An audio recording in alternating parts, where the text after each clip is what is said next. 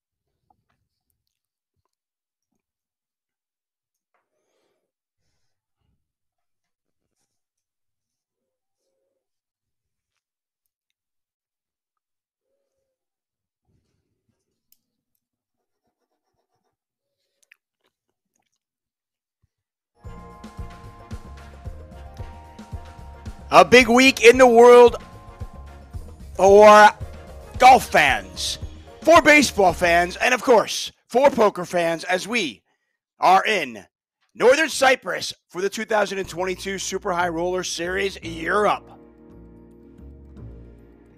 We are here for event number 1, the $25,000 pot limit Omaha. I am David Tuckman, joined by Brent Hanks. Event number 1 down to their final 6 players. Take a look at our final 6 players. Laszlo Boitis. He is pacing the field with 1.38 million chips. Ali Obzervich with 785,000 in second place, looking to add to his PokerGO Tour lead. Brent, how are you? Good morning. Rise and shine, Tuck. Fantastically well, my man. Great little intro there. Oh, it's a big week. Beautiful. I mean, we've got the Masters, we got opening day of baseball, and of course, we got poker. And what a better way to kick it off with the Super High Roller Series Europe event number 1. We're running there from April 7th through the 15th, all culminating with a $250,000 huge tournament at the end of the series. But today we've got a $25,000 PLO in front of us. It is currently 1 p.m. in Northern Cyprus. Well, it's 4 a.m. here on the west coast of the United States, Tuck, so grab your coffee, buddy. Ready to go, ready to go. First place in this tournament, $360,000. We'll talk about those PokerGO Tour points as well, as Ali looking to pad his lead. He is current leader right now with 1,445 points, so he'll be getting a lot of those. Certainly is. Amazing, really. He's the 2021 PGT Player of the Year, back on top of the leaderboard here in 2022. The kid is unstoppable. Unstoppable for sure. Pot limit Omaha, $25,000 tournament. The tournaments this week ranging from $25,000 all up to $250,000.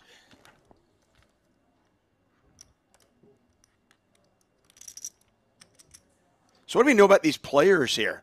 Laszlo Boitis, our chip leader, 28 from Hungary, goes by Omaha for Rolls online. That's right. Yeah, absolute killer.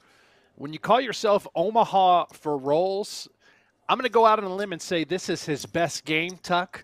Pot limit Omaha. I think that's probably safe. to say.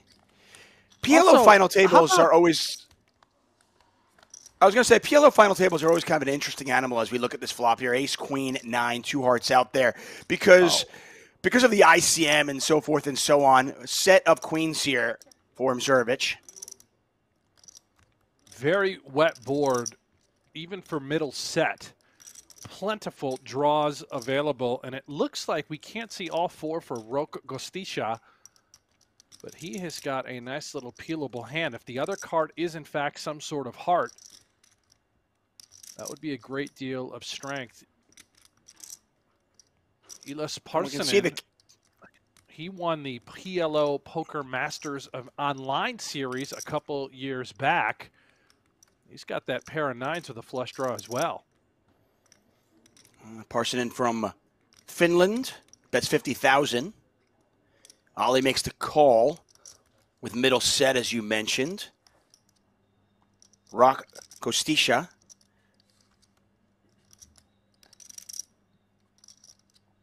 You mentioned earlier he and Ollie travel together, good friends.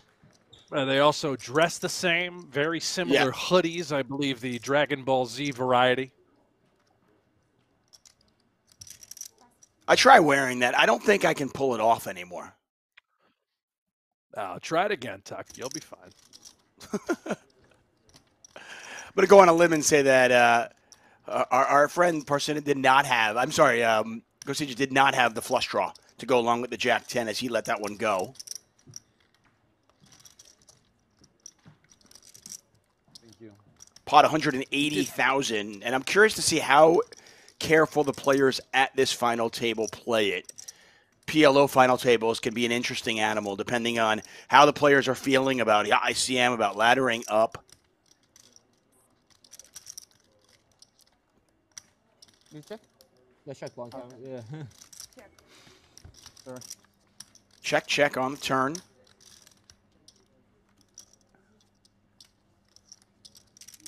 Why is Ollie checking the queens? Well, here on the river, I believe he's no longer concerned about aces. He's hoping that Parsonen comes in with some sort of thin value bet so Ollie can come in with a check full pot raise. At least I have to imagine. And it looks like Parsonen, wise check back, does not turn that 9 into a bluff. Yeah, he gave up there. Ollie did not get any value on the turn, looking to induce on the river. Parsonen does check it back.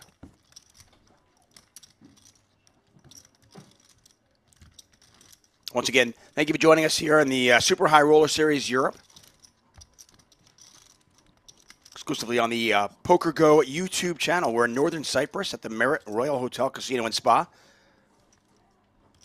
Brent Hanks, David Tuckman calling the action.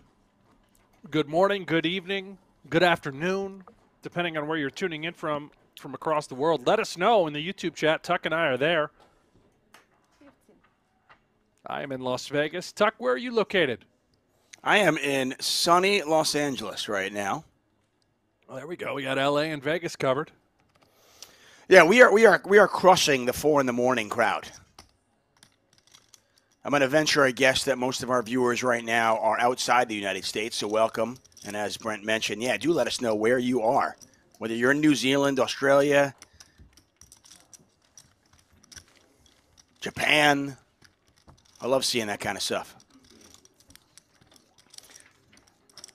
I think it's interesting as well because you got Raphael Schreiner from Austria with 535,000 chips. Then you got kind of a bunched up middle. And then, of course, Bojtas, the Hungarian, who's our chip leader. Bojtas, he did some work on day one. That is a hefty pile to come in with, especially against this crew. I was watching the live updates, which you can check out over at pgt.com, live reporting. Keeping an eye last night as we were nearing the final table. Chris Brewer ended up being our bubble boy. Did not reach the final 6 here today, nor did he cash. So that's a pure, stone cold, painful bubble. Yeah, the final table and the pay bubble, and he actually doubled up Ollie earlier on. Ollie was he was all in for his tournament life. Did double up versus Brewer. I mean, it's really Brewer's fault. I mean, you can't try to eliminate Ollie. This guy's not getting knocked out of anything these days. Yeah, it's remarkable. We know how good Ali is at the 2-card games, particularly No Limit Hold'em, and he's showing us today that, well, he can play every variety. This is event number 1, the Super High Roller Series in Europe. We're in northern Cyprus, and 4 players to the flop limped around. We're playing 10,000, 20,000. Levels are 40 minutes long. Taking a look in the chat there, I see we got Chicago, we got Sweden. Yeah, Sweden. We do. Latvia, we do have some we got the United States representing here. I'm. Good morning, everybody. I'm shocked. I'm loving it.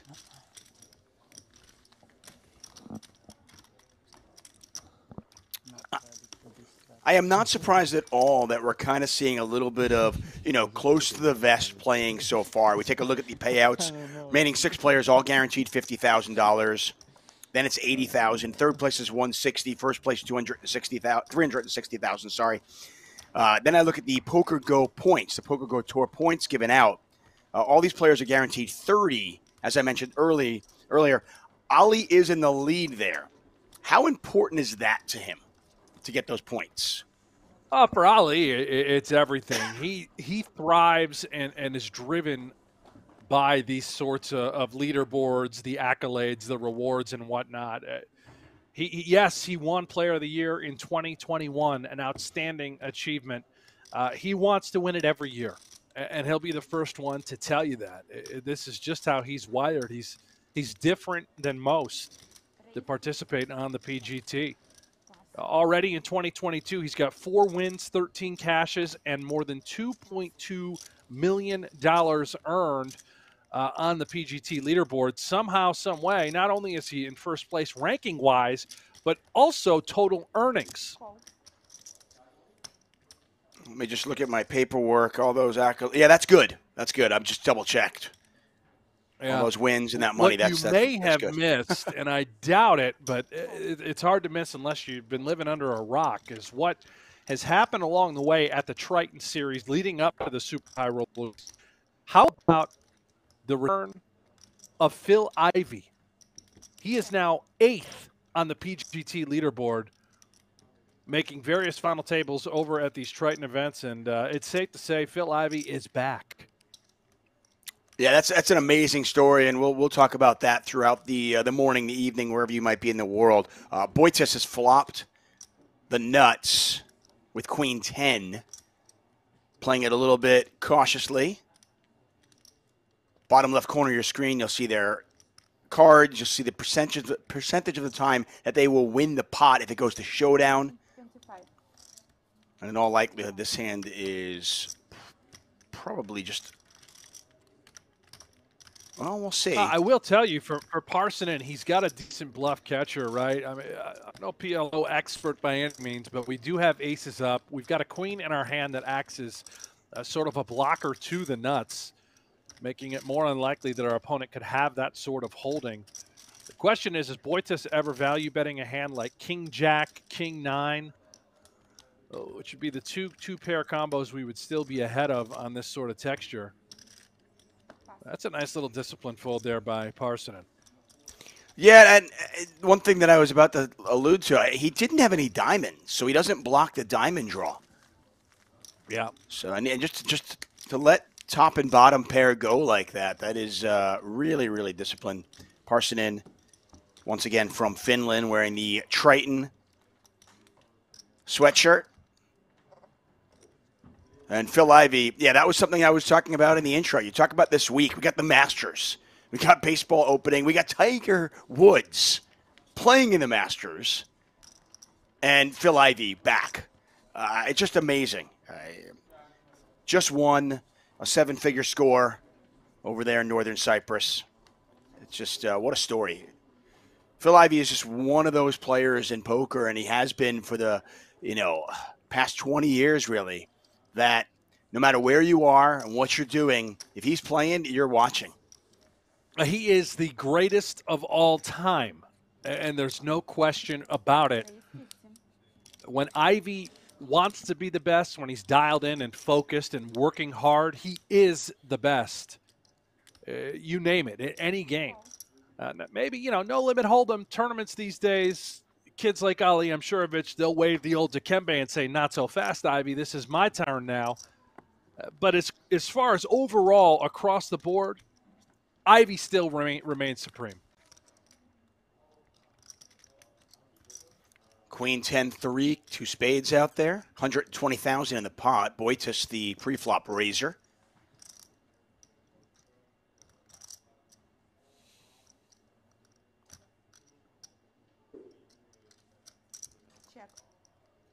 Yeah, thinking back to the U.S. Poker Open, which just concluded a couple weeks ago at Las Vegas inside the PokerGO studio. How about Daniel Negreanu, Eric Seidel winning his first tournament since 2015, and then, of course, what happened this week over at the Triton events, Phil Ivey reaching the podium, also claiming victor at one of those events. I mean, it's like, what year is this? Yeah, you rub your eyes and you think about it and you go, wait, I'm 22 again. This is awesome. Yeah.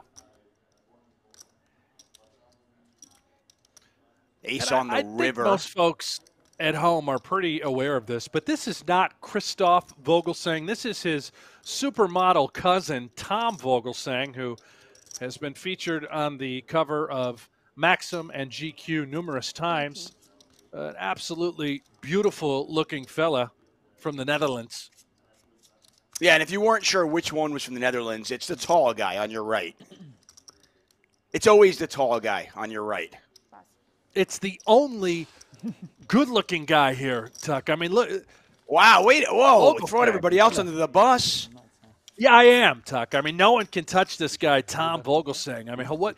Hey, listen, I'm not saying anybody can touch him. Bond. He's a good-looking man. Yeah, he's James Bond, but I mean, the rest of the table isn't, it's not chopped liver. Free hand.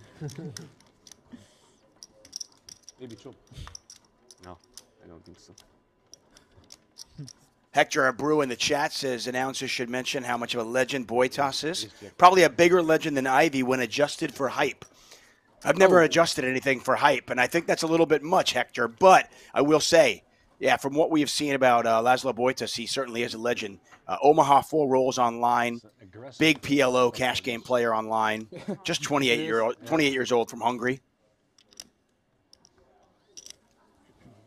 Yeah, he is an absolute legend. I was doing a little digging and discovered that little nugget about him being Omaha for rolls. Iconic, plays the biggest stakes any game offered when it comes to online cash games.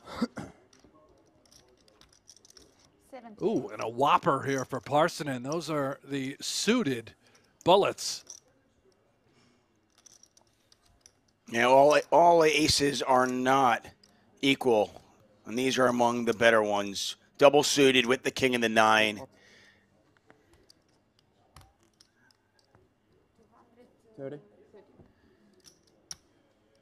A raise from Vogelsang to 70,000. Parsonen going up to 230,000, and Ali with aces. Yours are better than mine. And they're going to get it all in, and you hear Ali say, yours are better than mine. They certainly are, although not too differently. Ali, of course, has live shovels. He's got the spades kicking, and he's got the wheel ticket stuck. Don't count out those low boards.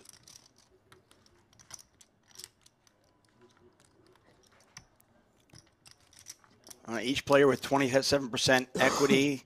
The rest of the time, they'll chop this up.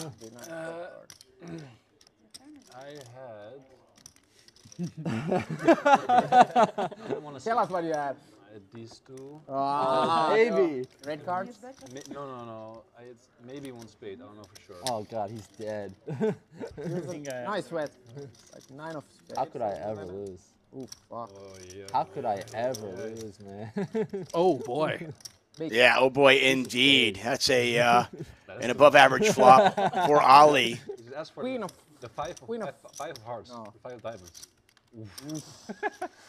The 6.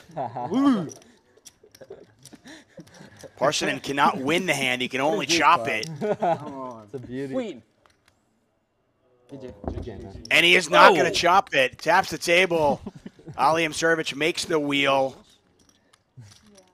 He wins the pot, and with that, eliminates the Finn, Elis Parsonen, gone in 6th place. He'll take home $50,000. And, you know, taking us back to the Connor Drine and Carrie Katz aces versus aces hand in the $1 million big one drop.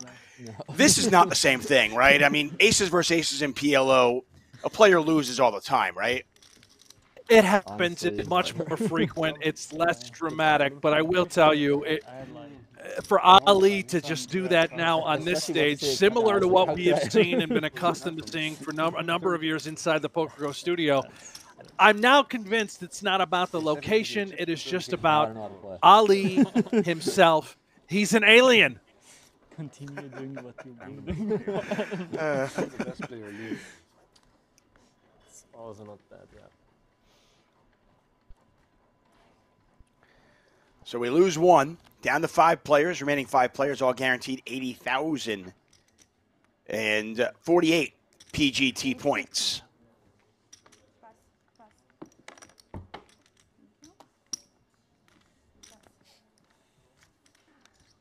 Boitas raising to 50,000. We're not going to see a flop though. As we continue to roll along here, the Super High Roller Series, exclusively on the PokerGO YouTube channel. I hope you guys are enjoying the show. We're in northern Cyprus at the Merit Royal Hotel, Casino, and Spa. 10 events ranging from $25,000 all the way up to $250,000. That one's on April 13th. Today's now a 50K short deck, right? I think so, yeah. 5K hold'em the day after. Yeah. How's your short deck game, Tuck? Oh, I tell you, back east where I'm from, they call me David Short Deck Tuckman, but for completely different reasons. 50K, Ooh, like, yeah. Well, that's very unfortunate, David. I played very I low. always just play. No, it's good, it's good. I'm just not, I'm not a tall guy like you. I'm not, I'm not Brent Hanks. I'm not Tom Vogelstang. I'm not from the Netherlands, okay? I always won on cash on stars. Jack 8-7, 2 spades out I there. like it. Boitas all over it. Really? Yeah, I don't really like the game. It just feels so simple. You know? I like it in a tournament. It's sort of board where you're thinking, oh, well, I've got an overpair, 2 queens in PLO. That is a stone 0 sort of holding on that texture. I don't know. Really Very quick fold with the 2 queens. Boitas again, Just waiting nothing for but good hands in cash is no fun. But in tournaments, I get it. It's exciting. Yeah, okay. Yeah, getting back to short deck though. Fortunately, I was in Montenegro a few years ago, right before the pandemic, for with the Triton series, and as you know, they do spread a lot of short deck there. So I think I was there for about 13 days. Probably commentated on about 80 hours of short deck during that time, and learned a lot about the game. Had some great analysts next to me, Daniel DeVoris, among many others, Randy Liu, who kind of explained the game to me and talked through the strategy. So I am far from an expert, but I feel like I can talk my way out of a paper bag in that one at least. Well, that is great to hear because I will offer you nothing on that front, Tuck. Hey, you're here for your good looks and your comedy, I assume. That is it. I'll tell you what, in Vegas, in the studio, we RIP'd short deck. That will unlikely to ever be played again in Las Vegas.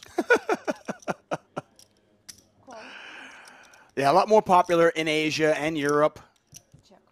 Europe and Asia can keep it. No, you're not a fan, huh? No, it's fun. It's fun. I enjoy it. I enjoy watching it. Truth be told, we just simply do not get the turnouts when we run the high roller short deck events inside our studio like they do in Asia and in Europe. Yeah, people in the States just not as familiar with the game as they are in Asia. You know, who knows? Maybe it will catch on at some point. Clubs represented on this board. Neither player with a club in their hand. Shriner on just 425,000 chips. You're looking at him there with the glasses. That is Raphael Shriner, who came in as our short stack. Check. The Austrian Check. with the best hand here. Check, check on the turn. And suddenly, Boitas in the lead. If you're new to PLO, remember you must use 2 cards from your hand. So Shriner does not have a full house. Boitas does. Well, Shriner has a lesser full house. Those 2 sevens, obviously, are Sorry, the 2 pardon he me. has to use. Yeah, I'm staring at the queen. I'm thinking, go, and he doesn't have that full house, right? Call. Showdown. Yeah, great little value bet. Absolutely have to call with the 2 sevens.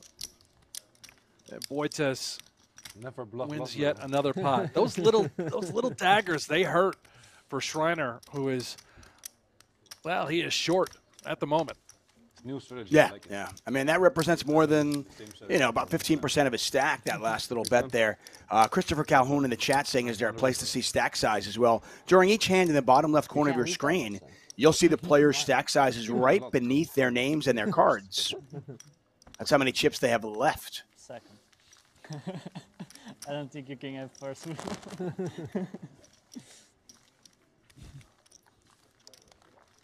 Falkenhoof says Tuck must have a clone. He's everywhere. I did it last week in Amsterdam.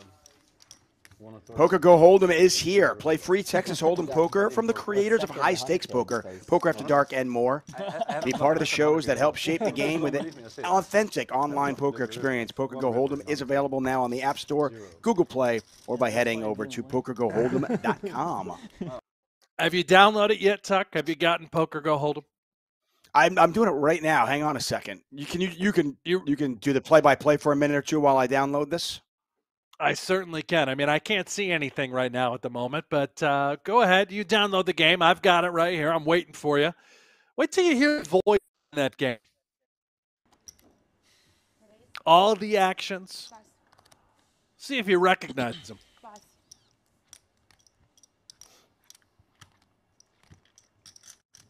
So I mentioned earlier we're on PokerGo's YouTube channel, so welcome all of you out there. I just want to welcome all of the people who might be joining us from the Merit Casino YouTube account. We're on that as well. And we're also, apparently, going to be on Luxon Pay's YouTube channel starting tomorrow. I want to thank our sponsor, Luxon Pay. Ace, Queen, 7, 2 clubs out there.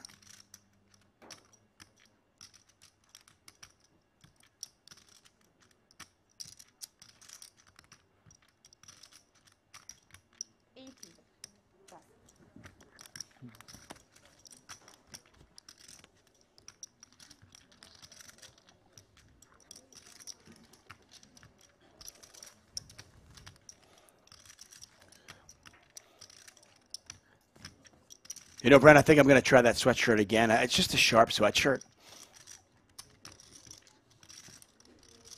Now, When you say you're going to try that sweatshirt again, you're talking about the Dragon Ball Z? Yeah. I'm going to give it a shot. And you're going to try and wear it yourself. Yeah. I tried it once. It was an epic failure, much like Short Deck in Vegas. But I'm you know what? My mom taught me. If you at first you fail, you try again. That's what I'm here for. I think it's simply an age thing, Tuck. I mean, you know, you're over the hill. You're not allowed to wear a Dragon Ball Z attire, whereas Ali and Roque Costisha, they're still in their mid-20s. You know, that's sort of their vibe. Yep, I'm going to do it anyway. I'm going to be that guy. Yeah, Boy, toss typical with the American, raise. very ignorant. True story. Story checks out. King Jack 9, 2 hearts out there. Do apologize if I misspeak or misread anything. It is 4:29 in the morning here, so pardon Now, the Brent and really myself. I'll interesting apologize in part advance. about this hand is how about all of the ladies, all the honeys in Ali's hand? He has got a perfect hand to try and consider bluffing, and he's clearly blocking the nuts.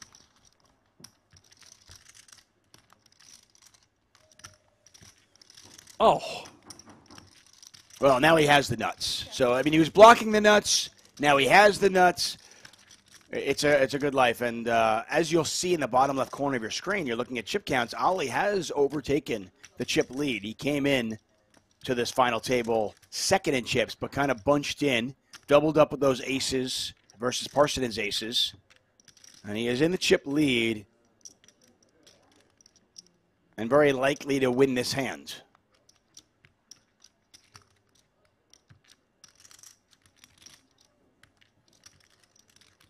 Ali, a phenomenal talent, has made some hands here. We saw him with queens full earlier, aces, and here with ace-queen. Board does pair. Yeah, not favorable for Ali, clearly. We are slightly concerned about being up against the full house whenever the board does pair. And a nice give up there by Boitas. All the queens.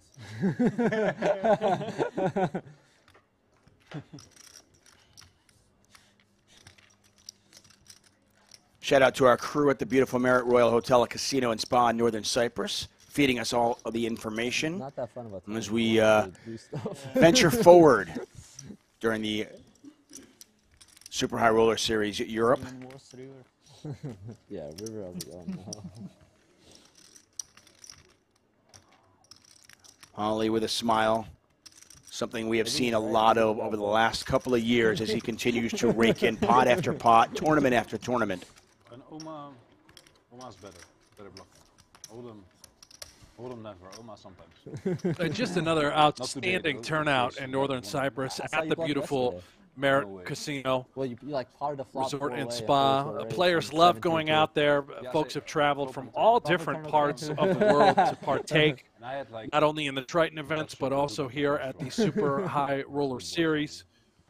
Really do a tremendous job with everything.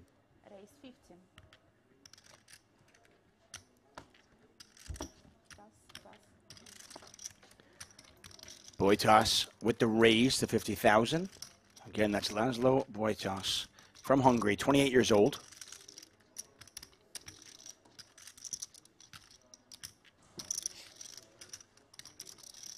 Rock Gostisha. Coming too much risk? I think so, yeah. Gonna make the call. A lot of fun. It sounds. I've never been, so it sounds a lot of fun. You been there? I don't think so, actually. One time on flight through. Jacks are cheap. Okay. For a day. Yeah. But that was like 8. Two hearts out there as well. Boitas Nice. Yeah. I love Barcelona. with the flush draw. Yeah, Barcelona this year. He's got two tens in his hand as It's well. confirmed happening, like for sure. Oh, awesome. I mean, He does, which makes things a little problematic for Rock Gostisha, as you can see him considering betting this sort of texture. He does posture check.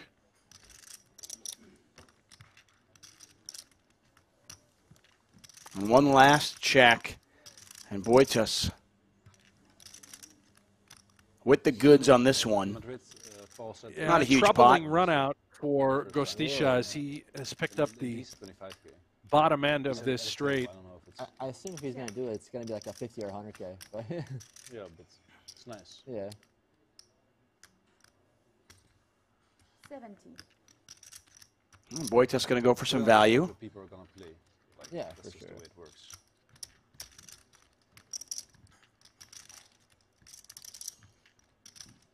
More people are gonna come as well. Rock Seriously. considering his options at this point. Yeah, I mean, who Looks doesn't like wanna he's go going to Madrid? call. Yeah. Players, by the way, I have think 30 he's got- seconds to act on their hand. And he does make the call. You were saying, Brent, sorry? Rock has just enough. You know, you hate to do it, but when you do have, It's 50K you know, short sort bet of the today? best bluff catcher 50K being short bet today? the 6-5 in your hand, Are you gonna play? it's checked all the I was way gonna through. lay-raise it. Absolutely, Yeah, there are hands I was that thinking Boitas can be bluffing on the river, small to try and pick it up. Tomorrow is Rook has I to keep wanted him to learn honest. the You got to rules. police once in a while. video. I mean, I was watching the stream and it was like gambling. Yeah, Huh? it pretty much I mean, is. it's like pre-flop. Just wait for good hands. Go all in for a lot. What feels like a lot. You go in Yeah. for what feels like a lot. 50 N is like Yeah. 13 bigs. Yeah, it feels like way more. I know. Yeah, if I'm gonna play, I'm gonna register last minute. Is it as well a turbo tournament? One of my favorite Same as things this, about like the the Super perfect- High the Roller perfect one. Series, Brent, It's perfect. It's so is smooth. how Play for a little bit. just friendly the players seem to be. I mean, things get serious. They're playing for a lot of money, but it just has that kind of mixed game feel to it. The players just talking. They're not taking too long with their decisions. Obviously, the 30-second shot clock certainly helps with that. But as a poker fan, I'm a fan of this. It's a great point. You know, across the high roller and super high roller scene, it's the same groups, right? Now, when you do head over to Europe, such as in northern Cyprus, you're going to get a bigger piece of the pile. A bigger group will show up. You've got Asia coming in. You've got much of Europe coming in. And, of course, a cluster of Americans join the party as well. You're looking at your 1% in the poker world. This is a very small, intricate group of players that have all the money, compete at the highest levels, and yes, the swings are volatile and huge, but they're all comfortable enough in life and have been through the ringer before that they can joke at the table and laugh and make things seem not so cutthroat, if you will. And I think with the Masters starting this week, today, I find it a really kind of an interesting comparison because some critics of the Super High Roller Series, some critics of, the huge buy-in tournaments point to the fields and they say, it's only 100 people or 80 people or 40 people, whatever it might be. And I point to golf or tennis or another, where, you're talking about 30, 40 players basically competing for each tournament each week, and we all sit glued watching because we want to watch the best in the world week after week compete. So for me, as a fan, I think the comparisons to the best in the world in other sports is very apropos. It's a great comparison. That's exactly what the PGT, the PokerGO Tour, has set out to do, is sort of model what the PGA Tour has done for golf. I mean, again, you're looking at let's go down that line, that example that you gave, Tuck, with the Masters. When you look at the PGA and the Masters event in Augusta right now, you're talking about the best golfers in the world who have qualified, who are able to participate. Much like here in northern Cyprus, these are your best poker players in the world. Now, they didn't qualify. It's open, but you certainly have to have the bankroll, the buy-ins, in order to participate. Absolutely true. SHRS, the leader in the PG Tour standings right now. As we look at that, he is entering this with 1,445 points. Isaac Kempton in second right now with 1,375. So he will add to that lead with this final table. In the PGT, the way it works, for the most part, any tournament worldwide that is a $10,000 buy-in or greater will qualify you for points towards the PGT leaderboard. Now, some certain tournaments and tours are exempt, but for the most part, it's going to be a majority of the 10K plus buy-ins. All Triton events, everything here in Northern Cyprus, everything in Las Vegas, a bunch of high rollers, World Series events happening this summer that are of the 10K plus variety will all count towards that leaderboard.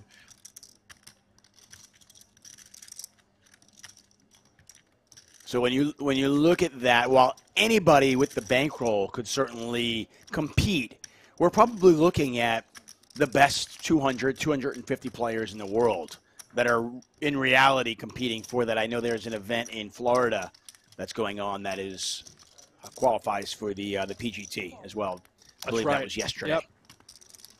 Yeah, that's right. And really I'll sort of button it up with this. I could talk about it for the entire stream, but what makes the PGT, in my opinion, extra special is what will happen in December in Las Vegas. The PGT Tour Championship is where the top 21 players at the end of the calendar year will qualify to compete in a $500,000 free roll. Winner take all. Top 21 to determine who will take home Hold the that PGT thought. Tour Championship. Hold that thought. We had a monster turn card where both players picked up a flush draw. Ali with the nut flush draw. Wow. And Tom Vogel saying he flopped open-ended with the queen jack. He turned the flush draw. He bet, and Ali is putting him to the test. And now Vogel's saying he's thinking about this. I want to hear more about that free roll in a moment, but let's watch this one play out. Ali, a 2-to-1 favorite. Yeah. 10s and 7s. Vogelsang wondering what has he stepped into. He does have queen jack for the open ender with the diamonds as well. Of course, we can see those diamonds are no good. 7.5 minutes.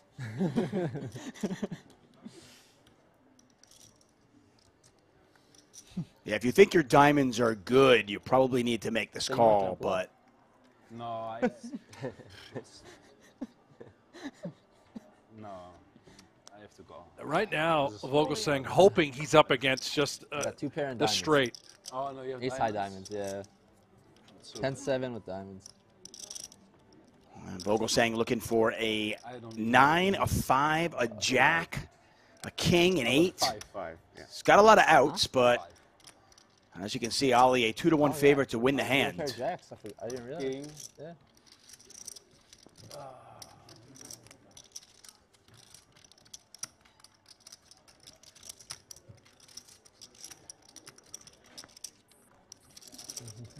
$1.5 million in the pot.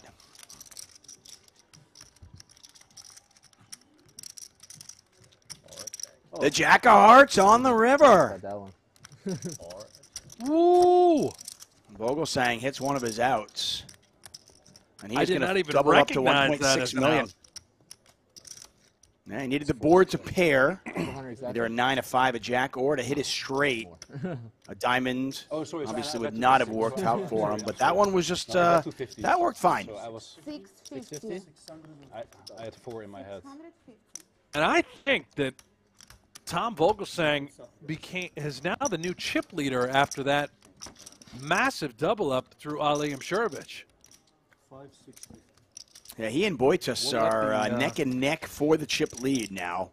Ali dips below the 1 million chip mark. So as they count this out, just finish that thought there. So $500,000 free roll for the top 21 in the PGT standings at the end of the year. Is that what I heard correctly? Yeah, it all leads up, Tuck, to the Tour Championship in December. So, you know, along the way, these players that are in contention are going to be fighting to make sure that they're inside the top 21, to make sure that they have a seat for that Tour Championship event. And you nailed it, $500,000 winner take all. That is fantastic.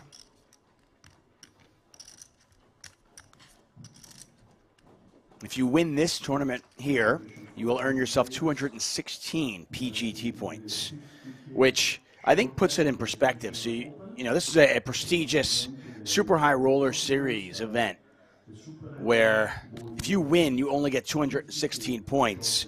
Ali already has 1,445. It's It's amazing, April. really. I mean, it's April 8th. And he's got 4 wins. You know, last year he did something very similar.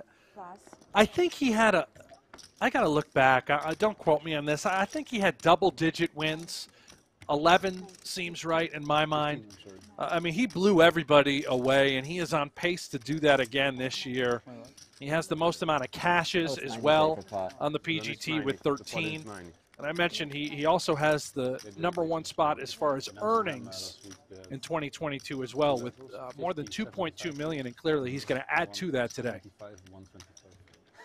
Jack high flop here, Jack 10-8, and I believe Ali What was this tournament? has made a straight. He has with Queen 9. 195. You can stop by the store and spend it all. You did I that? want to welcome all of you in the chat. Thank you for joining us.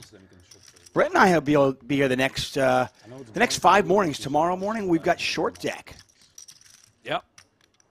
Yeah, for fun, probably. Roke continues to get in these very annoying spots. You can see he's got the toppest of pairs, And it's fun. backdoor It's used to have diamonds. He 100 does have a million gut on shot straight as well.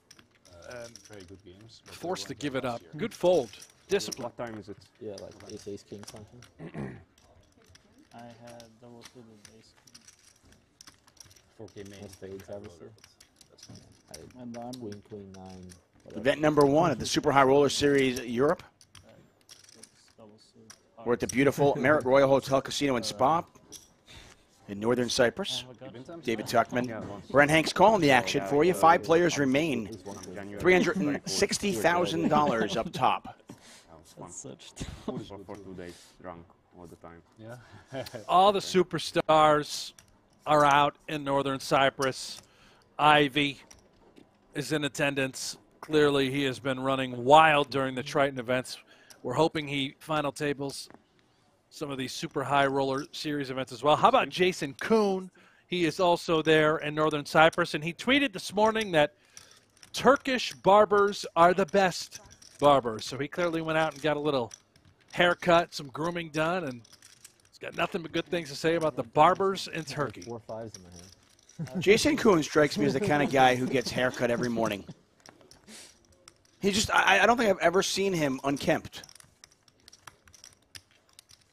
Well, about is put well together, Tuck. I mean, it's a masterpiece of a human being. It really is. Jason Kuhn has had quite a year. He is a new father. That happened last year. Won a World Series of Poker bracelet in that 25K heads up last November. Did you play the main event in Prague? And he found himself a great Turkish barber. I mean, things are looking up here for Jason Kuhn. I like it. Hopefully we'll see him at a final table as well. You mentioned Phil Ivey. He is in northern Cyprus. Hopefully he'll grace us with his presence at one of these final tables. Not much sleep. No, they're all there. You know, the one thing we didn't mention are the Canadians, our friends up north. What were the odds on that? Rarely do they have the opportunity to play the high rollers in Las Vegas due to tax issues. However, when these series do go off in Europe or Asia, you're going to get the greater Canadian players to show up, guys like Sam Greenwood, Daniel DeVoris, and the Prince of Poultry, Tim Adams. Those are my top 3, my favorite Canadians out there participating. And I like Turks. Yeah, I mentioned Daniel DeVoris earlier I know, right? as he was provided some analysis in short deck when I was in Montenegro for the Triton Series. He is one of my favorites. I mean, the way his brain works, just I think, you know, for the people who follow the High Roller Series and the High Roller players, they're very familiar with Daniel DeVoris. I think for mainstream poker fans, he's still somewhat unknown, but he is such a talented player. The way his brain works, just amazing.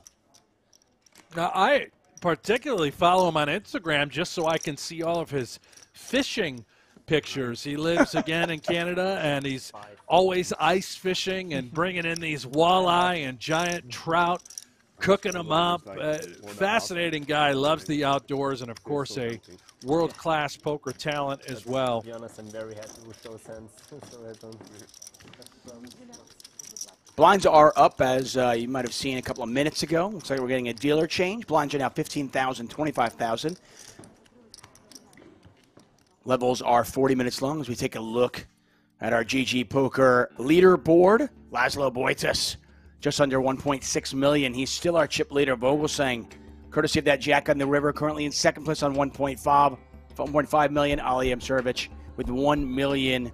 Rock and Schreiner are short stacks.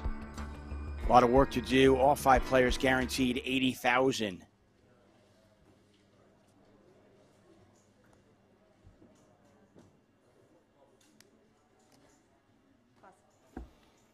I'll just tell you, you know, after the last couple of years, it's just good to see poker on the road again. Good to see people traveling, clearly, playing. You know, pandemic shut it all down for quite some time, and you know, dare I say that we're back to normal, Tuck?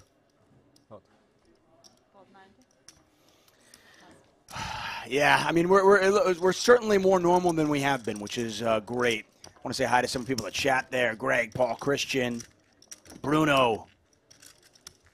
My kids just walk around the house just singing some Bruno song. I have no idea what it means, but Talk sure. about Bruno, no. Come on, man. You got to be caught up with that. Yeah. That's the one. Oh, yeah. It's on. It's on a loop in my house. Of course. If you have kids, it's on everybody's household with children, and it's looping everywhere. I've already told the kids. I said, okay, we're turning that off today because the Masters are coming on. After poker, I've got the Masters on. I want to see Tiger. Well, it is remarkable what Tiger Woods is doing. I didn't think he'd be playing, let alone in contention after round one. If Tiger Woods were to win the Masters, again, we're a long ways from it, it would go down as the greatest accomplishment in ever in the history of sports. Nothing would top that. Wow, that's a strong statement. I don't even think it's strong. Find me something. What else is worthy of that? It'd be the greatest accomplishment. The U.S. Olympic hockey team beating Russia. Now I'm going Tiger all day. Wow, fair enough. Yeah, I think a great. Listen, I think a great accomplishment. You know, we've got nearly 1,000 people watching this show. It's not even 5 in the morning here on the West Coast. So yeah, well reminds done, you. There's a big world out there. You know, we're not just stuck on the West Coast. You and I. I know, but we have a lot of people here in the States who have woke up. They woke up this morning with a cup of tea, maybe a cup of coffee. I don't know what they're drinking, or maybe they've been up all night playing poker. But they're here joining us, and we appreciate it. So thank you for joining us. Certainly do appreciate all of you. And I'm curious from the chat joining us, give me some more headlines. Greatest accomplishments in the history of sports. Tuck threw out a great one.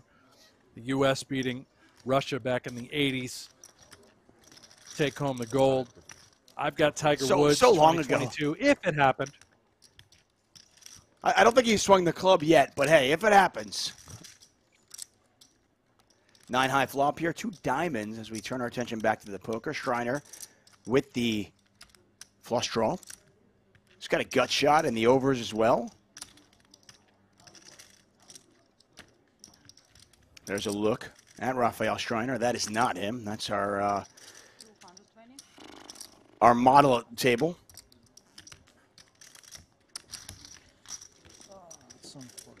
Hey, Brent, if, Ali and Nick they're the night shift, right?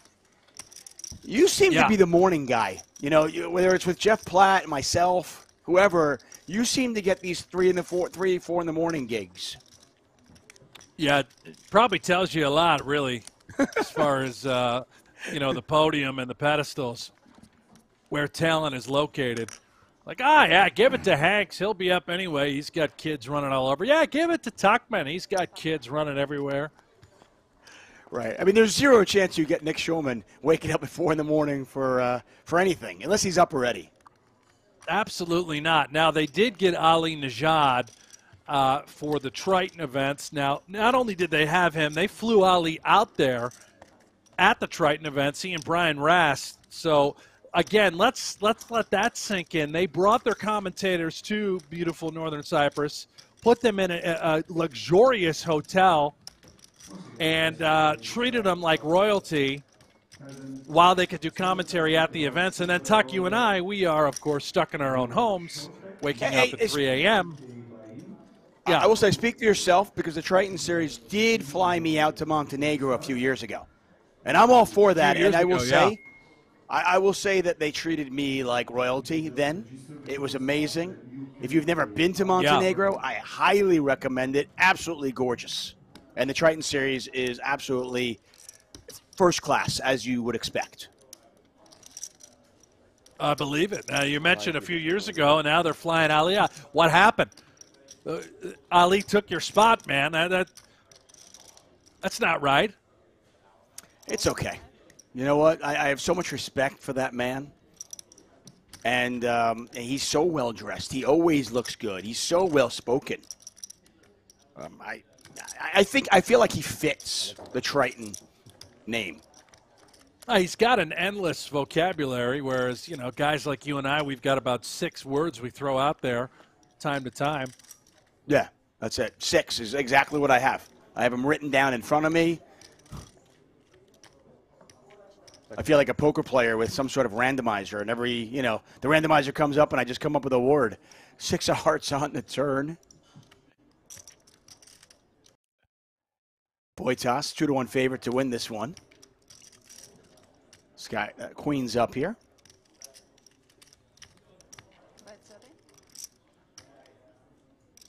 Schreiner's going to put a small little bet out there. Boytus not going anywhere. Playing pot limit Omaha, $25,000. This is event number 1. Boytas fills up on the river. Schreiner had a monster draw, but he's got nothing now. Nothing except Really the tens. Has to recognize tens are unlikely to be good, but waving the white flag, if you will, Tuck, probably recognizes that Boytas has perhaps a queen, could have easily filled up. All we're beating are busted diamonds, but it's very hard to put them on that when we contain 3 in our hand.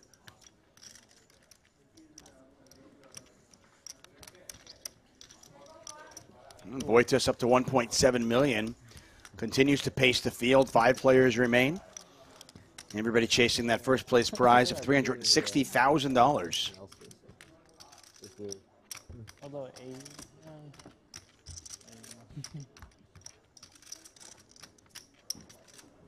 Boytas continues to separate himself. He is our chip leader. Ali Mshurovich at one time had the chip lead.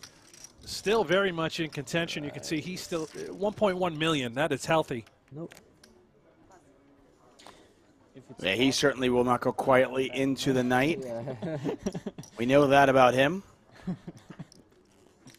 You mentioned earlier Chris Brewer was our bubble boy. Not just the final table bubble boy, but the payout bubble boy.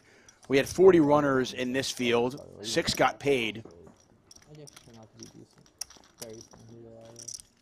Brewer has Parson and yeah, go ahead. Unfortunately, been a bubble boy many times, and that is typical for tournaments. But I feel like Chris Brewer has run into it over and over throughout the last year and a half, 2 years.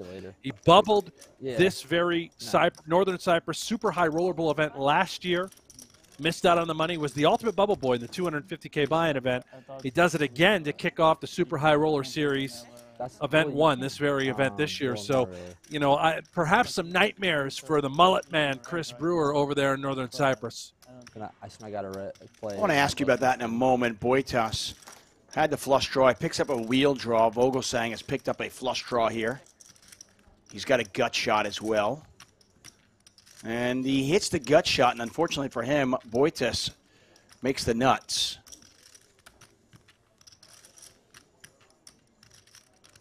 Boytas. 300,000 in there. On fire.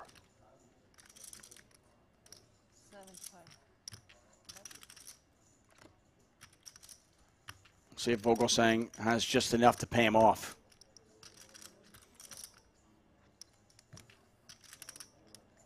He can't beat ace-queen, he can't beat hearts, but he beats everything else. The sizing, too, for Boytas, it's just, he seems to know right where he's at. We know he plays the highest stakes of PLO cash games online, 5K, 10K, you name it. Just great feel, fundamentally sound. A great lay down there by the most beautiful man at the table, Tom Vogelsang.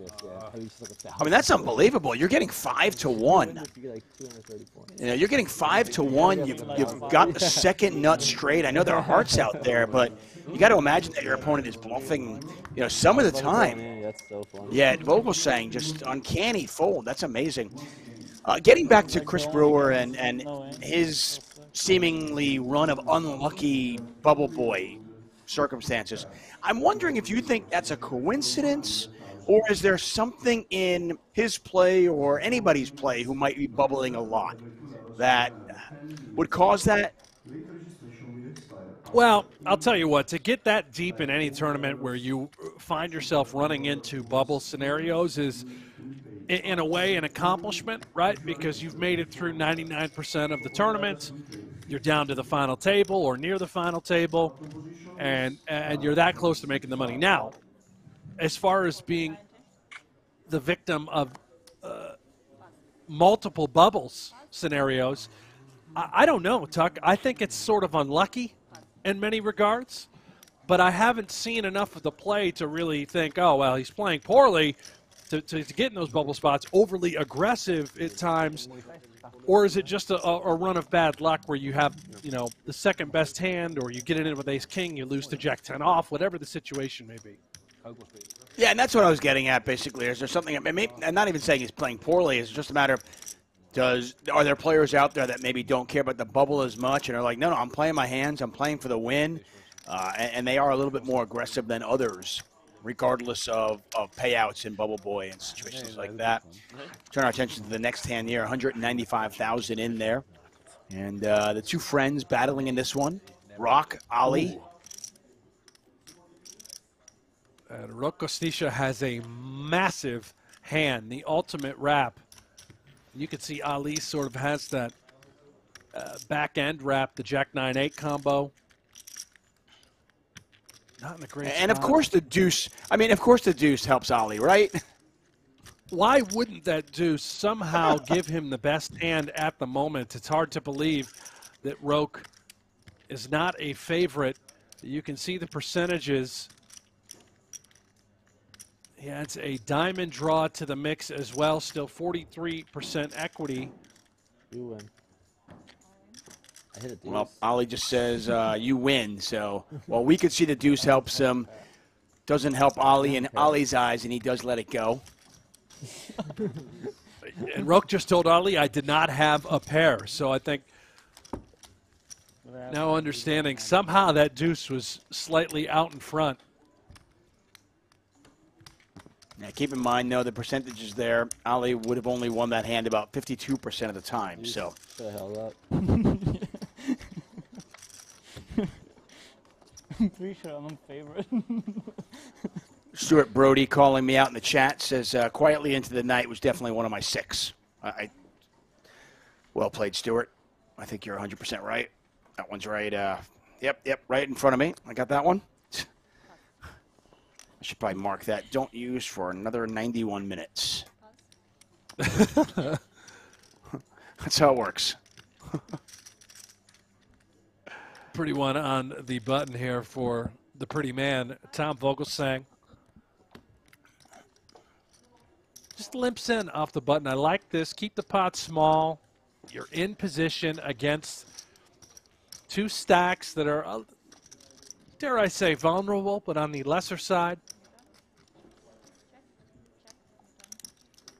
I've commentated on a lot of PLO cash games, PLO tournaments, and PLO final tables, and it's just amazing how different a game it is when you're at a final table, especially with good players.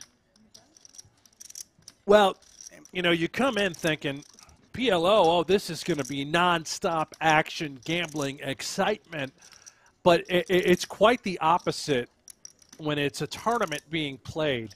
The ICM pay jump considerations, the discipline, the big folds you're going to have to make time and time again. Yes, big hands will collide, but for the most part, it's going to be this. Very small, very delicate, perhaps one, maybe two bets post-flop, given the situation and textures and runouts. These guys understand how to employ pot control to perfection for the most part. Case in point, you look at this hand, you got a limp pot, 2 calls. Nobody's got much of anything. Rock wins it with 2 pair 10s and 4s, but nobody really taking a shot at it. Not as much bluffing as you might expect if you're familiar with PLO cash games. Just a very different animal.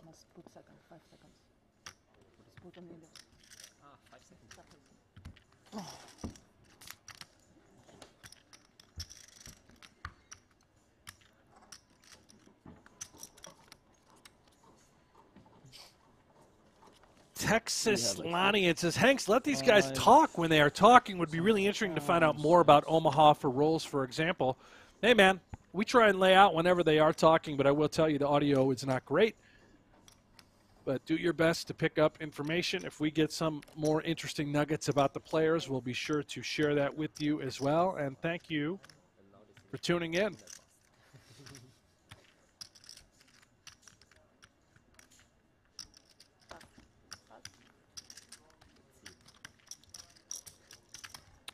We're going to be coming live every morning to you folks for the Super High Roller Series and eventually the Super High Roller Bowl towards the end of the series. Make sure you like and subscribe our PokerGo YouTube channel. Helps us a great deal. We want to bring you streams as often as we can. You show us your support, we'll show it right back by bringing you these streams. Like and subscribe. Do it now. Tuck, do it. I know you haven't done it yet. I subscribed probably years ago, but I am one of the nearly 250,000 subscribers. We have 246,000 subscribers. It'd be great this week if we can get up over the 250,000 mark. Oh, wouldn't that be something? Yeah, for those of you who are new to PLO, and I see some of you in the chat asking some questions, PLO, a very simple game. You get 4 cards. You must use 2 from your hand and 3 from the board. I know players, people out there who are just familiar with No Limit Hold'em sometimes get a little bit confused.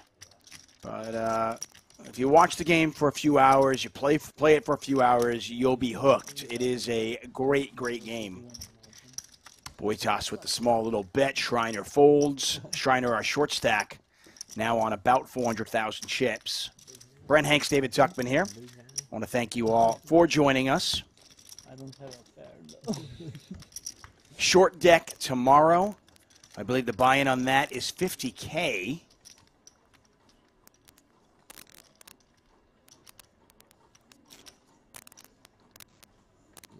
And if you want to follow all of the day one live reporting, head on over to pgt.com. You'll see live reporting. Doing a great job coverage over there at Merritt in northern Cyprus. The 50K short deck is going right now. 15 players to start that event. Current chip leader. I'm going to butcher this, but here we go. It is Constantinian Osapio is in first, and Makita the Milkman Bazakuski is in second. Mad Dog Mike Watson third. The Mullet, Chris Brewer, and fourth. And Ivan Liao rounds out the top 5. That is the event number 2, 50K short deck. Phil Ivey, by the way, in the top 10. Yeah, no, I think you nailed that, Brent. Thank you.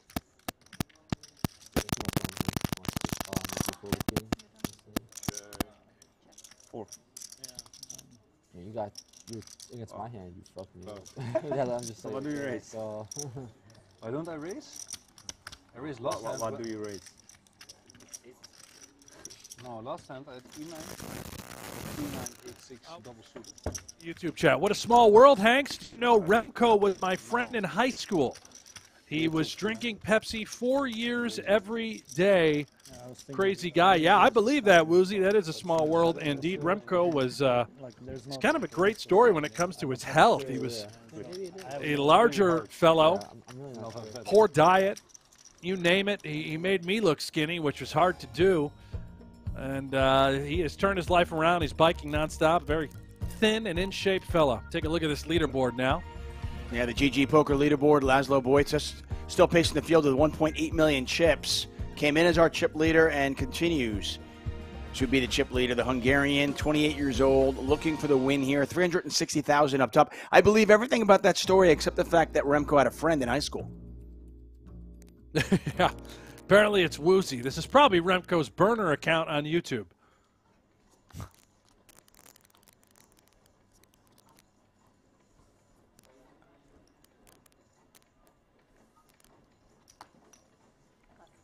This is event number 1, the $25,000 pot limit Omaha. 40 40 players started this tournament. We're down to our final 5. Brent Hanks, David Tuckman calling the action. Is this, if you got March Madness, right? You got the Thursday games. That's just epic. Is this just Masters Thursday? Is that what it is? I think it's Friday, Tuck, but I could be wrong. Is it Friday? I'm so confused. Masters Friday? Masters Friday, yeah. Masters week? Yeah, it is. It's Masters week, Masters weekend, yeah. Is it Friday already? Feels like Thursday. Friday. It's so. I don't feel like, as a poker player, I don't consider it the next day. I know most people think that's the next day starts at midnight. For me, the next day doesn't start till 9 in the morning. So it's still Thursday for me. I'm just going to put that out there. Fair enough. So it's Thursday for you for just a couple more hours. Friday for the rest of us.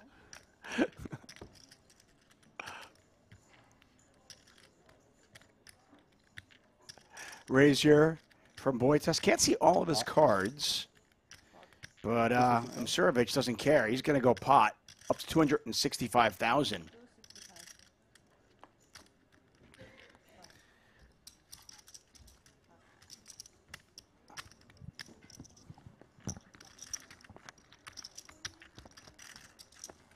I'm not sure if this is more of a read thing, but Vogelsang is not going anywhere. He's going to make this call. Double suited, diamonds and clubs. We can see that he's dominated in clubs. Msurevich with the ace-7 in that suit. Pot's got 615,000. So where we have seen a bunch of small pot after small pot. Here we got some fireworks, and neither player with a huge hand, but top set here. So Vogelsang certainly flops a huge one. And Msurevich just going with it. He's huge dog. Yeah, well, he had 1-to-1 as far as stack consideration in accordance to the pot. He had 600 behind with 600 in the middle. He's open-ended with the 7-5, and here we go up against top set for Vogelsang. Good luck. Yeah, 1.8 million in there. The winner of this pot will be our chip leader. And if it's Vogelsang, then Msurevich will be out. It's Ollie's tournament life on the line.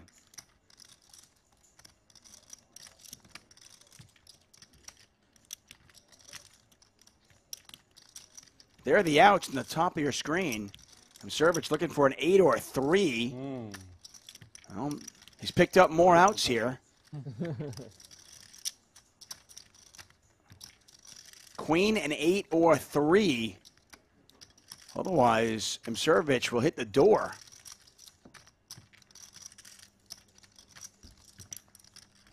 Ooh, a little life.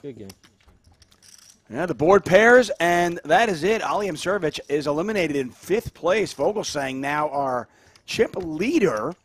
Only can win all in hands.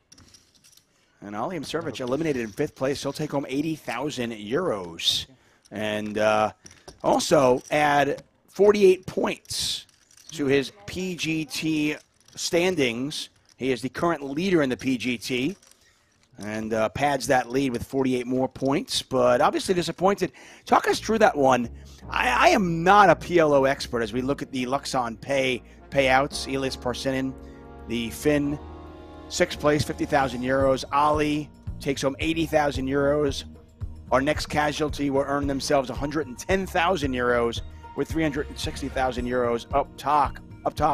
Talk us through that hand for a second. I'm not a PLO expert by any stretch.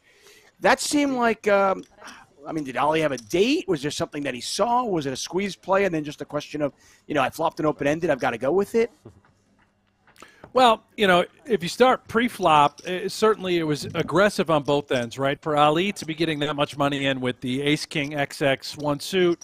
For Vogelsang, yes, he's double-suited with a couple of jacks. Neither player had much of a hand. I think you hit the nail on the head where there was something intuitively going on there, the warfare, the mental warfare between both players, a little element of gambling, which, of course, we love to see.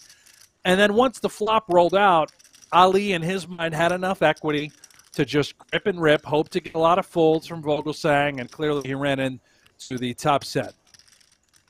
I mean, the fact of the matter is, I mean, he blocks aces, he blocks kings.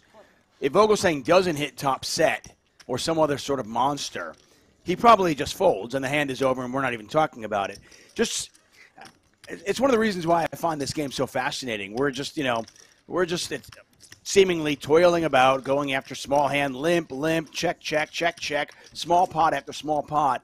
And then you blink and you see these fireworks and you're going, where did that come from? Yeah, and I will tell you, and I think Ali would be the first to tell you, PLO is not his specialty. Yes, he will play it if it's going on, but he is considered to be elite when it comes to no-limit hold'em. PLO, he's probably average or below average skill set-wise. He would tell you that. He will thrive because of the tournament sort of format. He is a tremendous tournament player in general. I think that hand was a good example where he was trying to build a pot, leverage, and handcuff his opponents by playing ultra-aggressive, up the variance. And perhaps he thinks that if he increases the variance, that he can give himself more of an advantage against these better players. I'm going to go on a limb and say that when you say he's average to below average, you're comparing him to some of the best in the world as opposed to just the players that are playing in my local casino. I think exactly. Yeah, I think if you look at this table as a whole, this kid in general, Boitas, who is arguably one of the best high-limit nosebleed PLO players in the world, plays as Omaha for Rolls online. Ali would tell you safely, that this kid's really good. I am really bad compared to him.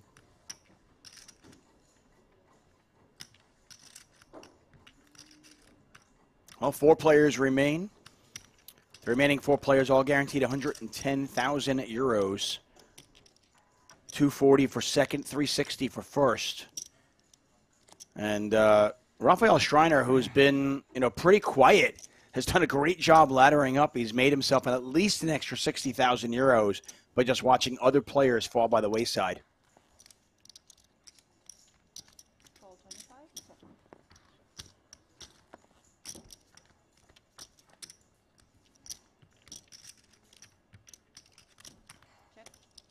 Nine, 9-4, 2 clubs out there. Kings versus Queens here. Boitas well ahead of Vogelsang. Vogelsang bets 25,000. Boitas goes nowhere. Boitas a huge favorite to win this if it gets to showdown. Yeah, for Vogelsang, you have to be a little bit concerned about being called there by Boitas. But look at this, still firing 75,000 with just 2 queens. Now he has to be slightly concerned about these 2 queens being a dog. Check, and Boitas didn't need the king, but there's the wry smile on his face. Really couldn't bet one more time there, buddy? No, I tell you. I mean, I didn't have played my hand like an idiot again.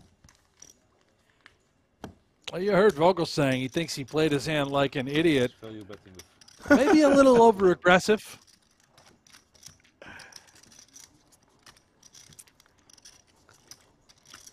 Every time you watch these PLO streams and you watch the best play, you just kind of learn more and more about this game and how it works. And then I also realize just how much I don't know. I mean, they play at a different level. Again, I can say, or I can't say enough about our chip leader, Laszlo Boitas, or second in chips at the moment behind Vogelsang. This phenom right here, Omaha for Rolls, he is as good as they get when it comes to pot limit Omaha.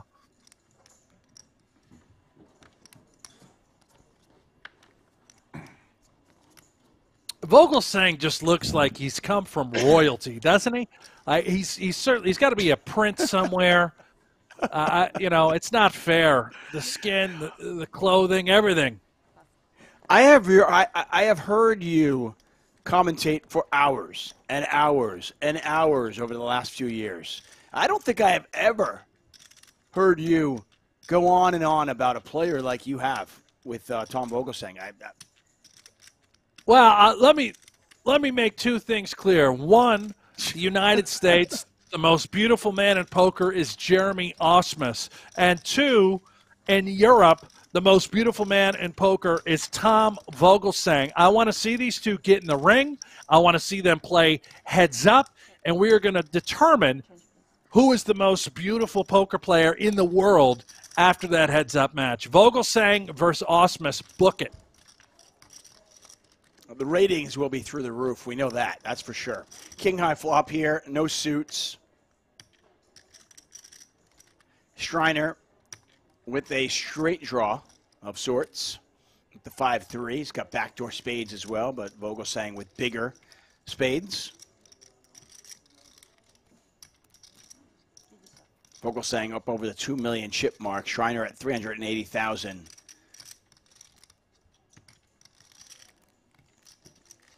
He's going to call. Pot is 165,000. 9 of diamonds on the turn. It's not often you get into a situation on the turn where neither player has a pair in PLO.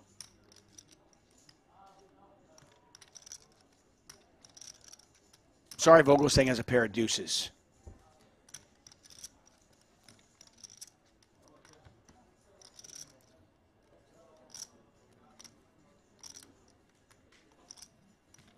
And Vogelsang with the backdoor diamonds. He is going to win this hand. Just a question of, can he get any value from Shriner? I thought that Nope. it's already tricky. Looks like Shriner's given up. I always had him in. Shriner has been impressive, mainly because he's found a way to ladder up 2 spots coming into this final table. He's really done nothing as far as winning pots. But 2 other players have been eliminated, despite Shriner being the short stack to start here today. Continues to be the short stack now. He's just earned money. Shriner thought about that one. He just checked. So he apparently is waving the white flag. He hit a 5 on the river. Vogelsang's going to bet. Shriner will quickly I fold. think if I have to bluff this hand or not. 9. And that's really the name of the game, isn't it, Brent? I mean, you think about it, it's not, it's not sexy, but laddering up, making money in these, just so important. It looks like the players are going to go on a break. 4 players remain here at the Super High Roller Series, event number 1 in Northern Cyprus. We're at the Marriott Royal Hotel, Casino and Spa. Take a look at the GG Poker leaderboard. Tom Vogelsang goes into the first break as our chip leader with 2.26 million. Laszlo Boitas heads up for rolls, Omaha for rolls with 1.9 million. Rock Shriner rounding out the field. Msirovic, our latest casualty. Going on a short break, we'll be back with more exciting coverage here on our PokerGO YouTube channel.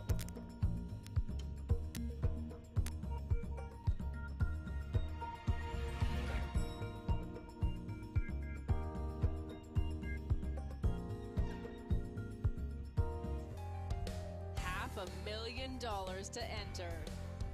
No tournament has ever changed the landscape of poker overnight. Until now.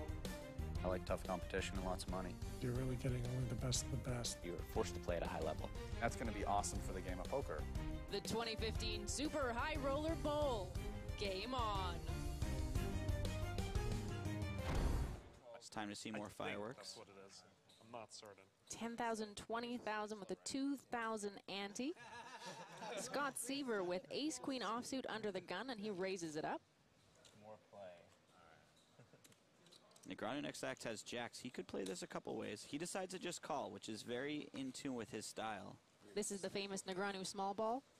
Absolutely. Anytime he's not quite sure where he's at, he loves to call, and then he'll play after the flop. He's very comfortable playing after the flop, and he has position here, so he's got a lot of good reasons to just call. It passes over to Kim in the big blind. Ace-7 offsuit. And we've seen him defend this sort of hand here before. Yeah, he keeps getting great prices out of the big blind. He has hands that have some equity, and he's making good defense. Unfortunately here, he's dominated in a bad way, but normally this would be a pretty standard call. Ace-6 queen. Top pair for Kim, but top 2 for Seaver. This is a bit of a tricky flop for Dong. Scott bets 65,000. And a laydown by Daniel Negreanu. Yeah, terrible flop for pocket jacks, and because he just called pre-flop, Daniel lost the absolute minimum there. And this is going to be a call here for Dong. There's no way he can fold a hand of this strength. And he'll reassess on the turn.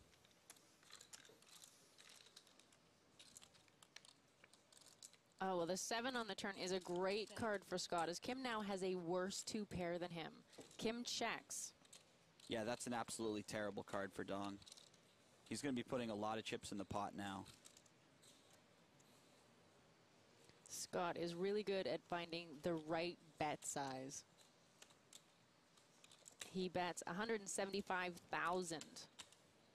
Yeah, it's a good size, and now Dong has to decide whether he's just going to call or if he's going to raise on the turn.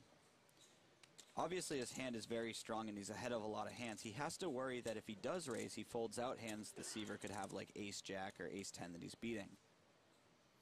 So I think what he wants to do is just call, and then if he does raise, it would be on the river.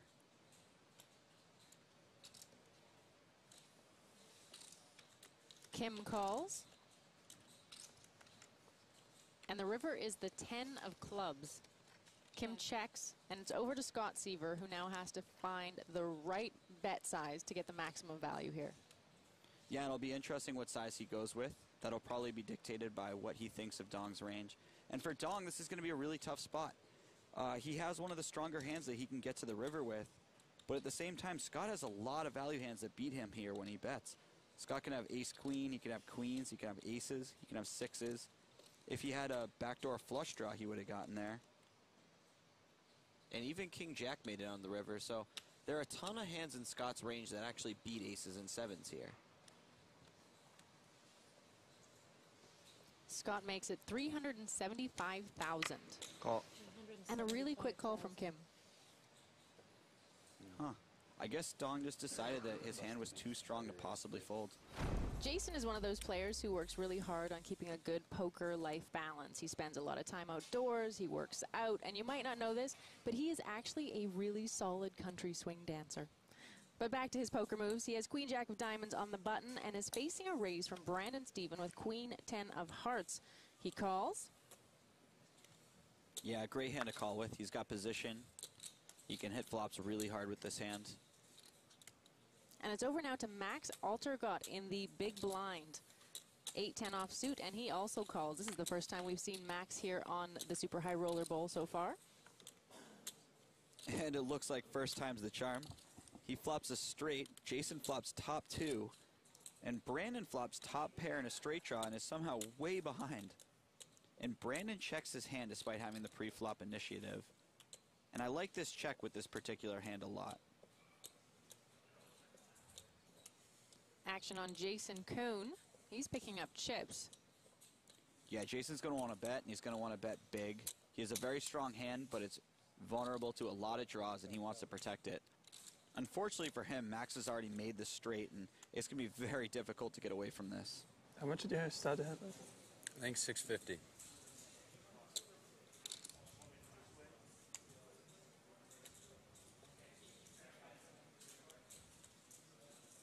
Max is reaching for chips, and he raises it to 230,000.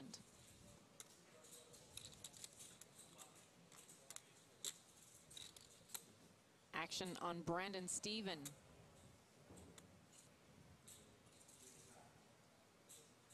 He finds himself in a pretty tough spot here. He liked his hand a lot before all of that action, and he does lay it down. Yeah, and thanks to Brandon's nice check, he actually gets away without losing any chips after the flop.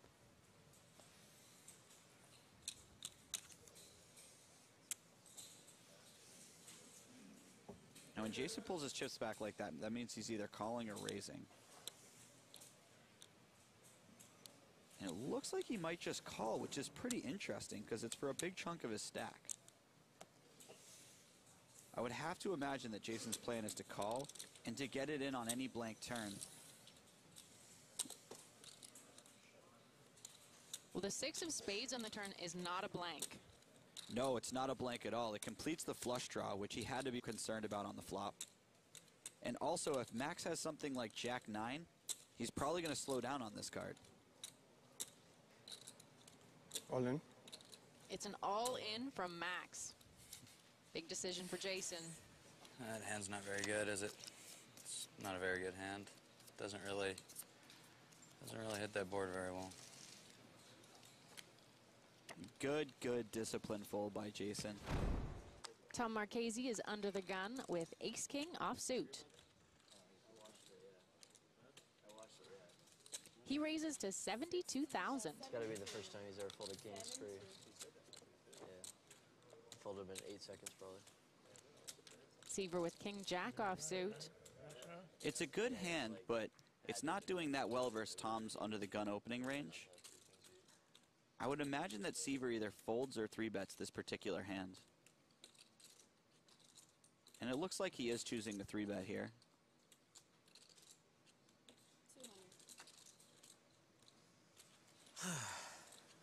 Brandon really wanted to get in there with the Jack-10 suited. Such a pretty hand. Back over to Tom Marchese now.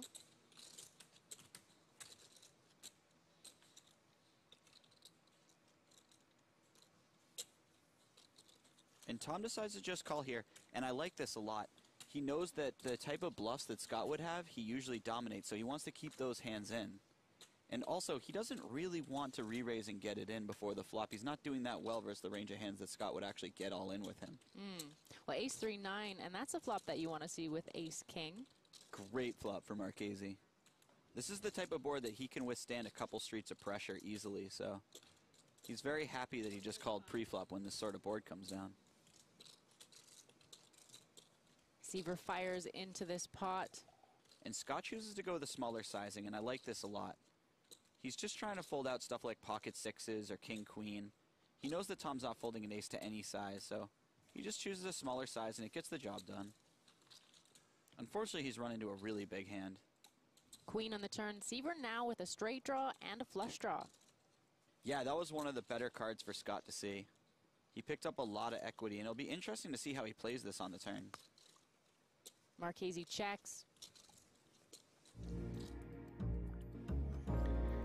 The 2022 Super High Roller Series Europe is back. We're at the beautiful Merit Royal Hotel Casino and Spa in northern Cyprus for event number 1. $25,000 pot limit Omaha. Live from Merit Crystal Cove Casino, northern Cyprus. 4 players remain inside those doors. Tom Vogelsang from the Netherlands pacing the field with $2.265 million. Laszlo Boitas right behind him. And this is what they're playing for. We have had 2 casualties so far. The Finn, Elis Parsonen, our first one to bow out, took home 50,000 euros. Ali was the next one, 80,000 euros in his pocket. 4 players remain, each of them looking for 360,000 euros and that first place prize. I am David Tuckman, joined by Brent Hanks. It's been a fun first couple of hours, Brent. Yeah, it certainly has. And you know, Laszlo Boitas, second in chips, has stood out to me. Clearly, I think he is the best player amongst these 4. Vogelsang, though, has been unstoppable as far as big pots, accumulating that chip lead. And certainly he's going to be a nuisance to try and eliminate. And how about Schreiner? He's been the short stack throughout. He's managed to ladder up 2 spots, earning those hundreds of thousands extra euros in place. Roko Stisha, our 4th player at this final table, wearing the Dragon Ball Z hoodie. Good friends with Ali Amshurovich, who bowed out in 5th place. Roka, certainly a force. Just you wonder if he or Schreiner get chips, how much pressure they can put on the other players, what they can do. It certainly will be interesting to watch over the next hour or so. Just a reminder for scheduling tomorrow, we've got the $50,000 short deck tournament. So if short deck is your thing, make sure you join us. If short deck's not your thing, make sure you join us tomorrow morning, tomorrow evening, wherever you might be in the world. Brent and I will be here for event number 2. That event has already begun. Last we checked, we had 15 entries. I'm sure more have entered the fray. since. Speaking of Roque, he has picked up aces. Only one suit. Goes 105,000. Boitas with a pretty hand of sorts. Double suited, 7-7-6-5. Boitas with a beautiful little rundown hand, and he has all of the chips. He could consider gambling. If he were in the big blind, I would have expected him to, but out of the small, not getting a great price. Recognized he was likely up against aces. Could be concerned about your suits being no good. A disciplined fold by Boitas, and a nice little pickup for Roque. Yeah, for sure. Now for Roque, he's trying to survive and really outlast Schneider, the other short stack here at the table. So any pot that you pick up to further separate yourself is very important. Yeah, it's an interesting dynamic at this final table now because we have two distinct races. You know, not that our short stacks don't want to win, but before they can win, they've got to outlast the other short stacks. So you've got, you know, the battle for third and then the battle for first. Exactly right. And here Roque again with a good one. Ace, King, Jack, Jack. He does have one suit. May believe this is the best hand. We suspect that Laszlo can be opening quite wide on the button, putting a lot of pressure on opponents. Roque could have gone either way, simply could have repotted pre-flop, but he's deep enough to call. Take a look at some texture. 10 high flop, not exactly the flop he's looking for. Does have overpair, but I think for those of you out there who play PLO certainly know the overpair. Not something to get too excited about. Yeah, in a really tough spot with two jacks here. You have to be worried about getting it in against a single pair with a draw. We can see that Boitas has a huge hand. Nut flush draw. He does have that bottom pair of threes. Jack is not live for Boitas, but clearly the ace is, giving him aces up. You can see the equities very much split, essentially 50-50 if the money were to go in here, and Roque really has a decision for all of his chips. He's going to pass. And we talked earlier about short deck, which is going to happen tomorrow, and the strategies of short deck. And the one, I think the one kind of, the way that parallels with PLO is, it is a game of denying your opponent equity. And you saw his case there, which is perfect, where, you know, it's 50-50. And by putting pressure on the shorter stack, you get him to fold in a 50-50 spot. If you get them to fold when they have 35, 40% equity, that's huge. And that really is what a lot of a PLO is about. And you're going to see that tomorrow as well in short deck. A lot of that game, the best players, what they're trying to do is deny you your equity. Very different than no limit hold'em in that regard. Great points, Tuck. The games are similar. There's plenty of gamble. Extremely popular across Europe and Asia, particularly short deck. PLO, we know, are being played at the nosebleed stakes. Short deck, you hear about cash games going off. Obviously, big buy-in tournaments, which are happening here at Northern Cyprus inside the Merit Casino. And Schreiner here, critical spot. 165 in the middle. He only has 240 behind, and this could go in right here. I think the last hand, and you pointed out that Roque could either have gone either way. And there it is. The chips do go in here, and I think this is the reason why he played that hand more passively. He saw how short Schreiner was, saw an opportunity to maybe ladder up, and we'll see if Schreiner can survive. It's 50-50. This is the ultimate coin flip. Boitas with the flush draw, a worse jack.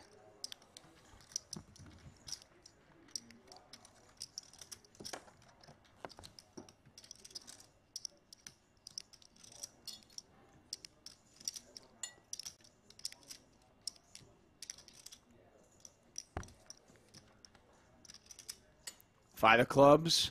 Now Schreiner a 2-1 favorite You see Boytis outs in the top of your screen, 13 of them. Looking for a diamond, a 7, a 6, a 5, or a 3. 5 or 3 of diamonds, obviously. And it is the Queen of Spades, and Schreiner will double up to 645,000. The Austrian still alive. Huge. 240.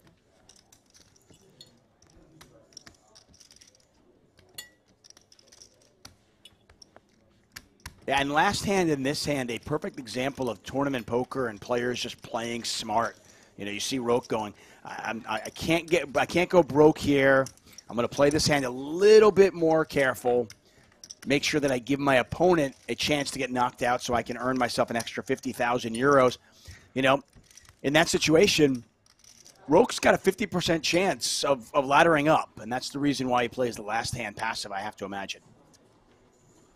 You're spot on. You know, folding makes money, believe it or not, you know, because all this action is going to happen around you when you're not involved. If you're not involved, you can't lose your chips. And we know that, you know, collision is inevitable whenever you do square off at a final table. Now this could change as Roque Gostisha does become our short stack at 445. Schreiner with the double up to 630. It is Schreiner's turn, I think, really to just sort of, okay, stay out of harm's way. I'm not saying you don't limp in here, maybe try and see a flop. You're obviously halfway committed thus far. Keep the pot small. They are critical, and love this. Look at Boytas recognizing everything we're talking about. He's attacking Schreiner. Doesn't have much of a hand. Beautiful rundown tickets, 9-8-5-4, double suited. He just expects Schreiner to be limp folding way more often than he's going to limp call or limp pot. Yeah, certainly if we recognize it, we know the players at this table do, and Boytas, you know, putting pressure on Schreiner's, you know, newfound chips. He knows he doesn't want to get stuck in a big one. Schreiner hits top pair, and we're in another 50-50 spot here. Another situation where both players have hit top pair. For Schreiner, you know, you'd love to have some sort of flush draw as backup to go along with that top pair, but he does have every card is live as far as two pair categories are concerned. The problem is the presence of an already flopped straight. Great aggression by Boytas. And then suddenly the 8 in the color I thought I have came on the flop, and it was like, shit. It would be a fold. Yeah, it happened with me yesterday. I called a 3-bet and I just realized I have Badui. Oh my god. I think he thought he was double suited. He thought he had King Jack 8 deuce double suited, and then the 8 of diamonds hit the flop, and he realized, crap, I'm not suited. I've got the 8 of hearts. You wonder if he would have even called pre-flop had he not realized. That last one, though, with Schreiner having as many chips as he have, with Roque being short stacked, just can't get involved. You know, you're out of position with just, you know, you got one pair. You could be up against a straight already. You just got to play it a little bit more carefully with his chip stack. And we're going to see the two chip leaders battle in this one. Ace high flop. Boytas on 1.8 million. Vogelsang on 2.2 million. Boytas going to put a small bet out there. That's half pot. Vogelsang makes the call.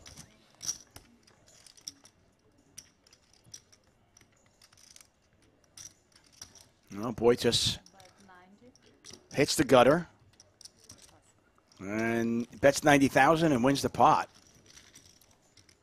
Easy peasy. He's going to be ridiculously tough to get rid of.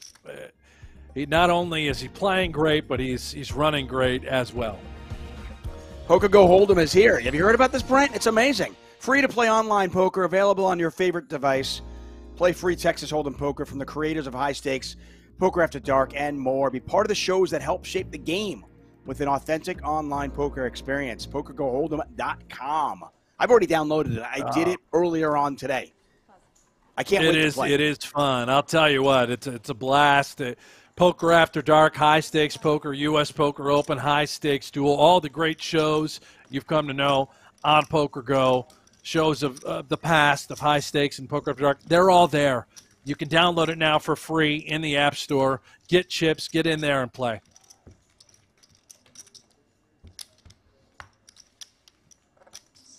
Good stuff as we look at Laszlo Bojtas. Bojtas, 28 years old, from Hungary. He's waving at us. Sure. Hi, Laszlo. Hello. Yeah, hi.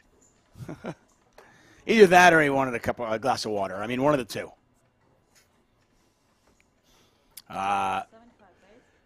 Nova Poker Player says, is this Vogelsang related to the other Vogelsang, Christoph? I don't believe so. The other Vogelsang, Christoph Vogelsang, was born on a farm in Germany. This Vogelsang here, Tom, is part of a royal family in the Netherlands. Two different Vogelsangs. They are not related, but they do both play high-stakes poker. Bojtas, $1.93 million. Brings up an interesting question. I'll throw this out to the chat. Of players that share the same last name, who are the most famous and the best ones out there? I mean, you've got the Vogelsangs. I guess you've got the Bakers. Are there any other out there? Boy, great question. I'm having a hard time thinking of some other last names. Well, there's no other Negranos. We got the father-son combos, but I just, it's always fun to kind of think about, are there players out there that share the same last name? Is there a Coleman out there? Because we've got one really good one.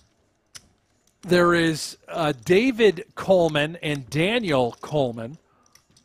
Yeah, I'm familiar with the Daniel Both are. Yeah, and David is sort of an up-and-comer on the PGT, plays a lot of high-stakes buy-in events. Call him the Iceman. Trying to think of more familiar names. We got Martin Jakobsen, 2014 World Series of Poker main event champion. Most of you are familiar with him. There's got to be another Jakobsen out there at some point. Oh, there we go. Someone said Deeb. How about Freddie Deeb and Sean Deeb? Ooh, that's a good shout.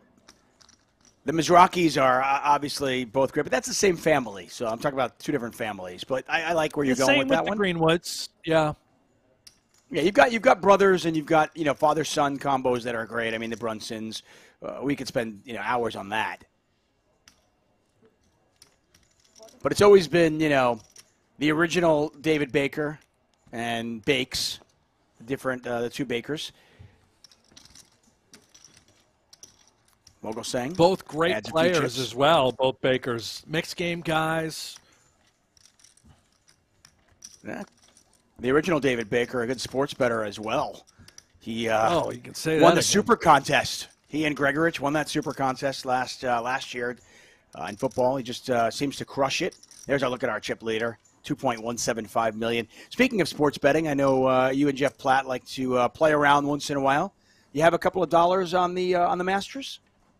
Yeah, we do. We got some futures bets, of course, for the Masters. That's some long shots that are contenders right now. But I'll tell you what, all of our sharp, chalky picks, Justin Thomas, John Rahm, those are two guys we were pretty big on, at the moment are nowhere in contention. Justin Thomas shot 4 over par, which I think shocked everybody how poorly he played in round one. He's got his hands full remainder of the Masters. What is Tiger now? Tiger finished 1 under at the end of round one, which is just incredible. Everyone knew he was going to play. That was a surprise. And has play started not only play has started early tee okay. times for some of the groups. It's off right now. Do you have money on Tiger? I have nothing on Tiger. I'm a fish in that regard. It's honestly I'm embarrassed to say that I did not bet Tiger Woods, and I should have bet. My friend Nick Wright, who I'm sure you're familiar with him, Tuck. He's on Fox Sports 1, one of the loudest mouth on the East Coast, hot takes left and right. He's on Tiger Woods, and he got Tiger at 130-1, and that was when there was rumors of maybe him playing. So he got in there early. He is loving life right now. Yeah, I have to imagine, though, right before round one, right before they teed off on round one, I have to imagine that it probably wasn't great value to bet on Tiger. I mean, he's just such a fan favorite. People probably poured money in then. But if you got in on him before he even announced that he was going to play, like Wright did, then you're a genius. Well done, him. Boy just wins one as we turn our attention back to the poker. We are at the beautiful Marriott Royal Hotel Casino and Spa in northern Cyprus. The Super High Roller Series event number 1, $25,000. Take a look at the GG Poker leaderboard. Tom Vogelsang from the Netherlands continues to pace the field with 2.2 million. Boitsis, our chip leader at the start of play today, on 1.9 million. Schreiner and Gosticha, our short stacks, kind of battling for third. And this is what they're playing for. That battle to outlast the other player, worth 50,000 euros. I think sometimes to the average fan out there, they're thinking, these guys are playing high rollers. They're not laddering up. Who cares about that? 50,000 euros is a lot of money. Well, it's a ton of money. You know, every player now guaranteed 6 figures at this final table. But for Roque and Schreiner, you know, they're trying to outlast the other one. Tuck, you made a point early on. It's a race for third place between these two. And Schreiner here with a horrific hand, 4 and all the 3s. Going to give Boitas a walk.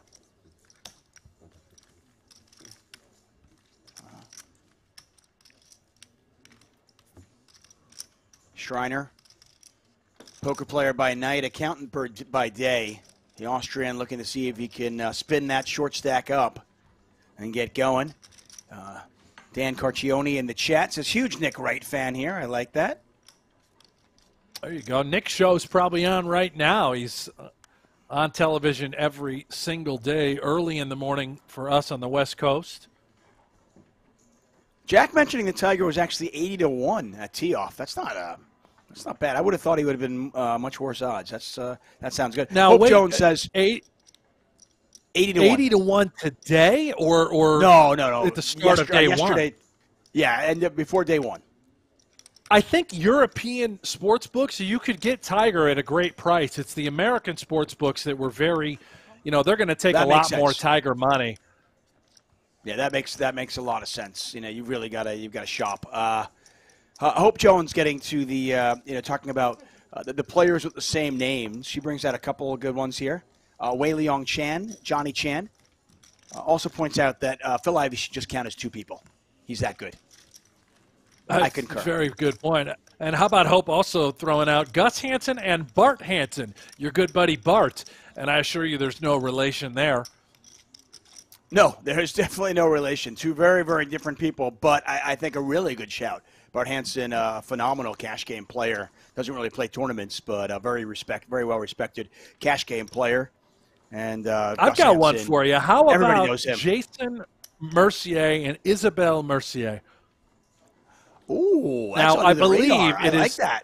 Well, it's pronunciation-wise. You know, I intentionally did it there. It's Jason Mercier and Isabelle Mercier. Spellings are the same, although you do say the names differently. There's no relation between Jason and Isabelle.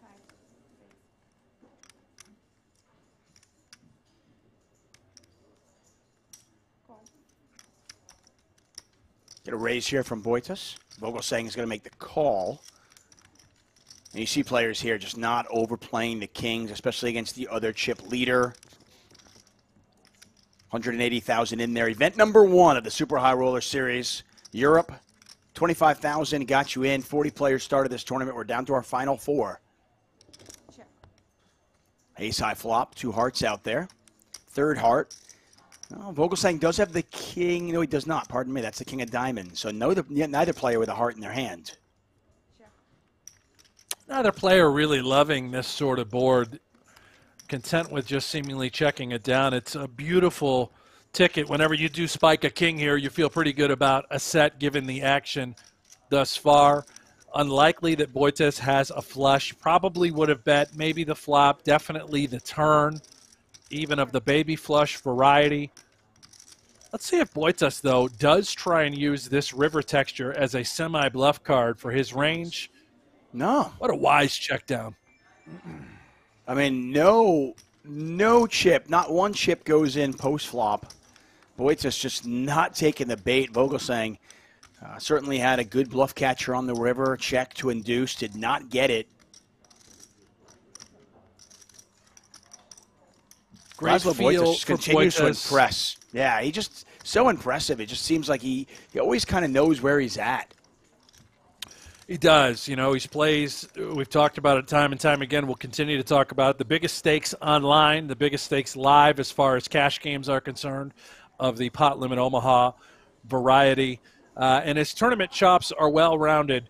There's no doubt about that. He sees all the spots. He's opening wide, aggressive, leveraging that sort of chip lead type stack. You can see Vogelsang is our outright chip leader. Big hand here on the button. King, queen, queen, jack, one suit. But you see, once again, even in position with a hand like this, just calling Boitas and not three-betting, not bloating up a pot against the other chip leader. Yeah, and really no reason to do so, right, Tuck? It's it's not necessary. You don't need to be putting in three bets against the other guy. You've got two short stacks around you. If those shorter stacks were to repot, your hand is very good to essentially try and eliminate them.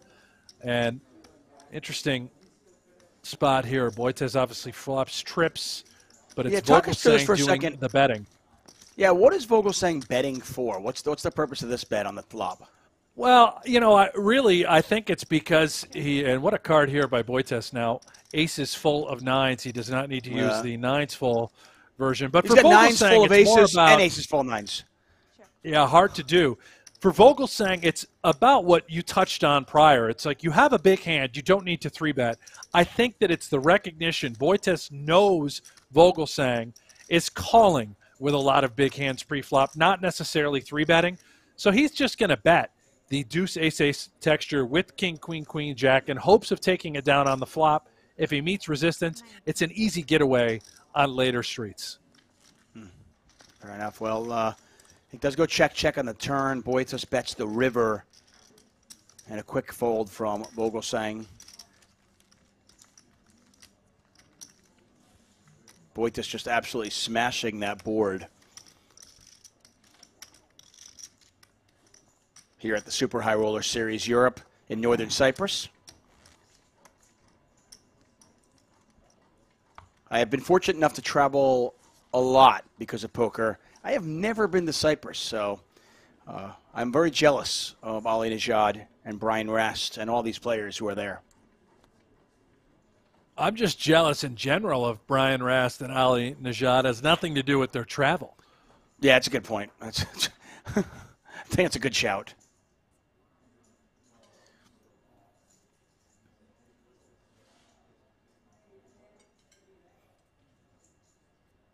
That folded to Vogelsang, who is going to pounce and attack both of these short stacks. Yeah. And, of course, Laszlo and waiting in the weeds. He's in the big blind. Yeah, Schreiner and Gostisha just forced to kind of like fold and just wait out each other. And this has kind of become the Boitas and Vogelsang show. We're just seeing these two play hand after hand together. Poker tournaments are a lot of fun when you have chips, and not as much fun when you're just sitting there kind of grinding out the short stack, but these guys are getting paid for that, doing that, so it's okay. Really interesting lead here. Boitas trying to represent this sort of texture, right? The range advantage for Boitas saying, I've got all of this when I defend the big blind, but it's Vogelsang who has the wrap wheel.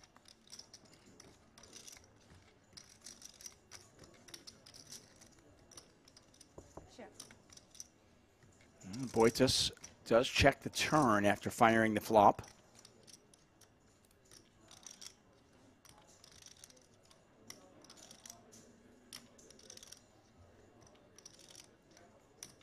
Action on Vogelsang. It's an interesting spot now for Vogelsang, right? It's what hands would Boitas lead with on the flop? and then check on the turn whenever the jack does peel. And here we go, just king high for Boitas. If he does want to tell a story, he's going to be betting here on the river. He's going to knuckle. Just gives it up. Yeah, wow. And Vogel saying really, really happy to somehow win this with just fives.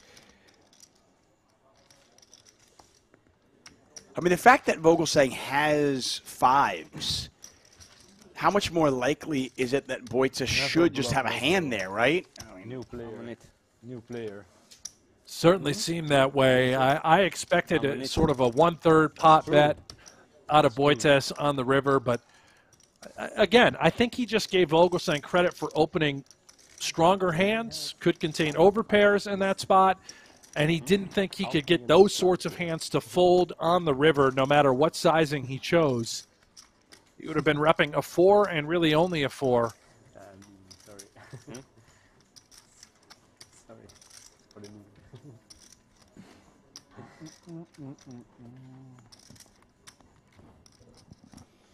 6 in the morning here on the West Coast, 9 in the morning on the East Coast here in the United States, which means it's officially Friday for me. Someone has to go next. Well, congratulations, Tuck. You did make it to another Friday. I don't care who. Yeah, hey, listen, at my age, it's an accomplishment. That's not you. Every Friday matters. We're staying. Last time I getting heads up. 10 high flop no out there. Surprise. It is Boitas and Vogelsang again. Heads up to another pot. The short stacks are just staying out of harm's way, waiting for big hands, trying to get it in. We're in the heads up in the end. That's what I was thinking, right? Yeah. Well, you made a really good point, and I remember talking to Patrick Leonard about this during World Series commentary at some point. The collision effect. Every time you fold, you're earning money. You're giving your opponents a chance to collide. And when they collide, there's a chance they might get eliminated, and you can ladder up. Again, it's nobody not knows sexy, ICM, but yeah, Patrick Leonard really just nails it too. He is an ICM expert, and it may even been him that said it best that folding just makes money. When you're short, I think it was you and I doing World Series commentary together. We were doing commentary with Patrick Leonard, and Leonard was suggesting some folds that had you and I just dropping our jaws. We're like, "Wait, no, you're not folding that." Right. And he's like, "Yeah." Well, Schreiner's finally picked up a hand where he can't get away from this one. Double suited nor aces. should he want to get away from this one. This money, pot it, try and get it in. Even if you win the pot right here, you're fine with it. 105 raise.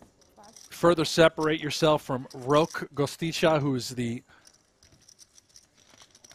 close to the short stack. He and Schreiner are neck and neck. I think Roke is the short stack. Schreiner probably about 100,000 ahead of him.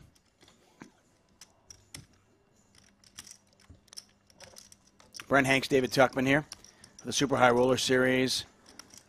Europe, event number 1 in Northern Cyprus. We're at the Merit Royal Hotel Casino and Spa, presented by Lux and Pay. For those of you watching on Merit's YouTube channel, thank you so much for joining us. PokerGo's YouTube channel, please hit that subscribe button, follow. We're going to be here for the next 7 or 8 days.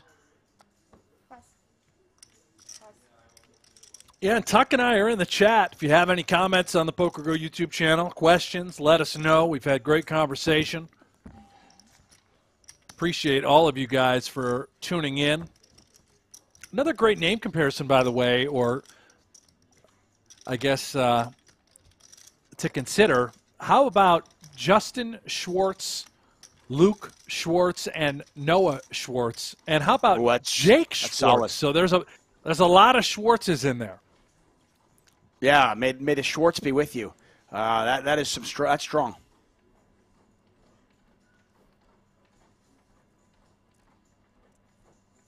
Mitch Heck points out that Schwartz Deli too. I've never been there. I've never been to a Schwartz Deli. Yeah, there you go. Same. But I have no doubt it's got to be good.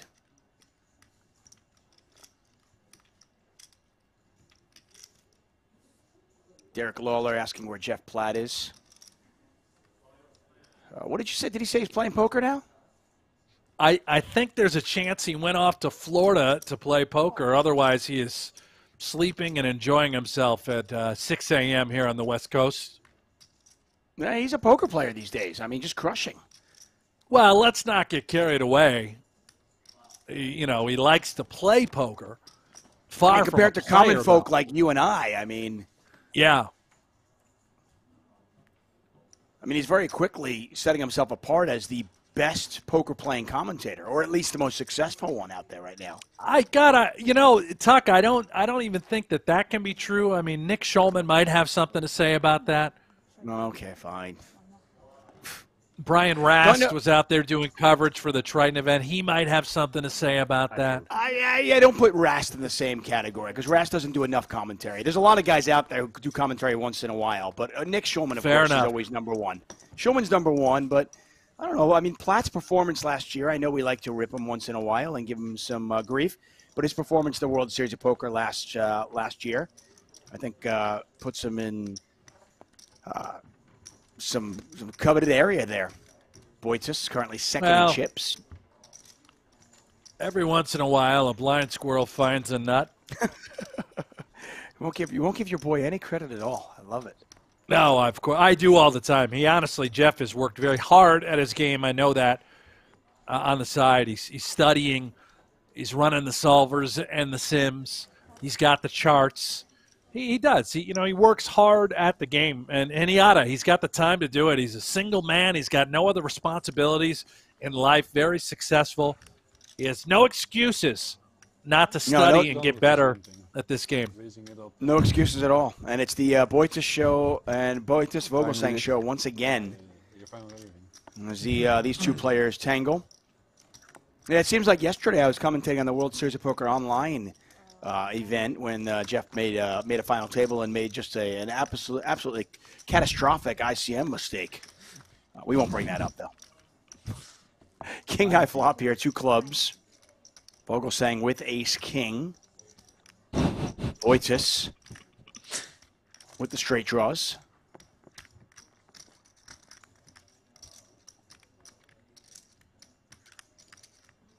Vogelsang makes top 2 while Boitis makes the straight. Dangerous times right now for Vogelsang. 360 out there and a very good check by Boitis, setting the trap here.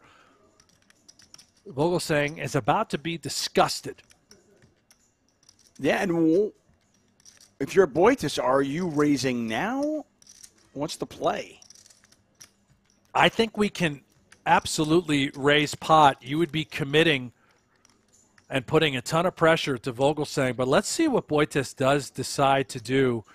Are you at all worried about being up against a set or clubs? Do you want to see a clean river? Just the nuts and calls. Yeah. Queen of spades.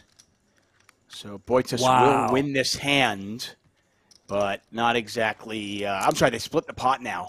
Certainly not the card you want to look for. Boitis. Yeah. You just went from collecting a 7-figure pot to now chopping it up. We can see that they're just going to both pot it and get it in and split this thing up. I love the way that Boitis made his hand. He absolutely had the trap set.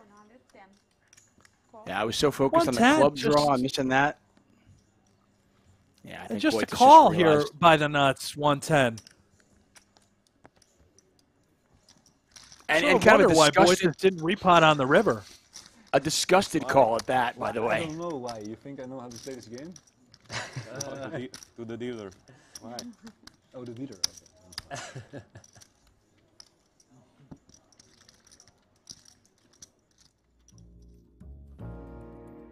Oh, that was sickening right there. It certainly was. You know what's not sickening, though? PokerGO Hold'em is here. Play free Texas Hold'em poker from the creators of High Stakes Poker, Poker After Dark, and more. Be part of the shows that help shape the game with an authentic online poker experience, Brent. PokerGO Hold'em is available now on the App Store, Google Play, or by heading to PokerGoHold'em.com. It is an absolute blast the game, the app. It's free to play. Download it now, as you can see on the screen in front of you. I somehow am the voice of the game, the call the action. If you hit a royal flush, I think I say royal flush. All sorts of silly stuff. Yeah, and for those of you out there who are deterred by that, you can play the game with no volume. Still really, really fun. You can absolutely turn it off, yeah. Yeah. Fair. Funny, I was so focused on looking for a club or the board pairing on that one to see if you get if our man Boitis would get his action killed. The queen comes off and makes the whole hand null and void. 1.1 million chip pot. You just had between two players that really significant, by the way. No, I had very few chances actually. I had no chance to make any money on it. I mean, a small chance. Plus. 75. Plus. Well, that's one of those spots where you win the hand, but feels like a loss, especially when you had the nuts on the turn. And then your hand basically turns into nothing but a chop. Boitis wins a small one. He's up to 2 million chips. So we have two players now with 2 million chips and two short stacks. And it feels like two different tournaments with 4 players remaining.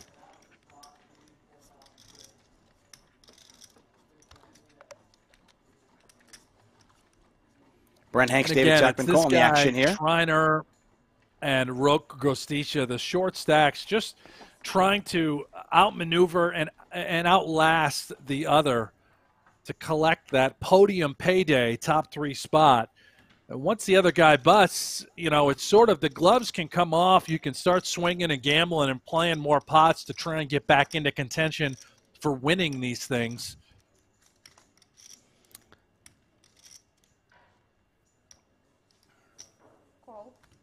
Vogelsang and Laszlo very aware of the dynamic at this final table, and they are doing their best to put some pressure on these players. Vogelsang just calling here, though, as opposed to raising. Schreiner's got an interesting one here. Double suited, Jack 10, 8, 6. Don't see what Vogelsang's 4th card is. Shriner checks it back.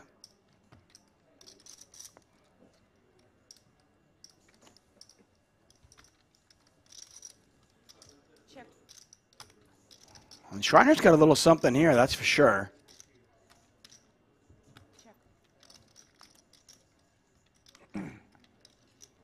King of diamonds on the turn. On a Badoogie board, no flush draw present. No. Schreiner still content to just simply check call with this sort of wrap. It looks like, did he just get out of the way? Yeah, he did. Just an open-ender, I guess, not a full wrap. Clearly, the 8 and the 6 in his hand. He needed a little bit more. I thought maybe we'd peel one time. Yeah, chip conservation just so important at this point of the tournament. I want to say hi to all you guys in the chat there. Derek, Pot Dragon, Hector, David K, Chris Cooley. Thank you so much for joining us. Brent Hanks, David Tuckman calling the action. This series running from April 7th through the 15th at the beautiful Marriott Royal Hotel Casino and Spa in Northern Cyprus. $25,000 buy-ins going all the way up to $250,000. What's the largest buy-in tournament you ever played, Brent? $25,000 buy-in. Next level already. When you sat down to play that, how nervous were you? I actually felt good because it was at the U.S. Poker Open in 2017. I had a couple final tables leading up to that 25K. So I was feeling pretty good. I was playing sharp at the time. And then I ended up, I think I was up against Scott Seaver and lost. I did. Scott Seaver's good. Scott Seaver beat me heads up. Yeah, he is very good. I tried to bluff him, and he's unbluffable. Meanwhile. Unbluffable. Yeah, Vogelsang was in the lead, but he is no longer in the lead as Boitis has turned a bigger two-pair. Boitis bets 150,000. Vogelsang has a flush draw to go along with his ace-deuce.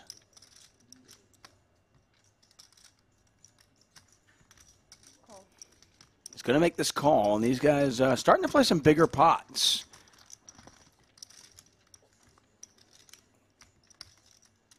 And spades get there. So Vogelsang, 2 hands in a row against Boitis, gets very lucky on the river. Both times had the worst hand going into the river. First time he chops it up with that queen. This time he makes this flush. Super. Flush.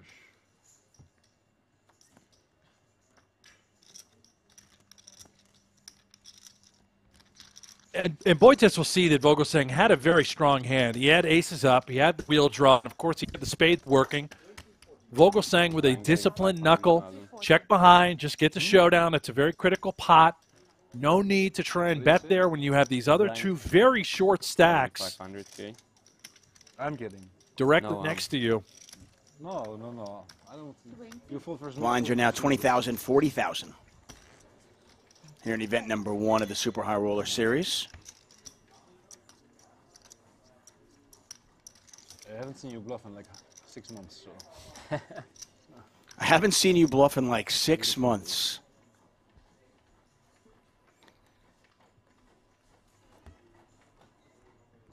You only bluff online, no, never live. I see you never bluff live. Really?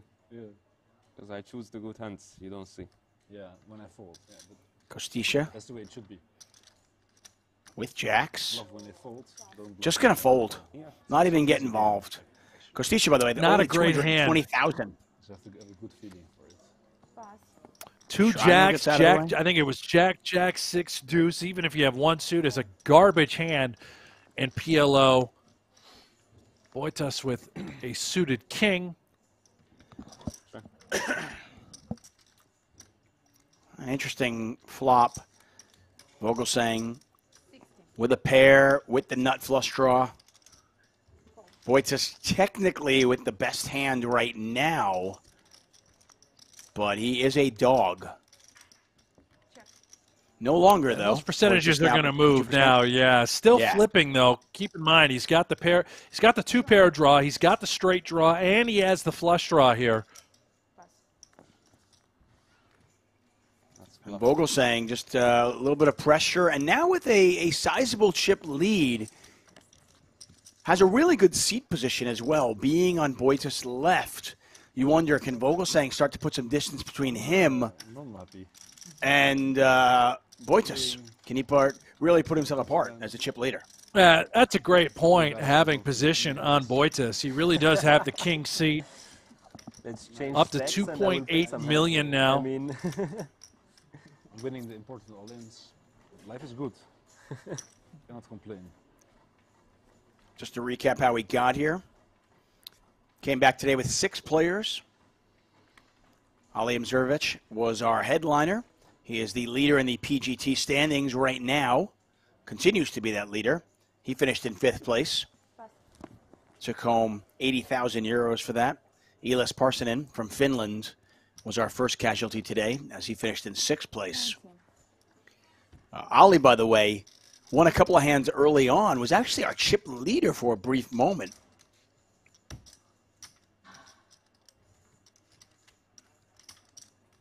And Ali was quite the opposite of Roque and Schneider here. He liked to press the envelope. He was trying to up the variance.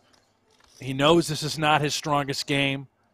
He was attempting to put the other stacks, make them uncomfortable. And it backfired. He walked in the top set. Here we go. We got an all-in here. For his life. Roque Kostisha all in for his last 130,000 chips. He is a favorite here. Boitis outs in the top of your screen. He's got 10 of them right now. Pot is 460,000. Schreiner certainly rooting for the for Boitis to win this one, and so he can ladder up.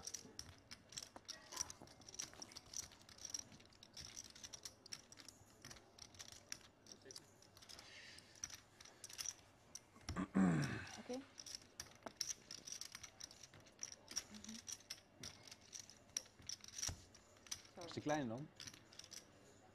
Oef. Oh. Oh, indeed. Goede.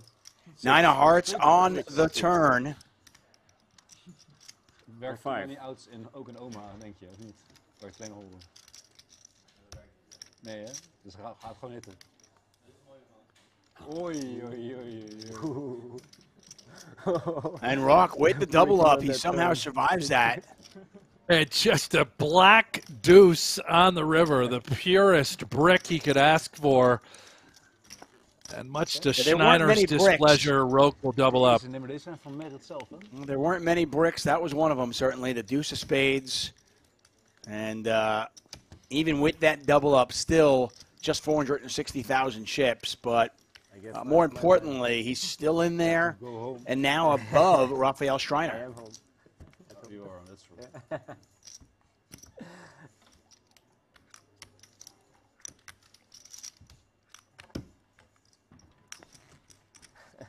A small hand, but I think certainly significant for that man. Laszlo Boitas now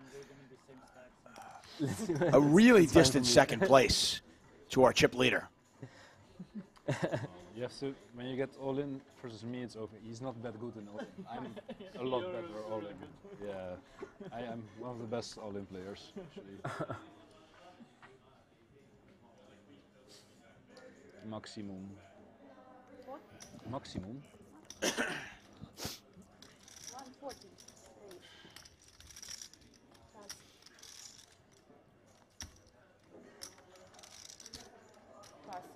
See a flop.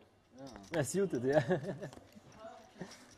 Schreiner shows it and then tosses it in the muck. Vogelsang picks up 60,000 chips as he approaches the 3 million mark.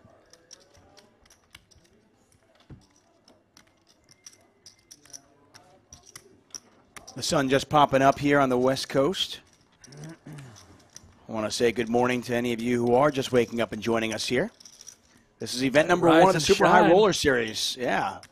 Brent Hanks, David Tuckman calling the action. For those of you all around the world, welcome. Thank you so much for being here.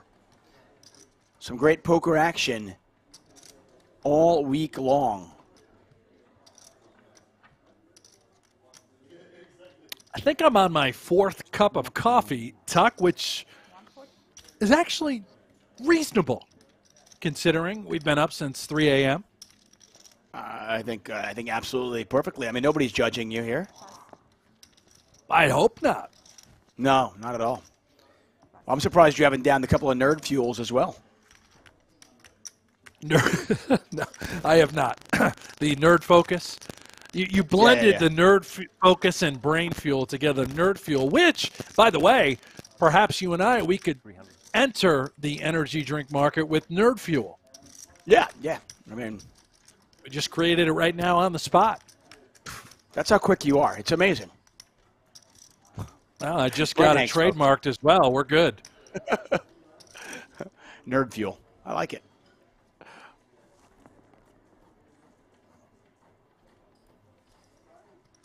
Rook peels back his cards before tossing them in the muck. In fairness, as we see these two short stacks kind of staying out of the fray, they've both been really card dead. I mean, we've been seeing what they're getting dealt, and it hasn't they've been had nothing. No. Something changed. I don't know why.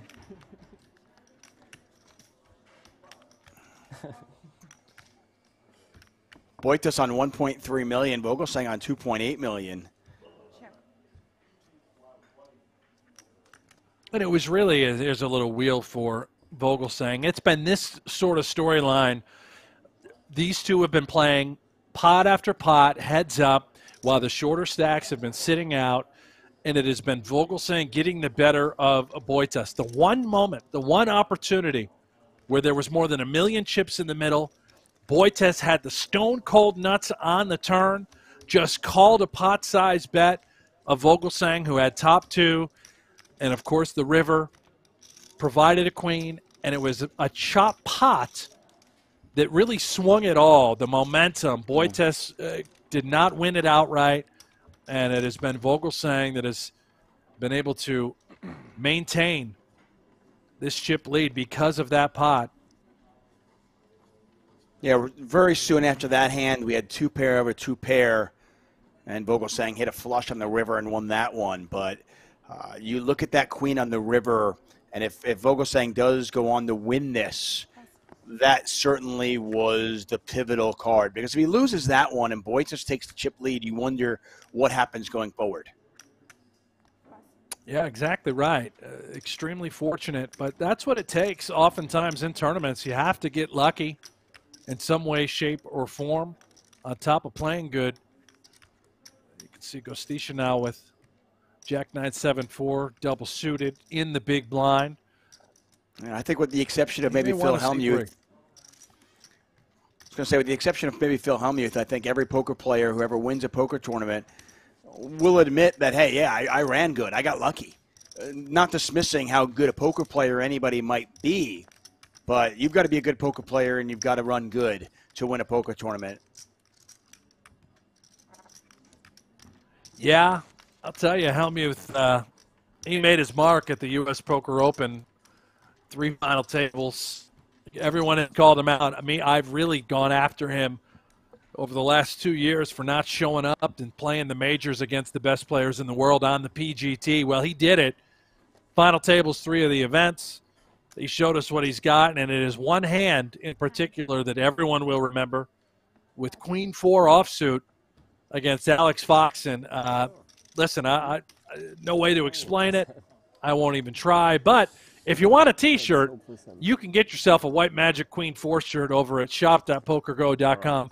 Brand new shirts available in the shop. And here we go. All in for short stack. And it is Raphael Schreiner is all in here with kings. He is a slight favorite against Boitis' ace-queen 9-4. Boitis with diamonds, Schreiner with spades. If it's 400, you only call, or and then you play me out on the flop. 620,000 in there. Boitis with the Queen 4. We'll see if that Queen 4 continues to provide magic for other players as well. Ooh. Well, he doesn't need the Queen 4 because he's hit an ace. He's hit 2 of them. And Schreiner says this is going to be tough, as he has only 10% equity. It's got backdoor spades and live cowboys at the moment. I don't know. Why is there? Well, now just the Cowboys. Just hanging. Waiting for Paige.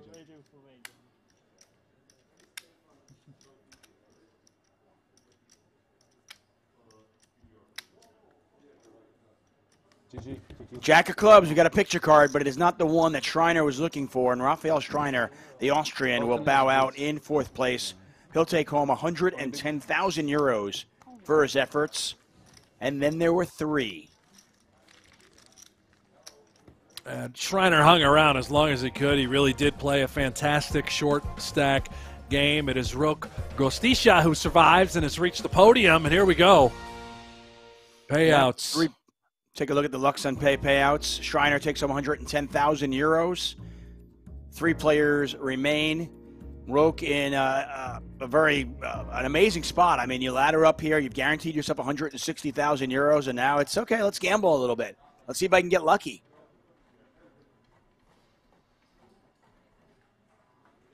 Vogelsang up to 3 million chips.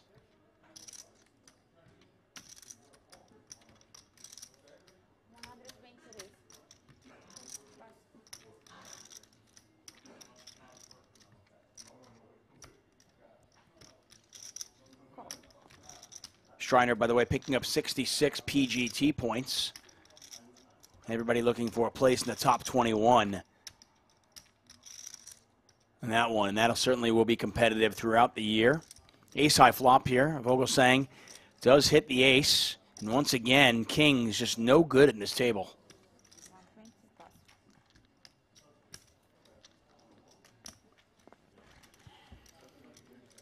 Remco, good morning.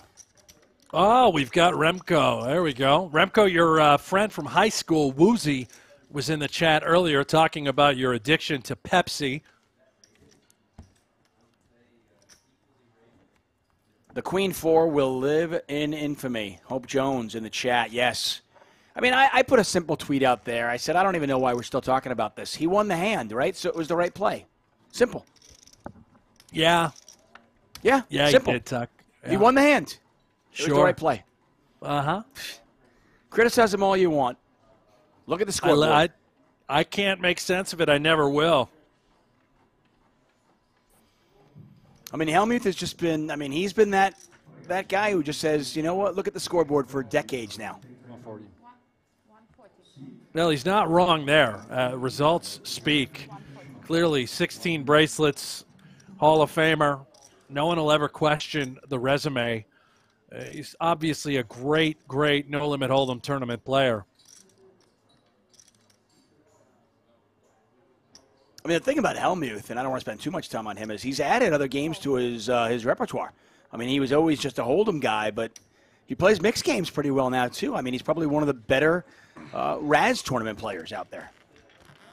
Well, you're exactly right. He's put in the work, and he, you know, I do realize also he gets picked on for referencing Mike Matusow as someone he talks about poker with. Now, maybe No Limit, Matusow's not your guy, but as far as mixed games are concerned, especially PLO 8, which I believe Matusow considered to be elite, you know, that is a good reference and resource to have. Yeah, Omaha 8 or better is probably one. Matusow might be one of the best tournament players in the world. I talked to him about that. I talked to my good friend Bart Hansen about that as well, who's great at Omaha 8 or better, and he talks about Mike. Mike is really good at that game in particular. And I don't know what it is. You know, has Mike studied? He's put in the work. He's played the hands. Mike doesn't strike me as the kind of guy that's, you know, out there running the solvers and whatnot. But there's something about that game and Mike Matusow that they go hand in hand. No. Yeah, no, for sure. I mean, I'm not going to the mouth for Hold'em tips, but when it comes to Omaha 8 or better, he's certainly one of the best out there.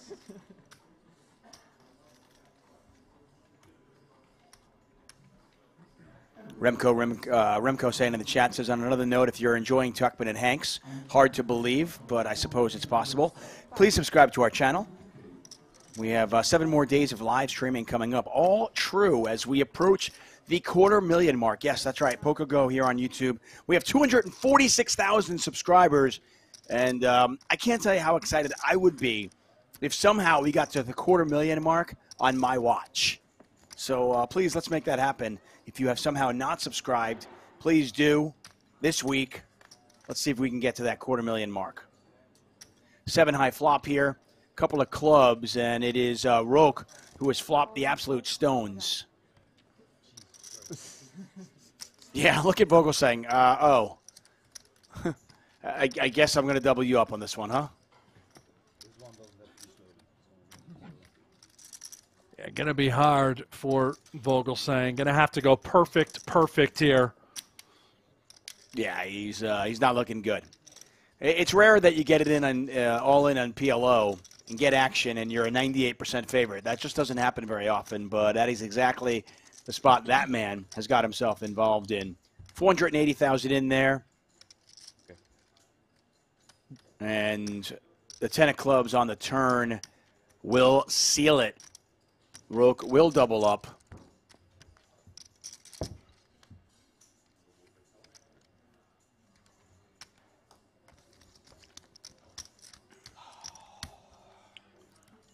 And here Still comes a very the distant third of Roque. Ren says he's going to be watching all 7. Oh, good. I like it. Now, this will all culminate in the 215,000 Super High Roller Bowl.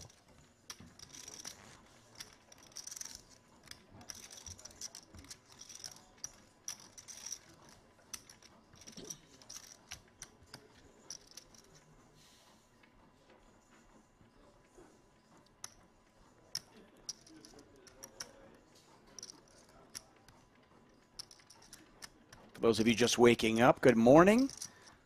We're live from northern Cyprus at the Marriott Royal Hotel Casino and Spa, presented by Lux and Pay. This is the Super High Roller Series, event number 1.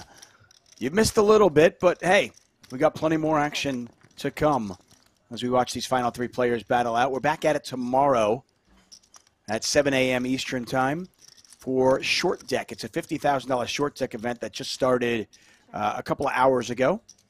And that'll be tomorrow. Boitis flops the nuts. Third diamond out there, and once again, Vogelsang jumps ahead of him. It's been this kind of morning or afternoon, depending on where you're tuning in from and playing at, for Boitas. Vogelsang just continues to pip him. Nothing changed here on the river. 25 go. Show Great.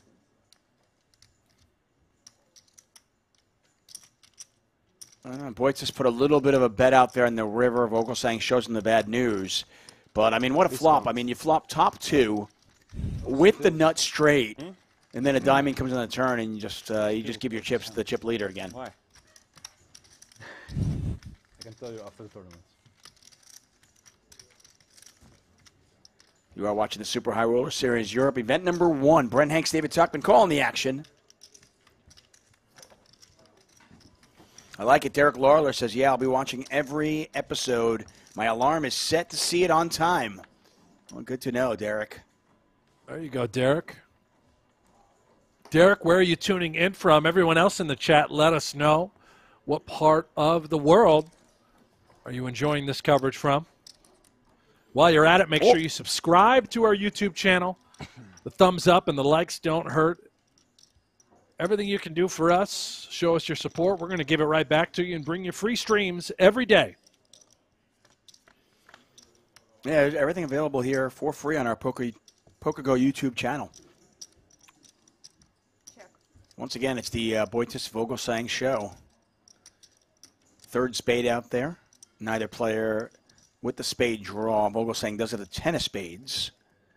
3-1 favorite to win this hand if he goes to showdown. He's got two pair right now with threes and deuces. And he's going to call. 160,000 in there.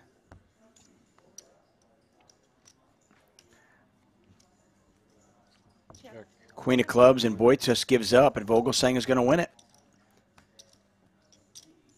I'm not keeping track, but it just feels like Vogelsang is, I mean, these two have battled, I don't know, they've played maybe 15, 16 hands since we came back from break, and Vogelsang has won 12 of them. Mentally, it's hard, right? When you're Boitis and this guy just keeps beating you pot after pot, it wears on you upstairs. And Vogelsang adding to his chip collection, adding to that chip lead. Seemingly it feels like these two will be heads up eventually. Now, I'm not going to count out Roque. Clearly, this is tournament poker, no matter how you look at it, and chaos will occur.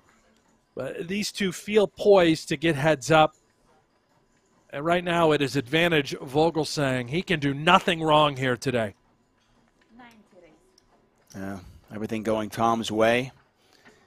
He's going to get out of the way on this one, though. Get a raise on the button from Laszlo.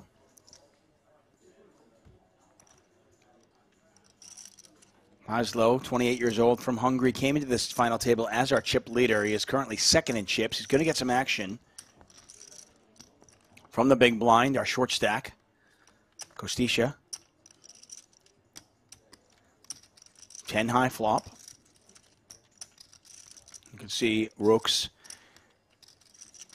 very short stack here.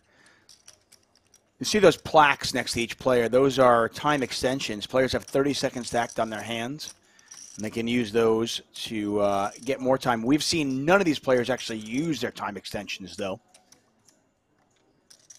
Well, Roque might need one here, as it looks like Boitis have just sent him all in. That is a pot-sized bet on the flop. We do not see the cards at the moment. Clearly decision time for Roque.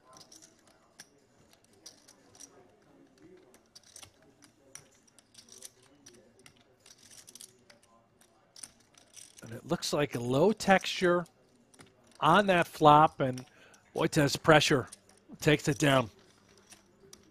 Yeah. And the 28-year-old Hungarian takes that one down.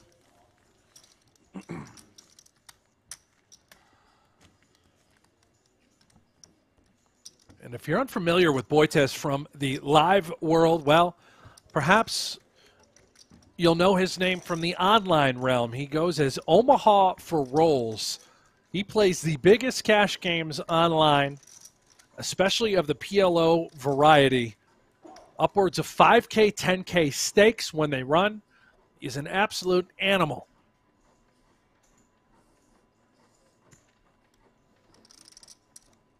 And not surprisingly, I'm not familiar with him simply because I'm not going to play that stakes. Just too much for me. I don't need that much money. What would I do with it all? I hear you, I see, I'm very content here in my little studio office that has my kitchen, living room, everything assigned. All 3 children here in the room with me as well. You just can't hear them. Do you put muzzles on them in the morning? Duct tape. Duct tape. That works. That's even better. Show them right. 10 high flop here. 10, 6, 5, 2 clubs. We see Derek, by the way, is from Kentucky. We got Australia. We got Belgium. We got Florida. The Philippines. We got Vienna, Germany, Belgium, Toronto, Belgium baby, Munich, Romania, South Carolina, Chicago. Jordan Russell's from Canada. I want to thank you all for joining us here. One of the greatest things about poker, it is truly a worldwide game. When I travel the world, try to hit as many local casinos as I can just to play poker in different areas. And it's just one of my favorite things to see different players playing from all over the place. Let me put you on the spot, Tuck. I do know you're a world traveler, and you've been everywhere because of this great game. What is your favorite location, your favorite poker venue that you've been to across the world? Oh, wow, that's a tough question. See this hand play out. And if you can't do one as we watch this play out, have your top 3. Can you go with top 3? I almost definitely can. I mean, it always changes, of course. By the way, the graphics will be back. We do apologize for technical difficulties where you can't see the graphics. Neither Hanks or myself are good enough PLO players to analyze the action without cards. That's for sure. But we do get a bet on the river and a call. And I think Vogelsang has gotten the best of Boitez again. Yeah, that is the muck face. That is the fold face. That is the I lost a pot face for Omaha for rolls. And Vogelsang continues to build. And you have to wonder, at what point does this get into Laszlo's head? If it's not there already? Poker is just such a mental game. The psychology, the momentum, the argument of, is momentum even real or not? But it certainly feels real when you're on the losing side of it. From a poker playing perspective and from a traveling perspective, I'm always a fan of Italy. I love the food there. I love the people there. I have been fortunate enough to have been in San Remo a couple of times. And that is one of my favorite destinations. I love San Remo, Italy. Right before the pandemic, I was also in Madrid for a tournament. And if you like food, there might not be a better place in the world than Madrid. I still dream about the meals I had there. Just fantastic. And I'm going to go back to Spain so once again. You got San Remo, you got Madrid, and here comes your third. This is simple. It's cliche, but I'm lucky enough to go to Barcelona pretty much every year. And Barcelona is just, there's a casino right on the beach. It's just gorgeous. Love it. I love it. And then, by the way, I'm going to go in fourth here. one. You got an all in. So I'll give you my fourth in a second because Roque is all in for his tournament life.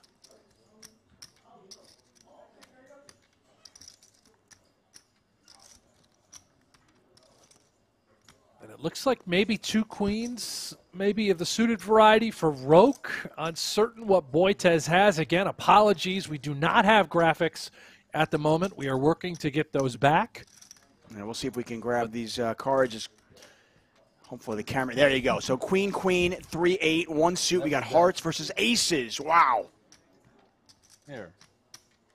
Aces still in the lead. We got the graphics back. There we go. A 10 now for Roque would make a straight.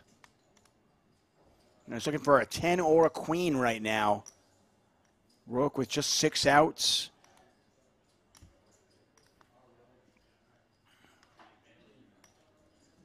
And diamond out there does not help. Roke's still just looking for a queen or a 10, 6 outs with 1 card to come. 740,000 in there, and Roke's tournament life, 4 diamonds seals his fate, and he is gone in 3rd place. Yeah, should do. That'll do it for Roke Gostisha, young up-and-comer, good friends with Ali Amshurovich. They traveled here together to be a part of the Super High Roller Series, and we are now heads up, baby. Yeah. Roke Gostisha gone in 3rd. We'll get his name up there in a second. 160,000 euros for him as we take a look at the Luxon Pay payouts. I didn't realize that Vogelsang wasn't wearing any pants with that dress shirt as he walked away from the table. Perhaps he didn't realize the cameras weren't on here. We are heads up, and it's not a surprise here. It is Laszlo Boitas versus Tom Vogelsang. Players are going to take a quick break as we sort out the heads-up play. Back in about 9 minutes for exciting conclusion to event number 1 here at the Super High Roller Series. Put some pants on, Tom. Come on.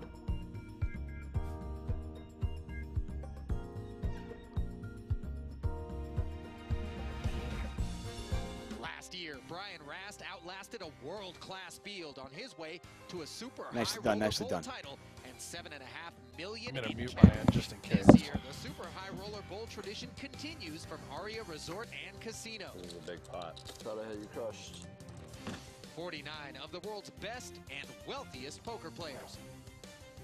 A buy-in of $300,000 and a first-place prize of $5 million.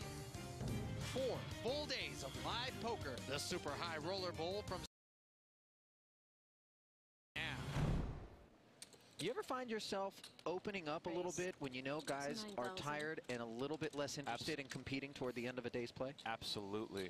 That's a really big part of tournaments, having the feel for those situations. And recognizing also that people can be polarized when fatigued, where they either have it, because otherwise they wouldn't be out there stepping out, or they're just phoning it in. Right.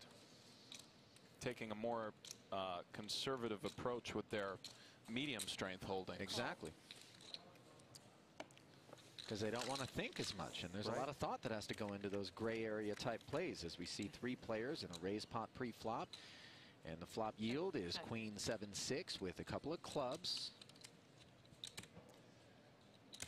Goes without saying. That's a nice flop for Budiga. Yeah, top pair with a king kicker. Nothing much for Anthony Gregg, who's checked as well as Pertouche.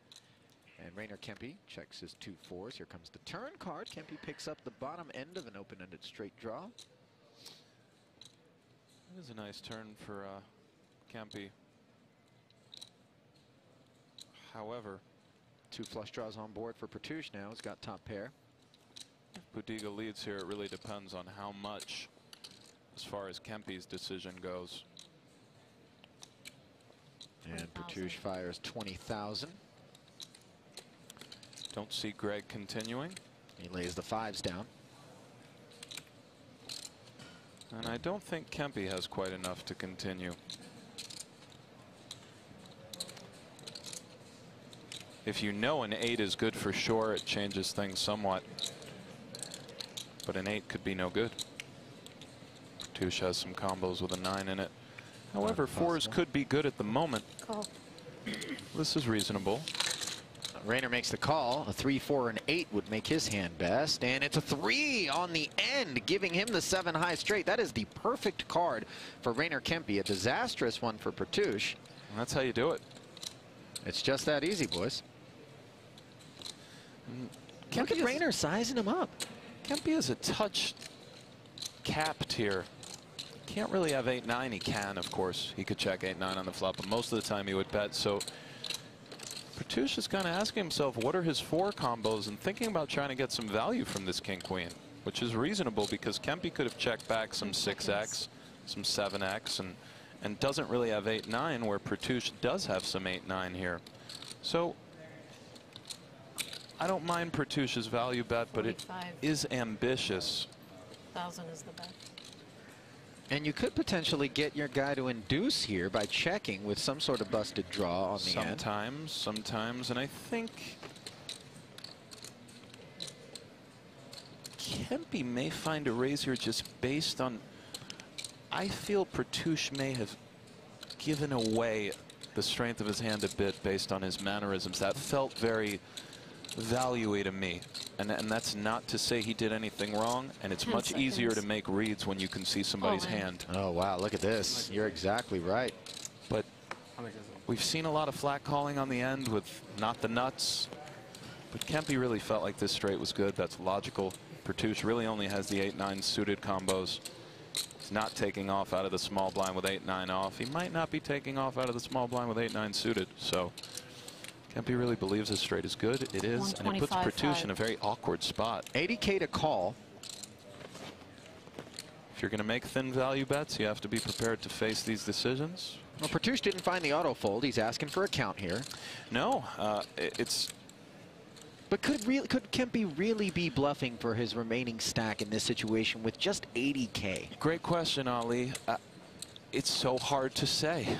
we can't get into Kempe's mind or know. One of the beautiful things about poker. Oh, Pertush thinks he could be. Maybe Pertush thinks that. To turn these over. And that's why you don't stand behind a horse. And Fedor. And we come right back to a possibly curious Fedor Holes, and I love when we only get to see the one card. I really do. Yeah. Because start to imagine, what do you think Fedor does with the Jack of Spades? How about a Queen? Play along with Fedor. He knows that Helmuth has been splishy splashy, to say the least. Yeah, and the deuce 4 offsuit here, 3-betting to 90K. That's right. And it looks like Fedor is taking a flop. Excuse me. Oh, it looks like he's going to charge him more to take a flop, isn't he? It's a 4-bet to 235,000. And it's like a soul read. I think after a little bit of Hollywooding, Helmuth is probably going to let this go. What's going on here? I 3-bet the kid twice in 4 hours, and he 4-bet me both times. Are you in a hurry? You got a death wish?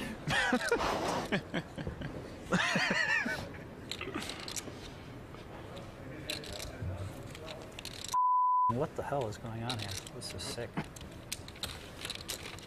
Helmuth. Nice hand, Fedor. He's not scared to just get in there and limp. He's not scared to sometimes 4x pre-flop. Right. Blinds are 20-40. I've seen Berkey do things like make it 200. And I promise you that confusing your opposition generally is good. Sometimes the cost of that is making a quote-unquote bad play. Being unpredictable, hard to read and hard to figure out. Right. These are all things that do aid you in the long run if you use those things to your advantage. Kempe opening with Snowmen, the 110. In the cutoff. And the small blind of Dan Smith making the call in bad shape with the 2 6s. He'll be heads up and out of position. We haven't seen too many vicious coolers this tournament, Ali, like 8-6 deuce or something crazy.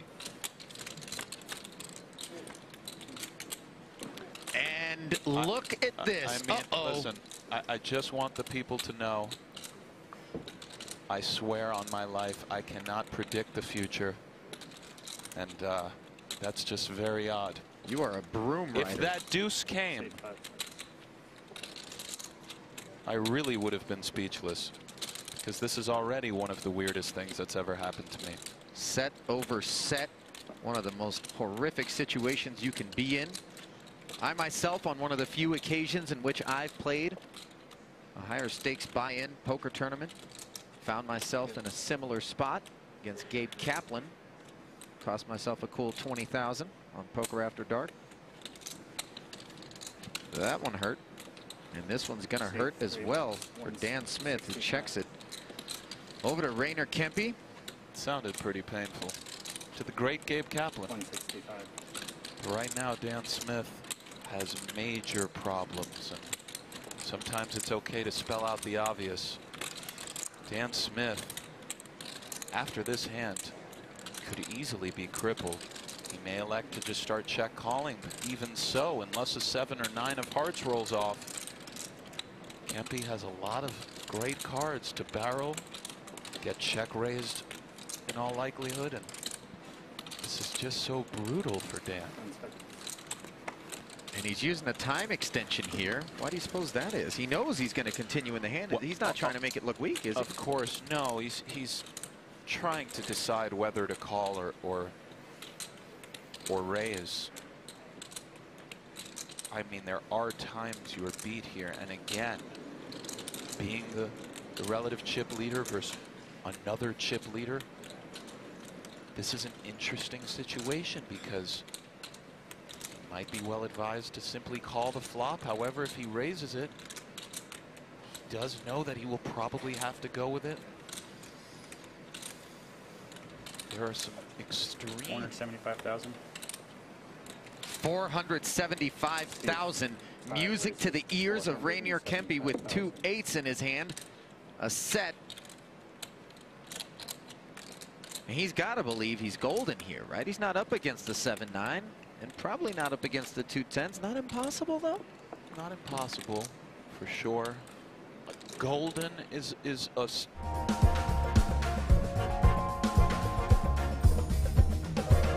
Welcome back. The 2022 Super High Roller Series, event number 1. We are live from Marriott Crystal Cove Hotel Casino in northern Cyprus. $25,000 pot limit Omaha. We are heads up down to our final 2 players. Tom Vogelsang, our chip leader on 3.3 million chips with a 2-to-1 chip advantage over Laszlo Boitas. Boitas came into this final table as our chip leader. Take a look at our GG Poker leaderboard. The loser of this heads-up battle will take home 240,000 euros. First place worth 360,000. I am David Tuckman, joined by Brent Hanks.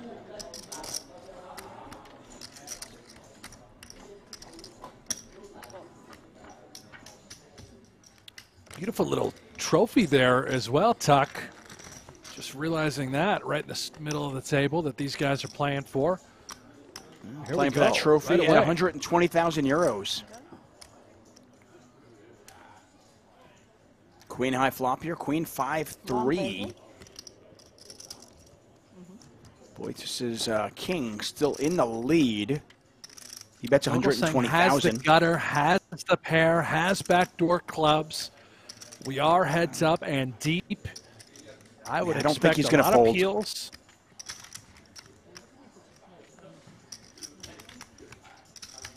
How long do I need to put them? Because I want to keep them in my hand. 5 seconds. Yeah, players have 30 seconds stacked on their hands. If they need more than that, they use those time extensions. Those are the little red cards next to each player. Each one is worth an additional 30 seconds. And again, another river goes Tom's way. 8-5. No way. 8-5 is good. You heard Boitas mutter, "No way," saying, "You did it again. You got there." He was very live in Vogelsang's defense. His hand was just fine, especially up against the King 7-5. I like this one better. Thank you. Yeah, it just it has to be frustrating at this point if you're Laszlo Boitas, just because, yeah, nothing against Vogelsang. I mean, he's been live each time that he goes to the river. But to get there every time when you're, 60-40, 65-35, when you get there each and every time, it eventually starts to wear down on you. Once again, thanks for joining us here, the Super High Roller Series. This is just event number 1. We're in northern Cyprus, the beautiful Marriott Royal Hotel Casino and Spa.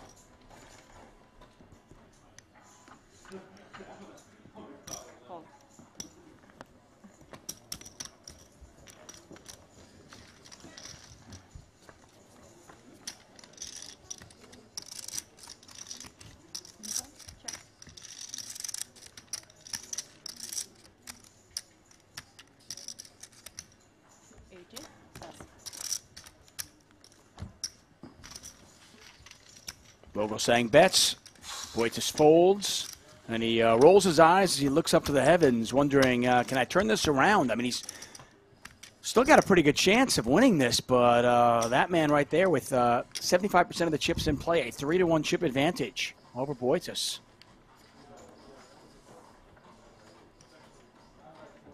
And what looked like was going to be a long final table. When you and I looked at the chips and how deep these players were, we thought, okay, this could be here. We could be here for 5-6 hours calling the action on this one. Looks like it might have a quicker resolution if Vogelsang continues to run this way. Obviously, Boitas going to do everything he can to fight back. Check, check on this 6-6-30 board. Heart draw for both players. Eights are still good.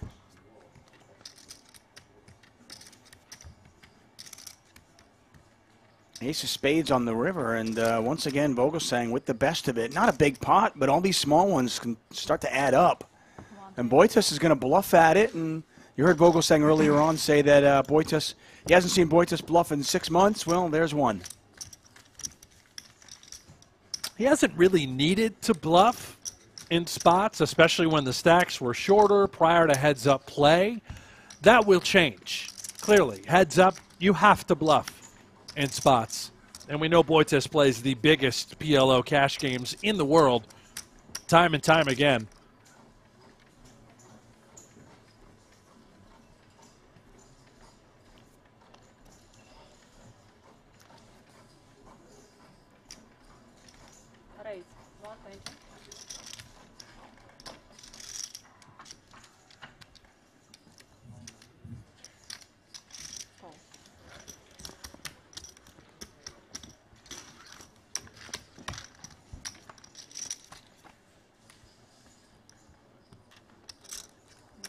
Jack 6-5, 2 diamonds out there.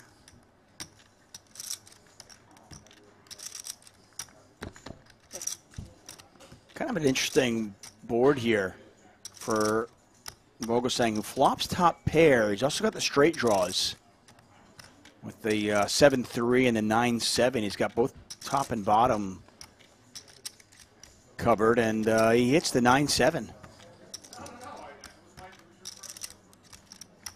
Boitas, again, nothing but a potential bluff candidate. Not a great hand to do it with. He's going to try it anyway, I suppose. Yeah, the last bluff got through. Queen high. This one's not going to work.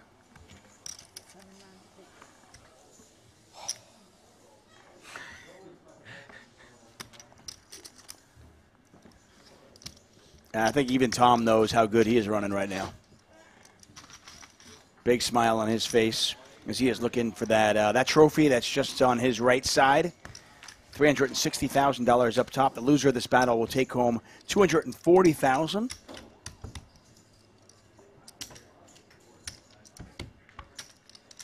Delta Neutral points out, he says, when Tom gets first, he can buy some pants. 25? I think, yeah, that's better. Thank you. PokerGO wondering where this is. We're in northern Cyprus at the beautiful Merit Royal Hotel Casino and Spa.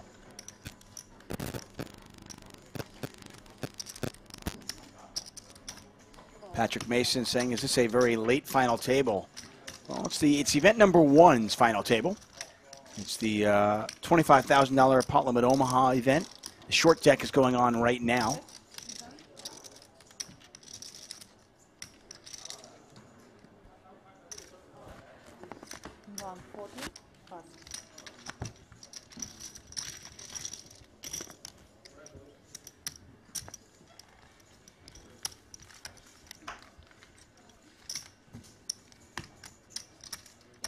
And cannot confirm quite just yet, but in the event that this final table would, of course, cease to continue within the next hour or two, I bet there are talks of us covering day one of the short deck event, which is Super High Roller Series event number 2.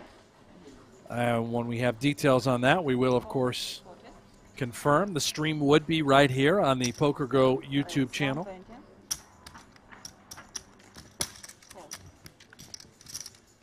Surprise, Tuck. Yeah, I mean, I will. I've already had a couple of cups of coffee. I'll have 6 more. We'll be good to go.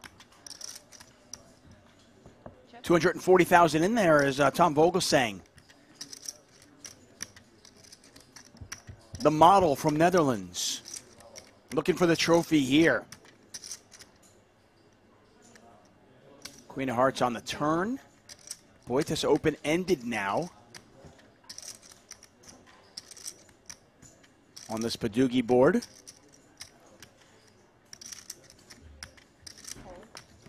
Vogel saying not a believer. He's going to call. 10's our best right now.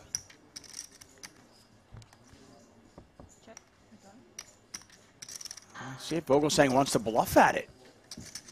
Thanks. Nope. He's going to check it back, and grunt. I think he realized, I could have bluffed at it. Still about a 3-1, a little bit less than a 3-1 chip advantage for our chip leader. Laszlo Boitas, once again, the Hungarian, 28 years old, came into the final table as our chip leader. Perfect time to talk about our PokerGO Hold'em game, which is here. You can play free Texas Hold'em poker. It is from the creators of High Stakes Poker, Poker After Dark, all those great shows. Be part of the shows that help shape the game with an authentic online poker experience. My man Brent Hank's voice, he calls it. It's available now on the App Store, Google Play, or you can head right over to PokerGoHold'em.com. Check it out. I have downloaded it already. I'm looking forward to it. It is a blast. Negreanu, Helmuth, Antonio, Maria, all have avatars in there, a part of the game. Weird you guys didn't approach me for that. I don't understand. Double paired board out there. Boitas with the best of it right now. No, I'm going to continue being the best of it. Vogelstein's going to bet, though. I don't think it's going to work. No. Not only is it not going to work, Boitas is going to raise.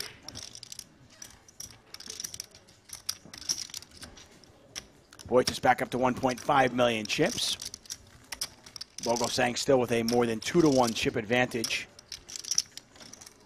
Wisco Baron making, saying what we're all thinking. He says, Tuck, can you adjust Hank's mic? I can hear him.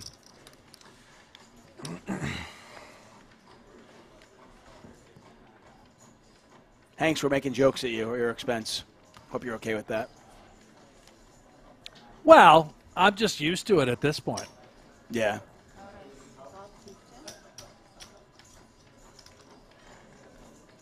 Wisco Baron has long been a loyal supporter, all the PokerGO streams. Excellent troll game as well.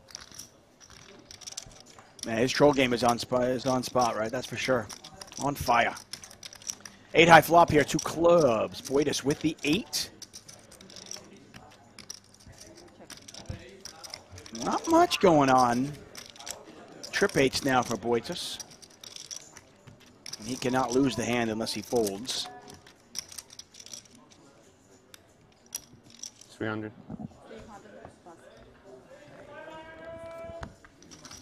Boitas getting right back into it. Now up to 1.4. Yeah, he's Laszlo doing his best to kind of like just stay in there and see if he can battle. Yeah, with that hand, he's up to 1.7 now. So just about a 2-1 chip advantage for Vogelsang. You asked me the question of my favorite places I've traveled for poker, and the list goes on and on. The more I think about it, I mentioned San Remo, which is gorgeous, just beautiful. Northwest Riviera, Italy, Barcelona, Madrid. Madrid for food, Barcelona for everything. Vogelsang with 3 aces, by the way, here. You like 2 aces, a third ace. At least he got one suit. Yeah. Boitas with the open-ended straight draw. 6s are alive. There's only 1 ace in the deck. Vogelsang is going to bet 300,000. See if Boitas wants to continue here. I'm going to add 2 more to the list, by the way. One is, I went to a tournament many, many moons ago in the snow where you could snowboard and ski in the morning and then play poker at night. And that was great. That was in Austria. And I forget exactly where it was, but that was fantastic. It was the poker started every day at about 2 o'clock, so you could play.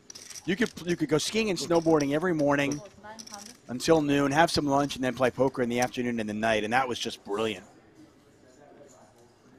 Pretty big pot here, and Vogelsang is going to bet pot and take it down. Put some real pressure on the 5-3 of Laszlo Bojtas. The Hungarian forced to fold his hand as Vogelsang takes that one down. And I'm going to add the last one, I mentioned it a couple of times, was Montenegro.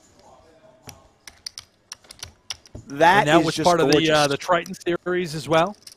Yeah, that was the Triton series, and that was just the location was just absolutely brilliant. A lot of times I will travel, and I can tell my wife, I'm like, you don't need to come with me on this one, or you need to come with me on this one, or whatever it was.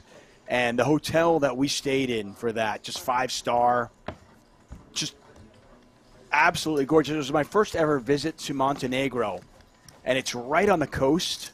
You could see, it was the other side of Italy. You could see Italy from the hotel. Just gorgeous. I mean, just breathtaking.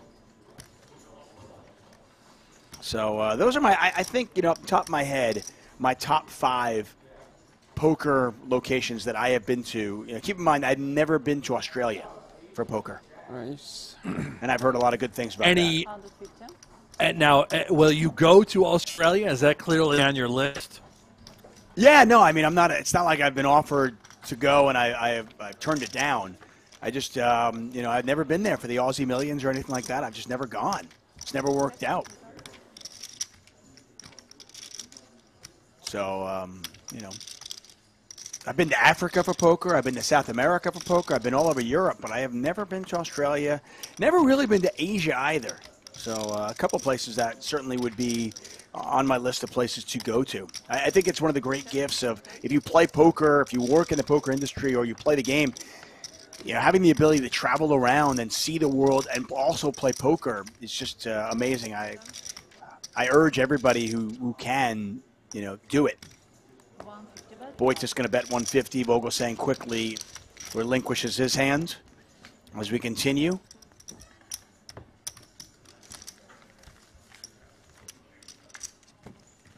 Derek Loyler says Hanks is one of the most entertaining commentators on PokerGo. Is there a... Well, that's only if nobody else is working.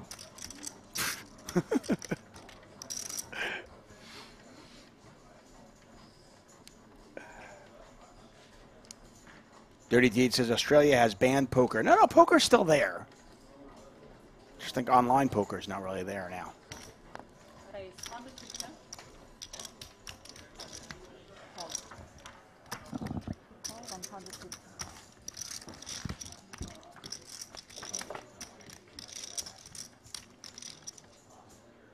Jack high flop here. Bojtas with top pair. Vogelsang with a little piece of it.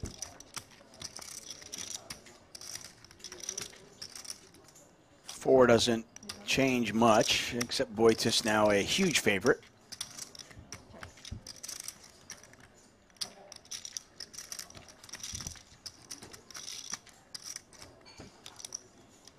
Bojtas now going to go for a little bit of value. Yeah, great value, 150. Gosh, could this work? The 9 changes absolutely nothing. All of those straight rundown hands missed.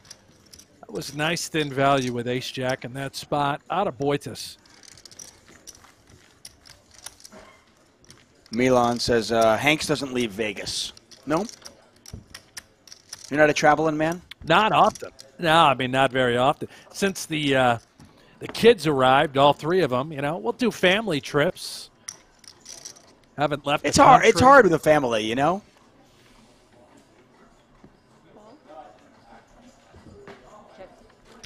I haven't even looked yet. I'm waiting for it. I have to wait 5 seconds, right? Check. Thanks to the players for playing fast, by the way. Love it. Bojtas with trip 9s. Bojtas starting to make some hands. And he is doing his best to eat into Vogelsang's lead, but Vogelsang picked off one of those bluffs. Still more than a 2-to-1 chip advantage.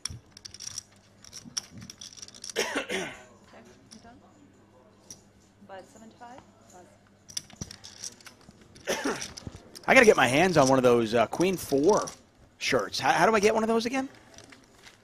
Well, you can go to shop.pokergo.com. I'm going to put the link right here in our chat. And there are tons of shirts that are available, including Poker Rush shirts, which is like the Mount Rushmore of poker. No Gamble, No Future merch is on there. And the hand heard round the world, Helmut's Queen 4 offsuit against Alex Foxen.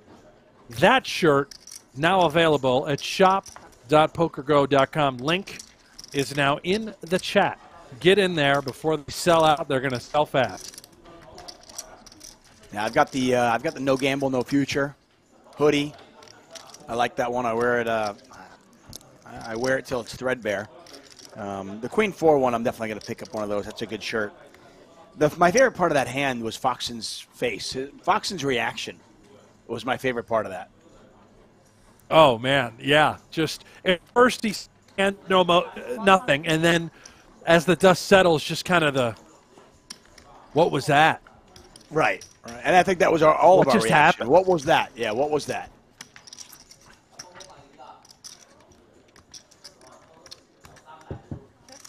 Ace high flop here. Vogel saying no with trip sevens. Vogel saying also has the flush draw. Boydis is going to bet 75,000. Vogel saying quickly calls. Vogel saying now with a full house. Check, check. 450,000 in there.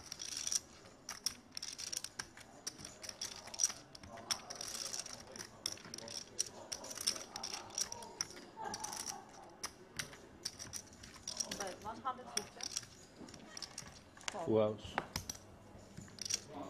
Vogel saying bets 150,000. Boitis with ace king feels obliged to pay him off. Can't blame him. He sees the bad news.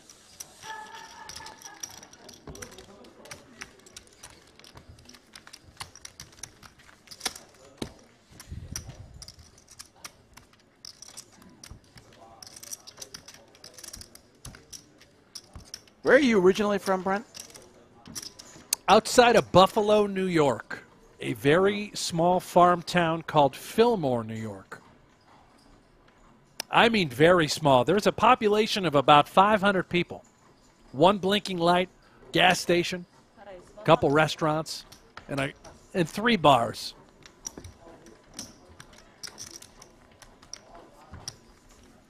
Are you the pride of Fillmore? Not even close. Not even close. We've got musicians that are living in Nashville. We've got a beautiful trophy there. The Merit Poker Super High Roller Bowl in Europe, $25,000 pot limit. Omaha. That is a pretty trophy. Really nice.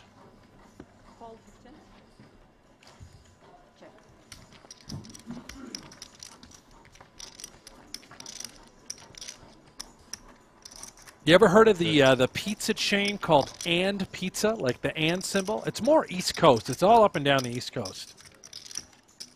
Boydis makes a straight. Vogel saying he's got a set of 3s.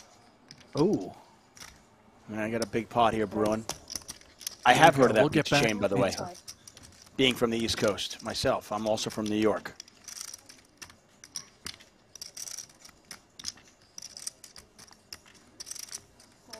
Right now, Vogelsang knows he's up against the straight. Yeah, you keep in think mind, so? The 9-6 is a key with the 7. Oh, and of course, every time we pair it, here we go. Yeah, 550,000 in there right now. Vogelsang hits another river. Oh. Wow. And now Boyd says just with a bluff catcher. Flush comes home. Obviously, all the houses come home. Yeah, this is, I assume, though, with the board pairing, with this sizing, this is a full house or nothing, right? And what a fold. Water river. You had it? What a river indeed.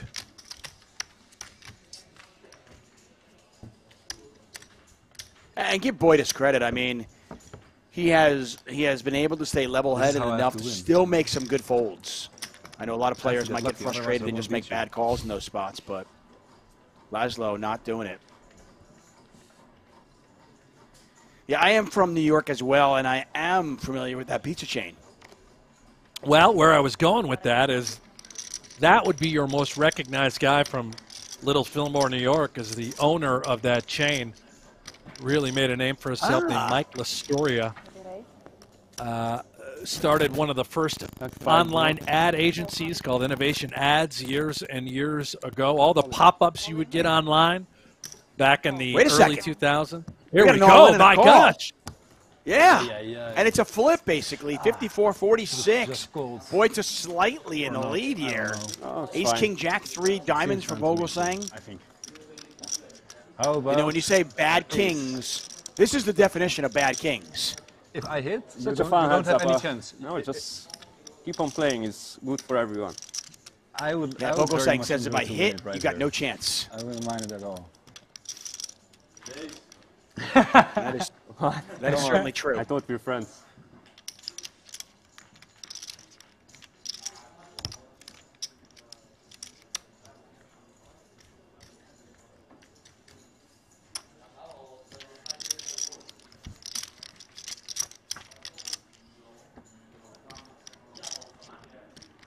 There's the ace. Yeah, and as Vogelsang said, he said if he hits, Voitis has very few outs. Right now he's got 1 out. I really hope. The king of clubs. I'm not saying anything. And unless Voitis gets very lucky, this tournament is over.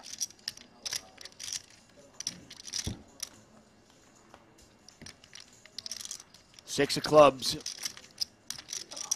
Voitis down to 1 card, just 2%. Looking for the king of clubs on the river. Otherwise, that man right there will win the trophy and $360,000. Here's the river. The 3 of clubs. GG. And there's your champion, Tom Vogelsang from the Netherlands. $360,000, 360 euros, pardon me, and the trophy. There's our second place finisher. Laszlo Voitis put on a great show himself. The 28-year-old Hungarian came in as a chip leader. He leaves in second place. He'll earn himself 240,000 euros. But there is your champion. Vogelsang, baby. Looks good. Plays good. Taking home a pile of cash, the trophy, the title of event number 1. Maybe now he could put on a pair of pants. Tuck, I don't know what's going on here with the attire, but who cares when you've got all the money? Yeah, when you can play poker like that and look like that, who cares if you're wearing pants? Tom Vogelsang from the Netherlands takes home the championship as we look at our Luxon Pay final payouts. Vilas Parsonen was our first casualty. He took home 50,000 euros. Ali in 5th. Schreiner did a great job laddering up, earned himself 110,000. Roque with 160,000. Laszlo Voitis finished in second place, but everybody looking up at our champion, Tom Vogelsang from the Netherlands, who wins it all, takes home the trophy, and $360,000 for first place. And event number 1 here at the Super High Roller Series is in the bag. In this venue, at these tables, 56 players will enter this room, each with a singular goal: winning the Super High Roller Bowl. I would say that the Super High Roller Bowl is the best tournament of the year, and I say that with confidence. $300,000 gets you in. $6 million awaits the winner of the one event on Earth for the highest stakes with the toughest field for the biggest money. The 2017 Super High Roller Bowl. This is where it begins. Let's play some poker, boys.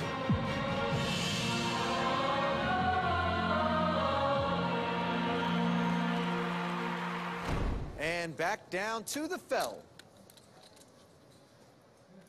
This feels like last year. Somewhat, perhaps. A suited connector is a nice hand to have in your small blind 3-betting range versus really any. Oh my goodness. What about is it nice when this happens? Because this is a classic. Wow. I mean, Top set against a straight. A cooler like this early, involving Phil Hellmuth, is really astounding. What sort of run out can Hellmuth possibly get away from here, other than 4 to a flush or a straight, perhaps? The run-outs that Hellmuth gets away from kind of slow down the action anyway, were it to be an 8 of clubs or jack of clubs. So, correct. Of course, that's nice for Phil. This, it goes without saying, is really problematic. And he does elect to raise the flop, and oh boy. Bonham, I'm as random seemingly as Phil can be. When he raises 7, 9, 10 with 2 clubs in a 3-bet pot, it generally indicates strength of some sort. Correct. Whether it's... What's the bottom end of that strength, though? And Phil, most of the time, would call here on the flop with king, queen of clubs, because he doesn't want to have to either get it in or simply incinerate that equity. And Bonham elects to call, which is... And he picks up a flush draw to go with his 10 high straight on the turn. Not that he's concerned about being up against jack 8, of course. Does Phil find that pot control-y check button somehow with 3 10s? I don't think so, although there are vulnerabilities to this hand. Sometimes... And a lot of cards on the river you don't want to see. You do want to protect against a lot of cards you don't want to see, but you have to think about the overall scenario in the tournament. Everything comes into play. There are some benefits to checking here, but it's very hard. 60,000.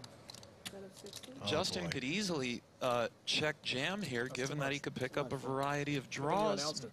7x of hearts. This is going to be, in all likelihood, You may want to put the greens on the bottom. an all-in from Justin, and oh, I know. Wow. Okay. Yeah, I mean, could king jack of clubs factor in here? Wait, I'm giving too much information. Certainly you fear king jack of clubs, or king jack in general, if you're in Phil's seat. Although check thing. raising the flop with king jack in general, less likely, I would imagine, no? Could happen. Same thing from Justin. You fear running into a straight. My God, there it is. And it's all in the middle. Oh my God. I escaped. Oh man, that's going to be hard to pair the board. Oh my God. Hellmuth needs a 7, 9, or queen here. Wow. Fill them out. 30 minutes, go get that. 10 will work as well. Oh, we'll go take your time. 15.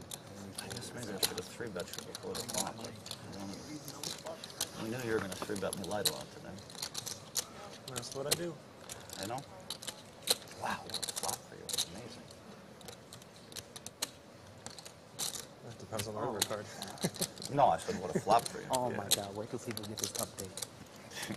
And the 3 on the river. Guys, oh my God. Try to outplay me. The best player in the world. I'm just going to re-raise Phil with 8-6. He's going to flop top set, and I'm going to flop a straight. And the stack sizes begin to increase as the field condenses. I'm sure we'll see some even bigger pots. Wake up cards.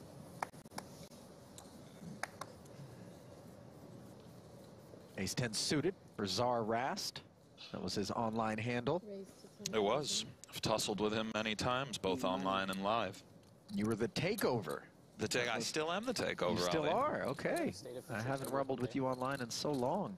Yeah, I'm around from time to time when I duck out of the country and get that itch.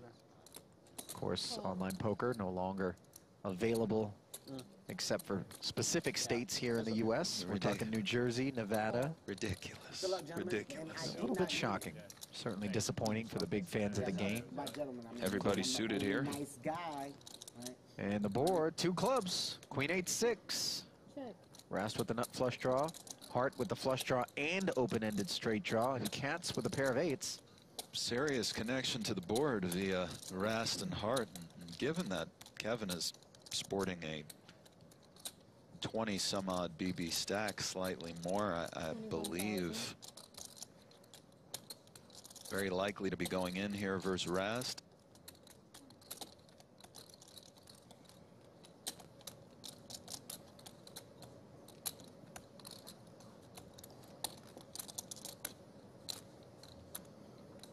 I'm all in. All in. And sure enough. Of course, the correct play for Kevin. And Ras says, I have to call. He happens to have the best hand, and it's got Kevin in pretty rough shape. A 2-to-1 dog for Kevin, and rough shape indeed. Yeah, you still got a bunch of that. Oh, I know I got out. I just didn't want to see that. Yes, that's true. It's You want to see ace queen. Yeah. Don't forget about the red 9. Where's the red 7? 9. Just put it straight out there. Blank it out, put it straight out there. Just anything with a club. Blank it out, put it straight out there. Got a wrap. A wrap about. The hold'em wrap. Minus the club. That's not my specialty. It's not really mine anymore either. But And here's the turn card. It's He a does hit 5. that straight. So now it is Brian over a 4-to-1 dog hunting for those clubs. Only 7 of It's your them. lucky dealer. You good. That's my girl. Down, let him feel it. That's my girl, huh? Come on, Mad Dog. And at least there's a... Hold on, Mad Dog. Here comes the river. It's a 7, and Kevin Hart. Hart retains life. Kicking that. Kicking that. Oh, boy.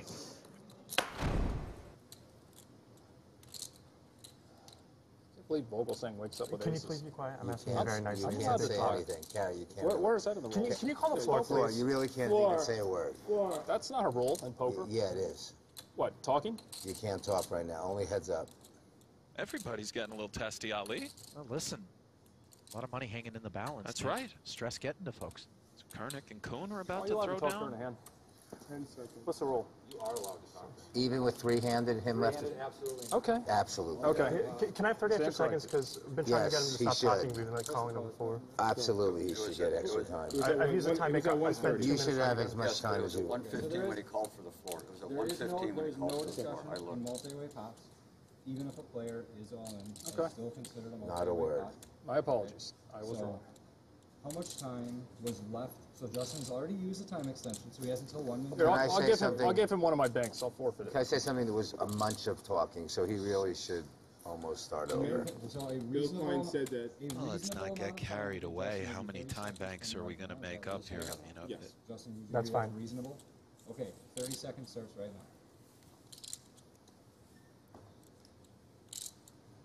So it's 648 more to call, right? 648,000 more to call. Yes.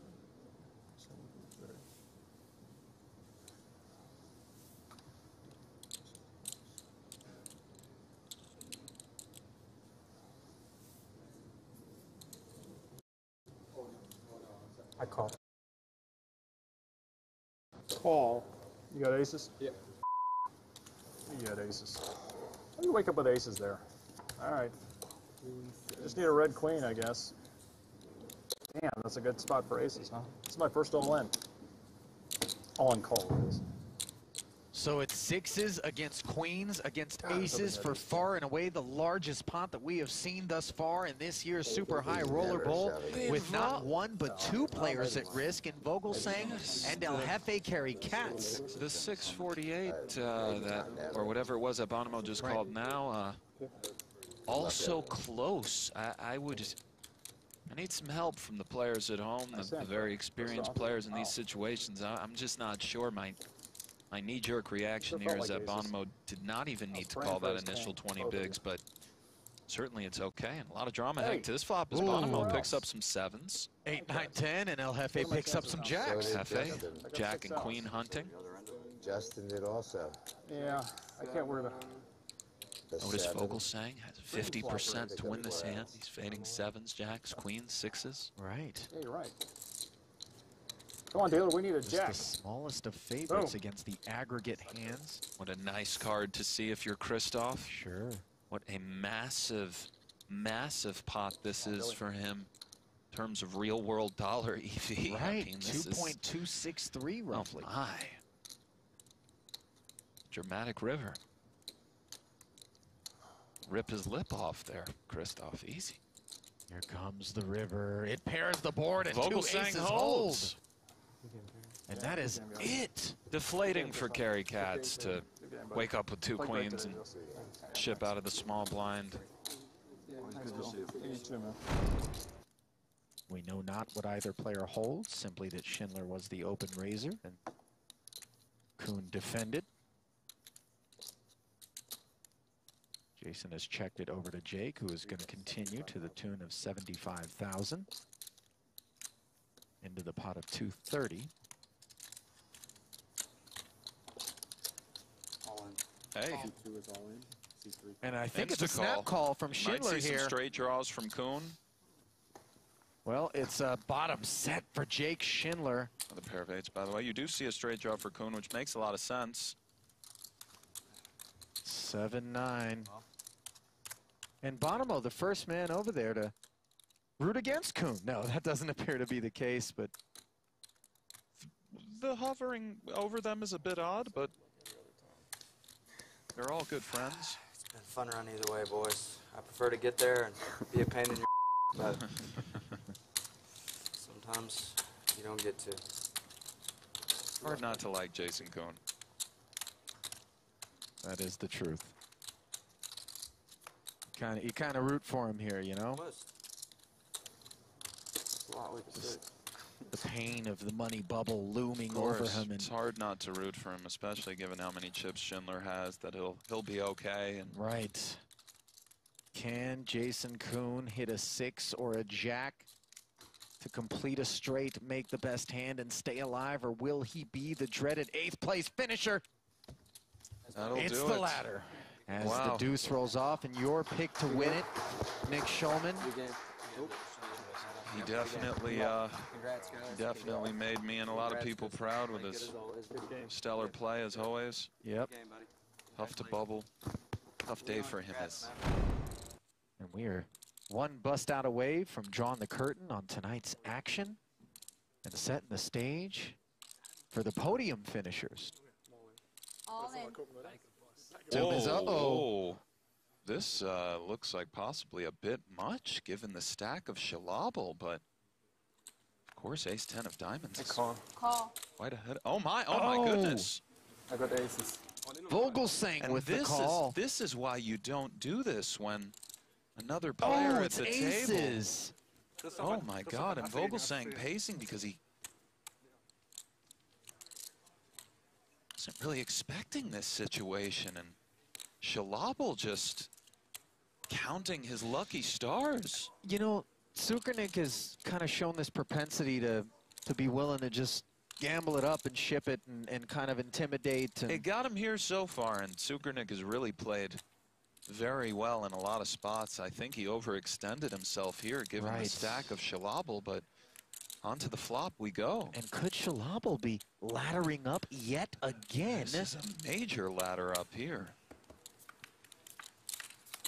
Here comes the flop. Leon's thinking diamonds. Only one available. A king out there. A dangler for that running Broadway. We got to put a diamond up there just to keep him drawn live, don't we? Or a runner to a straight. That's right. And Christoph's thinking, just put the 4 of clubs course, out there. yes. Here comes the turn. It is a diamond. The suspense is always there. It's just never easy. Yeah, it's a very expensive card that just rolled off for Vogelsang, worth about, I don't know, hundreds of thousands in equity, probably less, but crazy. Can Sukernik snap aces? What is that king of diamonds worth? Here it comes. There Oh, it it's the 3. Okay. Good game. Good game. And Sukernik finishing in 4th place. Incredible showing for Sukernik. Round of applause warranted. Schindler now with Jack 8 suited. Call. Limp right in there. Yep.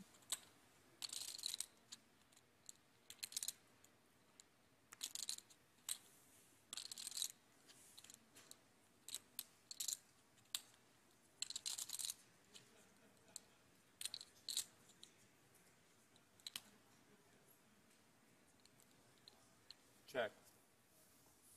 Christoph, as usual, taking his time, regardless of his range, and then making his decision, which is a check, and 10 trade deuce on this board. Both players, of course, sort of connecting to this board as Schindler has some backdoor possibilities and swirling around that 10. And Vogelsang, top pair, 7 kicker. A very good hand playing heads up. Versus this smallish bet, might Christoph raise simply to get some chips in the pot, which was 10 seconds. with which what figures to be the best hand. Call. No. On to a turn. Ooh, look at that. Has to be the most fun turn card in the deck, Ollie. Yep. Christoph makes 10s and 7s. Schindler with a gut shot and a flush draw. A very standard spot for Jake, of course, to 400,000. continue betting.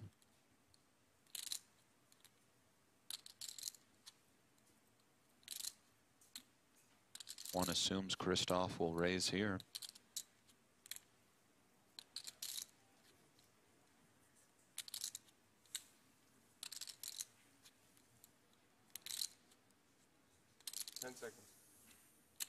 Raise.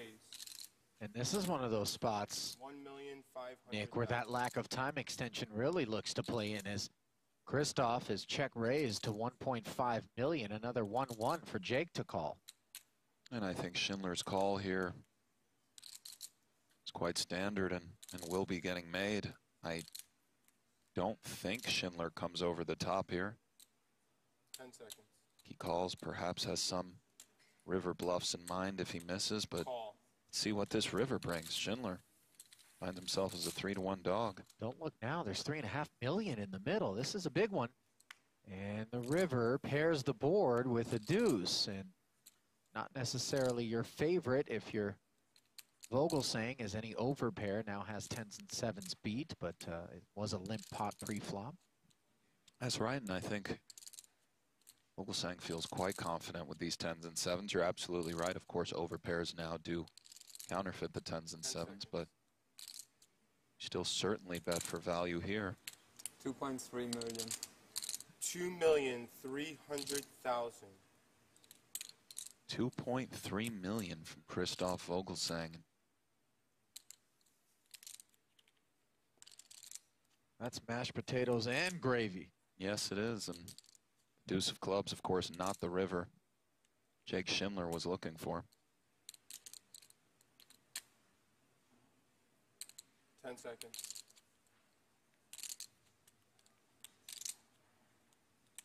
All in. Whoa! Oh my goodness, Solly. All in. Wow. Christoph with only 30 seconds to decide here. I think 10s and 7s is good enough, but man, it's a lot easier from up here. I did not see that coming, Ali. Schindler, all in. 10 seconds. 10 seconds.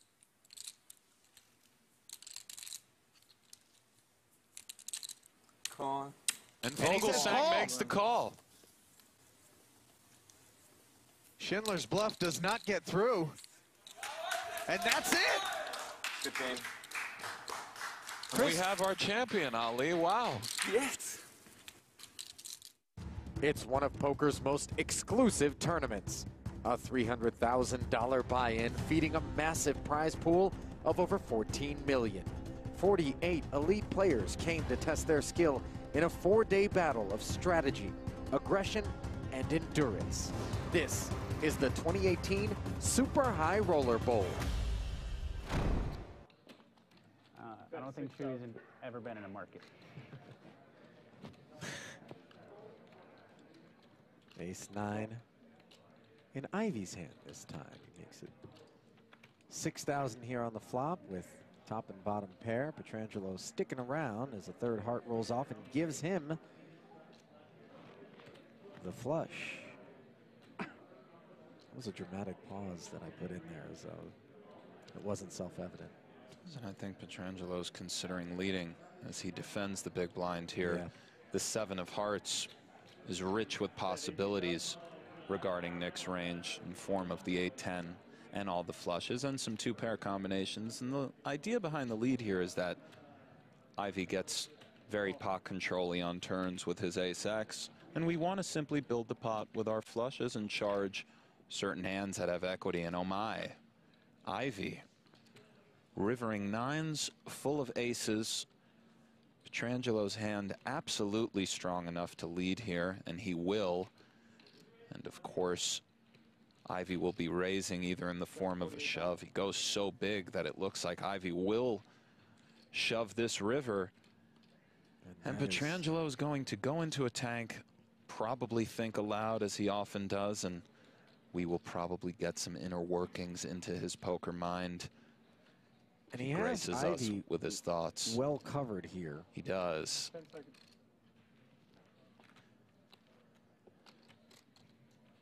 Oh, and Ivy. I like this. Yeah. Why not? You know.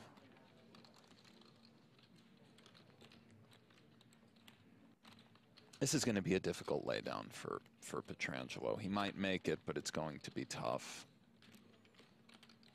Is Ivy doing this with King of Hearts 10?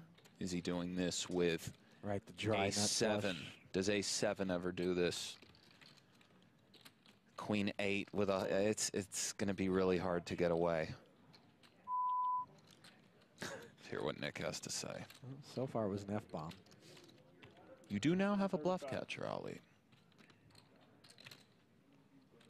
Phil never proudly does this with something like Ace-Jack, nor a straight. What about trip nines? No. Never. No, Never, not ever. first that sizing. On the end, trip nines are happy to call or turn their hand into a bluff, but again, bluff catcher.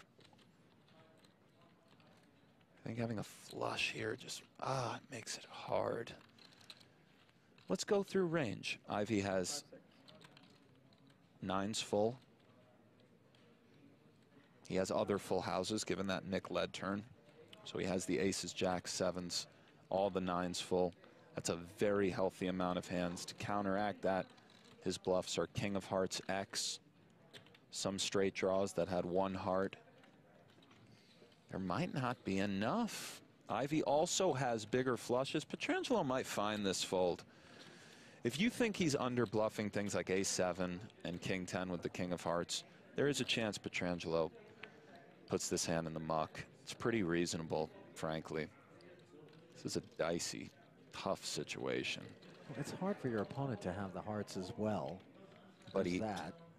But they're out there. Yeah, and they're out there. Is this the line that he takes?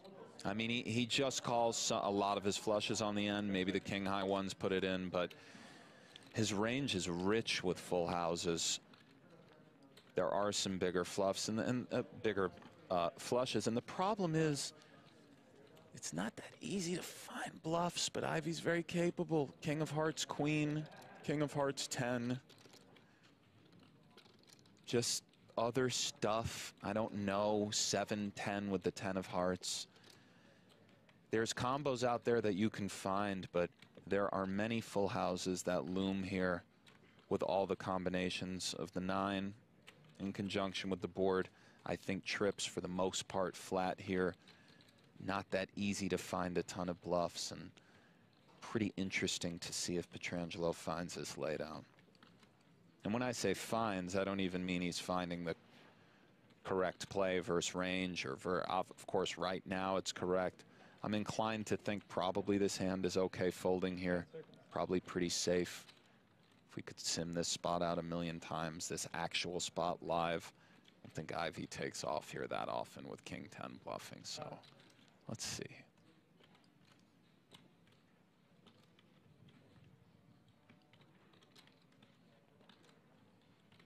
It's 135 total.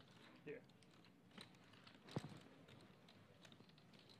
Gross spot, Ali. Indeed.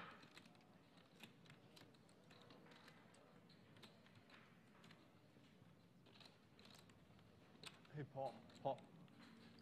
$250,000 chip pot. Another food order in for me. My hand out on this 30? Yeah, the restaurant. Petrangelo has time bank issues as well. He's out of extensions, so he must make a decision soon. 20 seconds.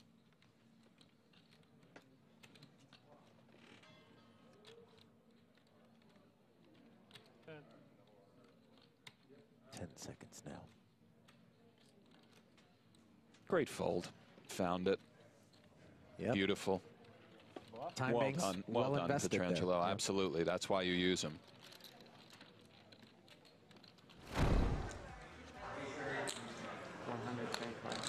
$125. Back at the outer table, take a look at this. Badziakuski has flopped an open-ended straight draw up against Stephen Chidwick, who has the overpair with 2 kings, and Mikita has bet 125,000 into the pot of 150. I believe Chidwick will just call here. Call. Sure enough. Another 250 into the middle, 400,000 the pot size. Chidwick checking once more. Maybe Mikita will be okay to just check back here and try to hit, occasionally bluff the river on some runouts after getting called on Jack 10-5. However, there are some straight draws that Chidwick may have that have to fold and some ace high. So it's close, definitely has outs. 350. Oh. 350. Tell you what, Mikita's not the one. He is barreling away. Well, he's leaning on a Molly, and of course Chidwick will call. It's the higher variance approach, but it's worked out for him to this point. 10 seconds. Though to be fair, I think the leaning sort of started more after he took that big bundle off of Chidwick with the set of aces. Stephen calls again, and if you're Mikita, you got to be asking yourself, I got an almost pot-sized bet in on the flop that got called. I put a meaty one in on the turn here that got called, and on the river, I just got an 8. Third check out of Chidwick. Where does Mikita have him? Probably around Jack X. 5X is absolutely allowed. Some 10s. King, Queen is possible. Mikita would know that he's bluffing now if he chooses to use this hand as a bluff. And of course, something like a shove is an incredibly bold play on the bubble, in the 600K bubble. If anybody's capable, it's this dude, but I don't know, Ali. We shall see.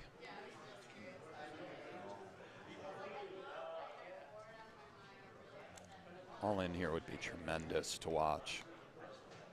I don't think we'll be fortunate enough to see it, but he is still thinking, Ali.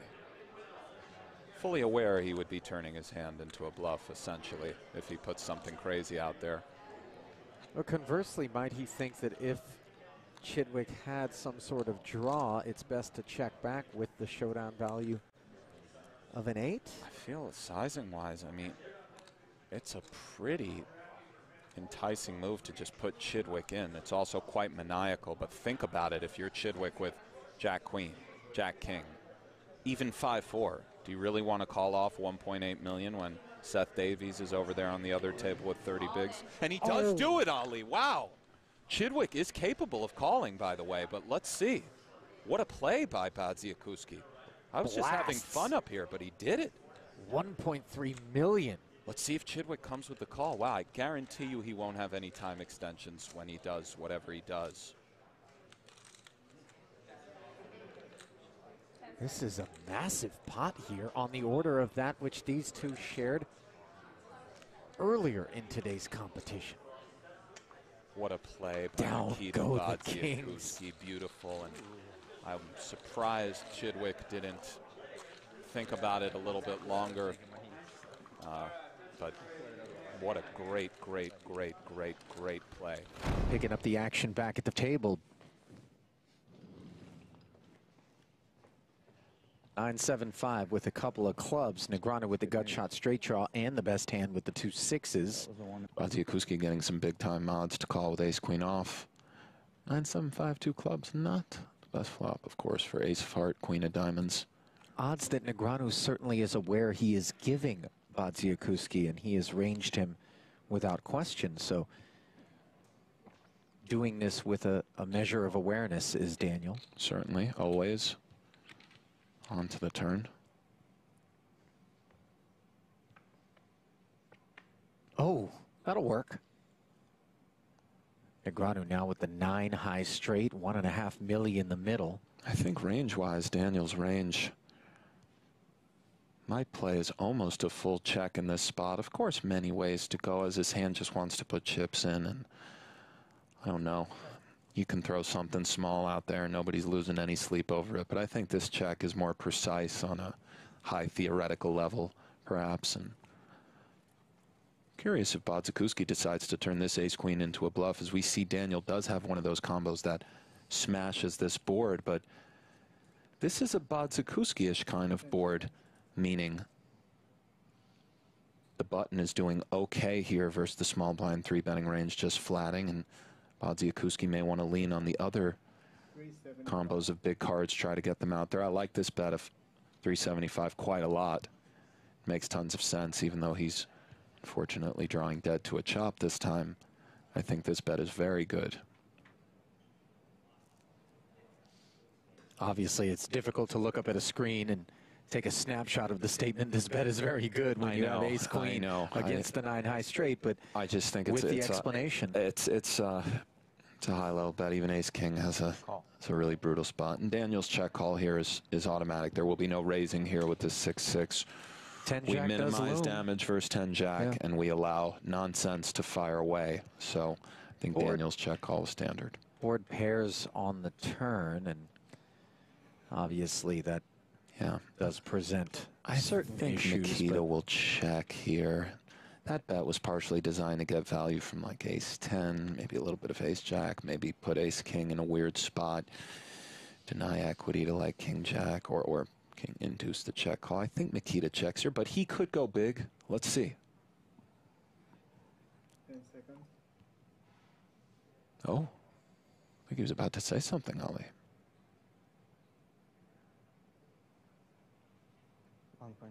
Oh, Daniel, well done, buddy. There will be no folding here. I mean, he's scared of 9-8. Don't get me wrong. He's scared of full houses, certainly. But yeah, 6-6 is just way too high up in your range here to consider folding. So let's see. 10 seconds. Oh.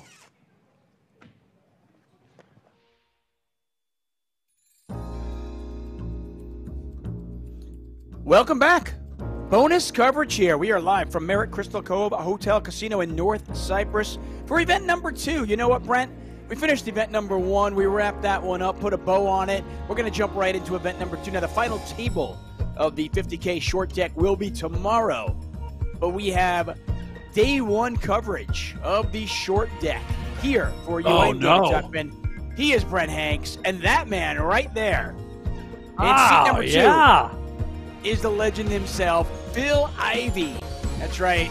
We have a stacked table, as you might expect. Carrie Katz, Dan DeVoris, and the one and only Phil Ivey at this table. Thank you for joining us here for the Super High Roller Series Europe.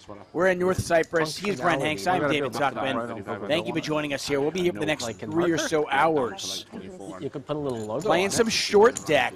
And Brent Hanks said it before. He is an expert in this game. I'll allow it. Cool.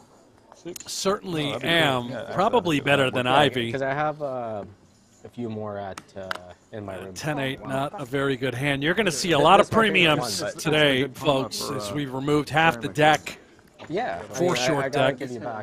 Sixes through aces. Aces swing low. They go both high and low. They can make the bottom end of a straight, representing a 5 of sorts. It's kind of annoying because I got my stack up to like 5 points. Short deck rules, I mean, fairly simple once you get to it. I mean, it's just a stripped-down deck. You get rid of those deuces through 5s, right? Flushes are nearly impossible to make, so flush is ranked higher than a full house. All right, I call. As you mentioned, the ace can go, you can make that ace 6, 7, 8, 9 straight, which still always gets me anytime I play this game. I don't think it'll be a while before I get into better spots. Unlimited rebuys in this tournament, by the way, so you might see a player get eliminated and then pop right back in. Of which just happened to Ali Amshurovich, who went and hopped right back in after playing one hand. And if you're wondering how I know that, well, head on over to pgt.com, check out live reporting. You will see everything going on here on day 1, up to 25 entrants at the moment. I had like, I don't know, a very small stack when I came to the final table. I would like. Yeah, especially then the early goings of these short deck tournaments are wild to say the least. Carry Cats with a chip lead at our featured table, but that doesn't mean a thing. And then I got the chip. He could be out in 20 minutes and then have to rebuy. But I was too. The chip was too close. Buying on this tournament was 50K. Very volatile. Pull away a little bit. Put the Winfrey call with him. Boris going to bet 15K here. Take it down. If you have quads, you have to show it. Hmm? If you have quads, you have to show it. My hand is stronger than Winfrey's calling me when the turn is correct, but then Winfrey. This is an interesting game. It's been around a few years now, but early on, a lot of the players just kind of figuring it out, getting a feel for it. But I think a lot of the best players in the world have they're starting to figure it out now for sure. Yeah, a lot of, Jason Kuhn considered to be one of the best short deck players out there. Dan Cates certainly among many. Daniel Dvoris, Tucko, I knew you spent time with the Montenegro doing broadcasts for this game. Clearly a well-rounded tournament player. He'll be able to apply his skill sets in this format today. Ivy's played a ton of short deck as well. Just a hugely popular game across the Triton and major European and Asian markets. Yeah. A little tight. All till we fall, asking, so PLO is over. Yeah, event number 1, the 25K PLO is done. Tom Vogel saying bested that field of 40 players, earned himself 360,000 euros for his first place efforts. And Y King Young all in with the Jack 10 suited. I'll buy you a trade one. Yeah.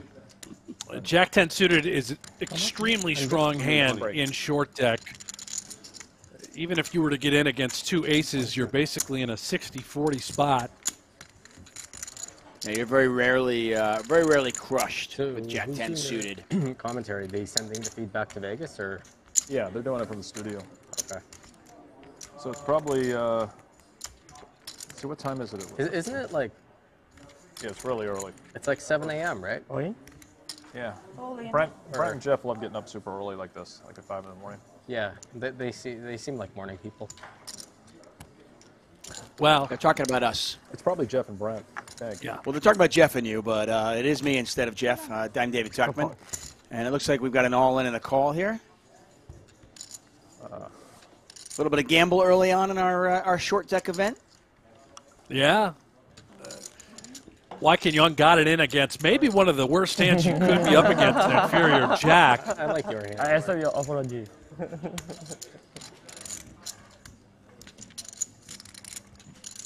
It's going to have a little cocktail, I think, Tuck. Yeah, there's a Jack. Jack. As you can see, Loon, a big favorite here. Ooh, bad turn for Wyken Young. Fair. Oh! Well, not a bad turn when you know the river's going to come as well there, and they're going to chop this one up. I believe Wyken Young is the son of Richard Young, one of the founders of Triton, Good job. a regular. What's he? You think is it a cocktail? Is it a tea? What are we drinking there? What do you think? Yeah, good job. I have to imagine that's more of a tea than a cocktail, but I mean, who knows? When short deck is going, maybe the juice is loose. There goes Danny. He's drinking a little bit as well. King and queen. And Danny, a talented poker player in his own right, sporting the Triton hat. All right, you don't need the hat anymore. Hello, guys. Yeah, not for now. You are watching the Super High Roller Series. This is event number 2, Wow, not final table coverage. This is just day 1 of event number 2. Dana DeVore Lost standing up. DeVoris already. They're going to relocate him. Yep. Oh, yeah. Hey, registration's still open on this, and you know what else is still open? PokerGO Hold'em. That's right, you can play free Texas Hold'em poker from the creators of High Stakes Poker, Poker After Dark, and more. You can be part of the show. Let's help shape the game with an authentic online poker experience. PokerGO Hold'em is available now on the App Store, Google Play, or by heading over to PokerGoHold'em.com. Get in on that action. As we watch this one unfold, Carry Cats on the right side of your screen, there is the legend, Phil Ivey. Ivey having a great series He's actually leading the series right now, and for looking for the player of the series honors. He is. He's leading the series. He's also jumped into the top 10 on the PGT leaderboard. And remember, if you finish in the top 21 on the PGT leaderboard, you will qualify for the Tour Championship in December. That is a $500,000 free roll, winner take all for your top 21 on that leaderboard. 22% is here. 22nd person. People in the chat are suggesting that is a Turkish tea that is popular in those parts. Appreciate that. Mr. Is that Izan Friesen and Mr. Lucky Licious? Donnie Peters in the chat. Good morning, Donnie. What do you think about that? Yeah, check out that PokerGo Discord channel. That is growing rapidly every single day. All the information you ever wanted about poker and more, head on over to the PokerGo Discord channel. Click that link right there in the chat. It's a blast. I'm in there. Platt's in there. Phil Helmuth is in there. Negreanu's in there. David Tuckman's about to join. I'm in there. Oh, sorry. There you have it. I'm already in. Yeah, I joined during the World Series last year. Johnny Reddy in the chat says, you don't see much slow play in short deck. He says variance is way too high.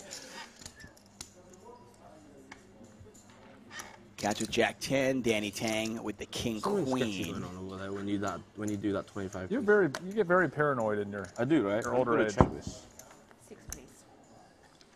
Maybe your hand's just not that good. Yeah. And now you're just pretending that you have a good hand. That too, maybe.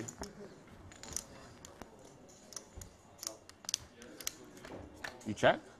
No, I do not. Ace 10, 9, 2 hearts out there. I check. What a brilliant Friday. I mean, you got the Masters, if that's your thing, and how can it not be? Check. We've got the Super High Roller Series. Bonus coverage for you as well. As we are now on to our second event. Danny Tang's going to win this one with a pair of queens. Ten's no good. You got a queen? I'm not being a dick. I want to see. Okay.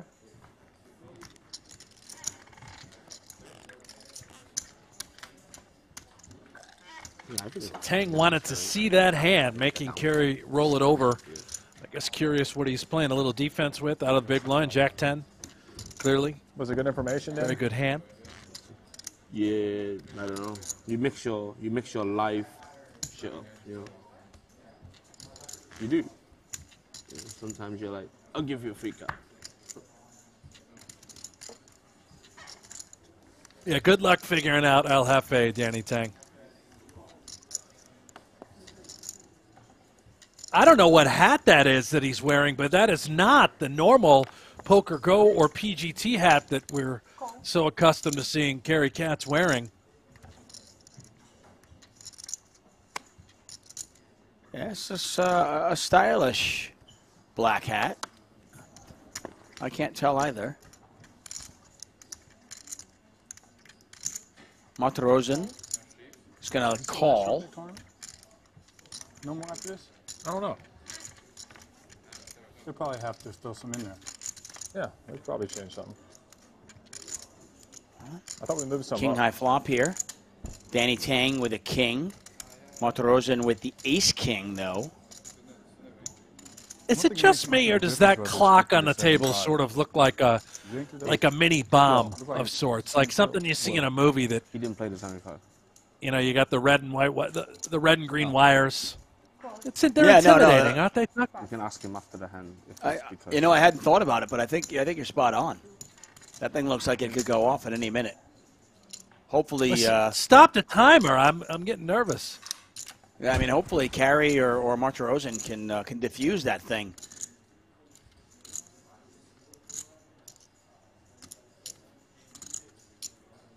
By the way, in a real life bomb diffusion situation, I'd be terrible. I would crack under pressure.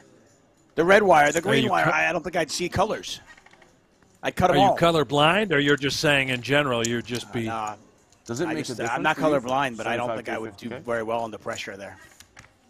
I don't think many people really would do well under pressure fight. there, other than MacGyver. I played this tournament because it's boring. Because he's bored here. He has nothing to do. Yeah. So he would have played if it was 75. It would do. 3 days weekends. What a boss.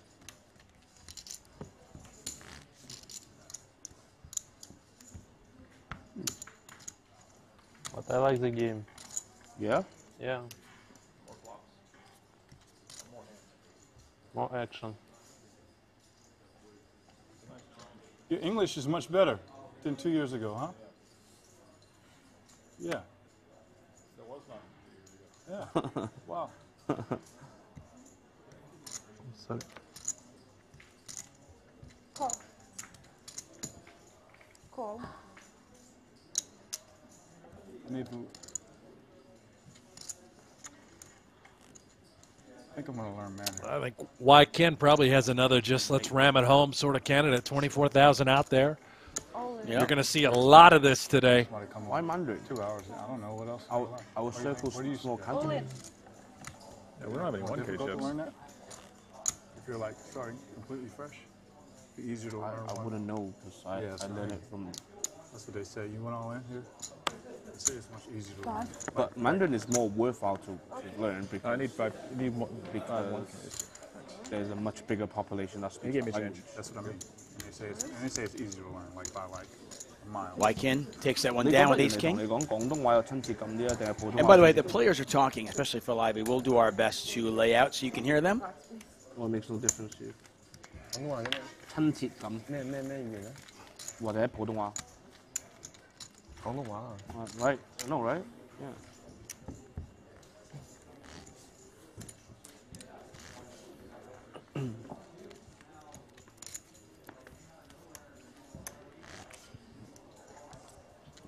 And again, don't be confused by the Can you bring us like title of the table here.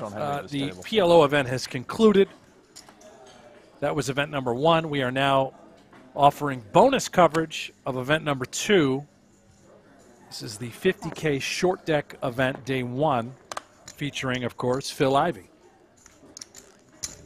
Yeah, any opportunity we can we have to show you Phil Ivey, we certainly will take that. What can I learn? What happened? I was not free to do anything.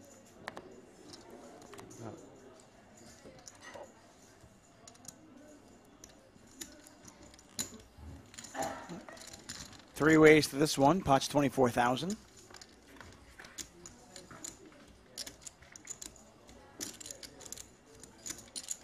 Both Carey and Young hit their king. First time I ever covered short deck, I just didn't understand how difficult it was to make a flush. I understood the concept of, yeah, there's less suits in there, so you're going to make flushes less. But I can tell you that, I mean, over 80 hours of commentary, I think I saw 2 flushes. It was just amazing how rare. It never happens. Yeah. Yeah. It's like a unicorn. Check, showdown. And you'll see if you watch over the next 6-7 days, we're going to be covering short deck a bunch. And if you watch over the next 6-7 days, just see how often a flush is actually made. It's just, it really is astonishing that it's not made very often. They're going to chop that one up.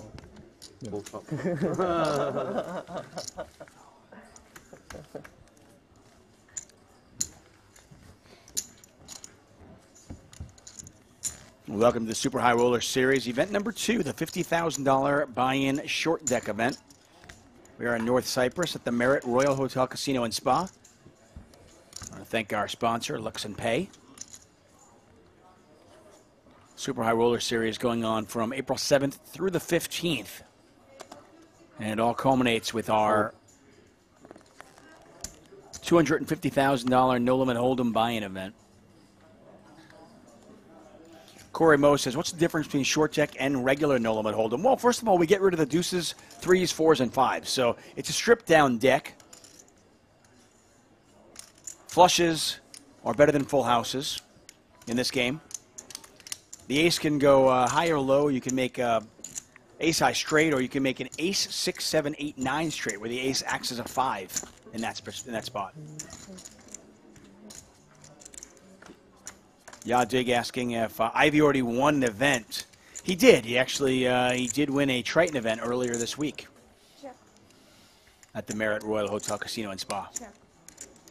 Cats has flopped the straight.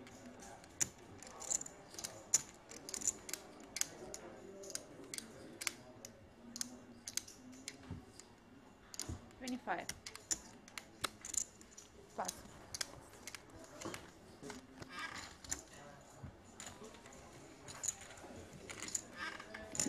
Nice little pot there for Hefe.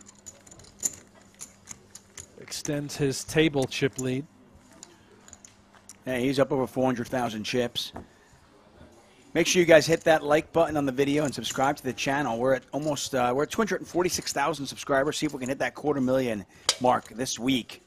The more you do, the more content we can bring you. A current chip count that I can tell you going on right now in this event. They're up to 26 entrants. Remember, you can continue to re-enter. It's unlimited re-entry. A lot of people will come in last minute because of the high variance nature of this game. But current chip leader is Chris Brewer, 740,000. Steven Chidwick is second at 670,000. Jason Kuhn is third, 475. Mike Watson, fourth, 470. And Ivan Liao rounds out the top five, right around 420,000. You can see Kerry Katz knocking on the door of the top five. Not a surprise to see the heavy hitters up top. Sir Watts, Jason Kuhn, and the like. Chidwick. Brewer, as you mentioned, chip leader here, he was our bubble boy in event number 1. Finished in 7th. So did not cash, did not make the final table. See if he has better luck here in event number 2.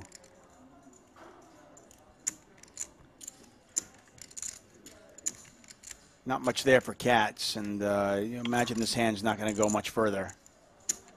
A terrible flop, clearly, for the king-queen suited. As a one backdoor draw. I guess you always have a backdoor draw in short deck, but that backdoor spade draw, quick fold, out we go.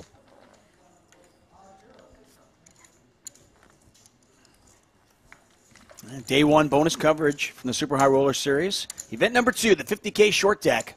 Phil Ivey on the left side of your screen. Just been dominating the felt for so long.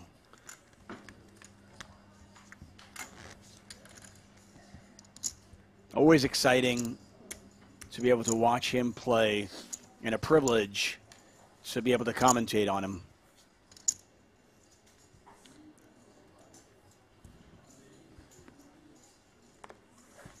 I have been fortunate enough to commentate on a number of Phil Ivey hands. The most famous versus Tom Dwan many, many years ago.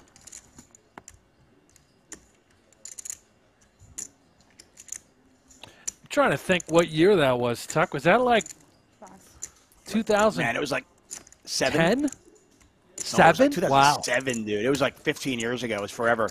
The infamous oh my gosh hand. Yeah.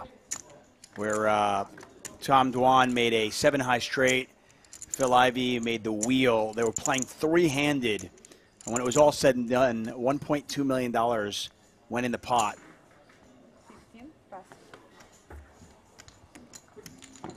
Yeah, I was commentating with RW the Third. Wow, Robert Williams. The heck happened to Robert Williams III? He was the original PLO stud. You know what I mean? He was the, you know, back when it was only Europeans playing PLO and no Americans.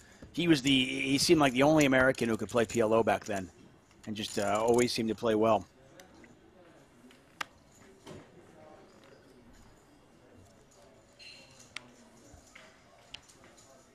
And then Isildur, Zygmunt, Gus, Ivy.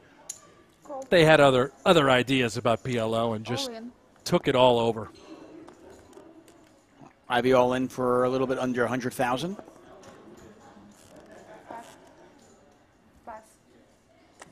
Pass. He's not going to get any action.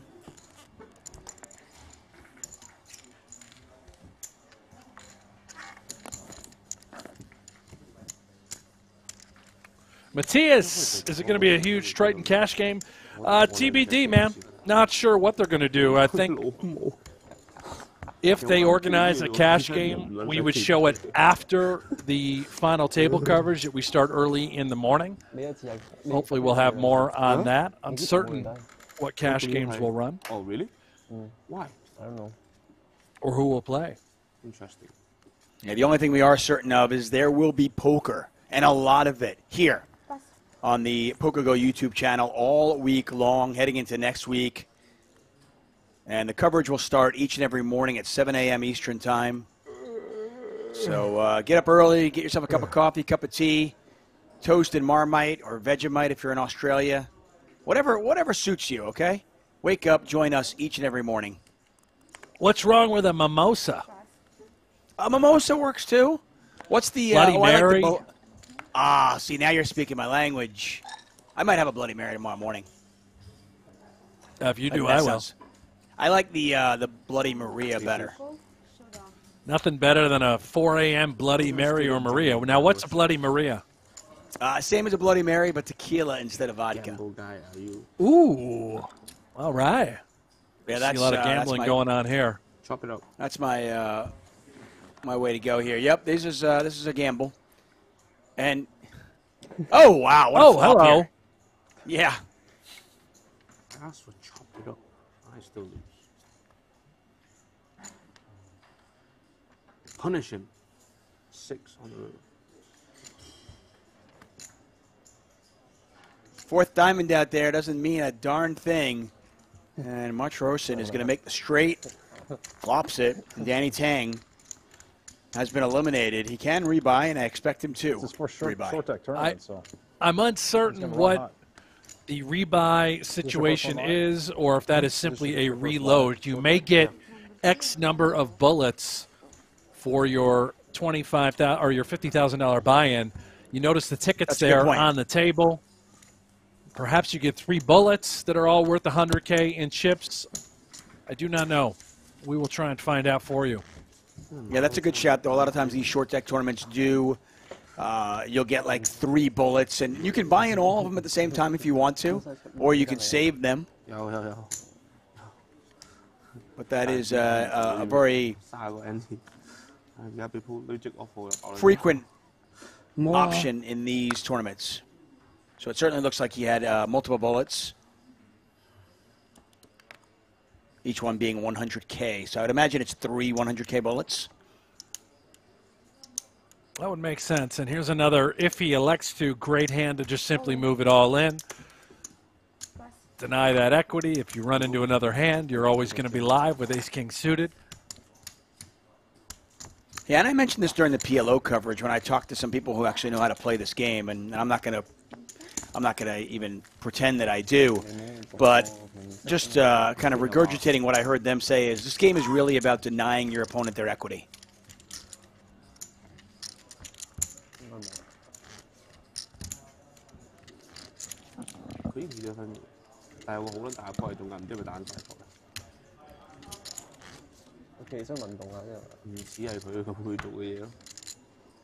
Come on, gentlemen. English only at the table. By the way, Donnie Peters is he's doing an AMA in the chat. If you guys want to ask him anything, go ahead. He's an open book.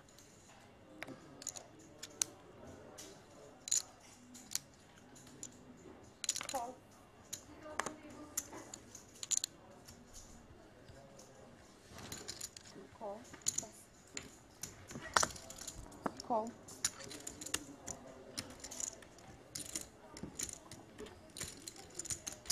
DC Michael 333 saying any chat about short deck ever making it to online poker is maybe short deck will become part of the PokerGoHold'em.com family at some point. No, it absolutely will not.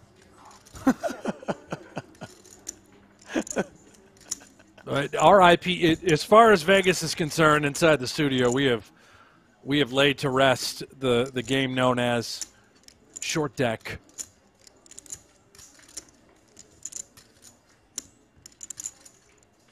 Check.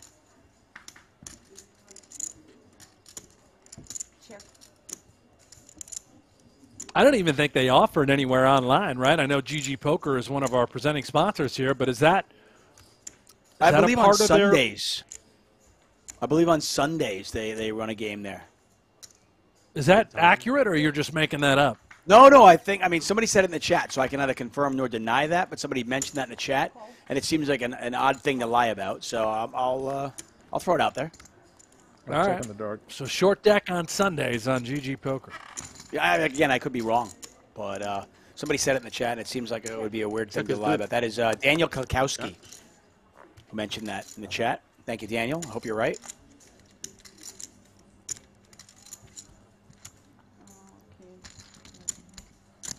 Queen 10 wins. We had short deck running live here in LA. Not often, but it happens occasionally. Yeah, well, you might get a groove. I mean, it's a great game. Cash-wise, you want to get in there and splash around and gamble? Sure. Yeah. Sure. Why not?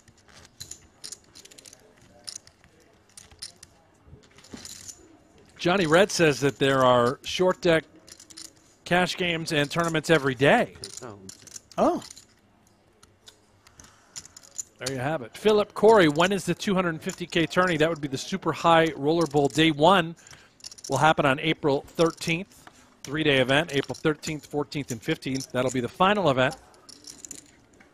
Of course, cap things off. Oh.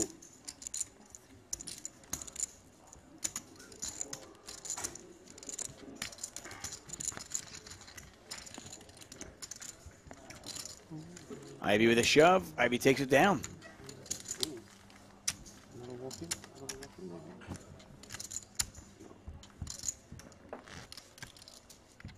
What percentage of the year, over under if you're a handicapper, what percentage of the year do you think Phil Ivey spends in his birth nation, the United States?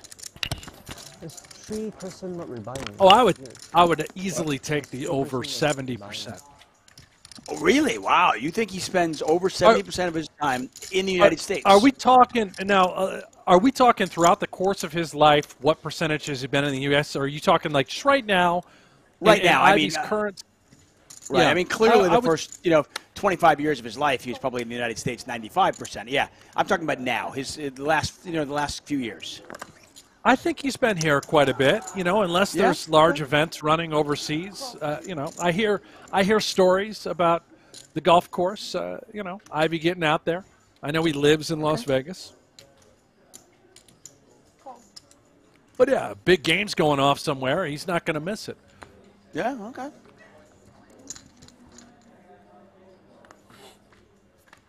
Is he a good golfer?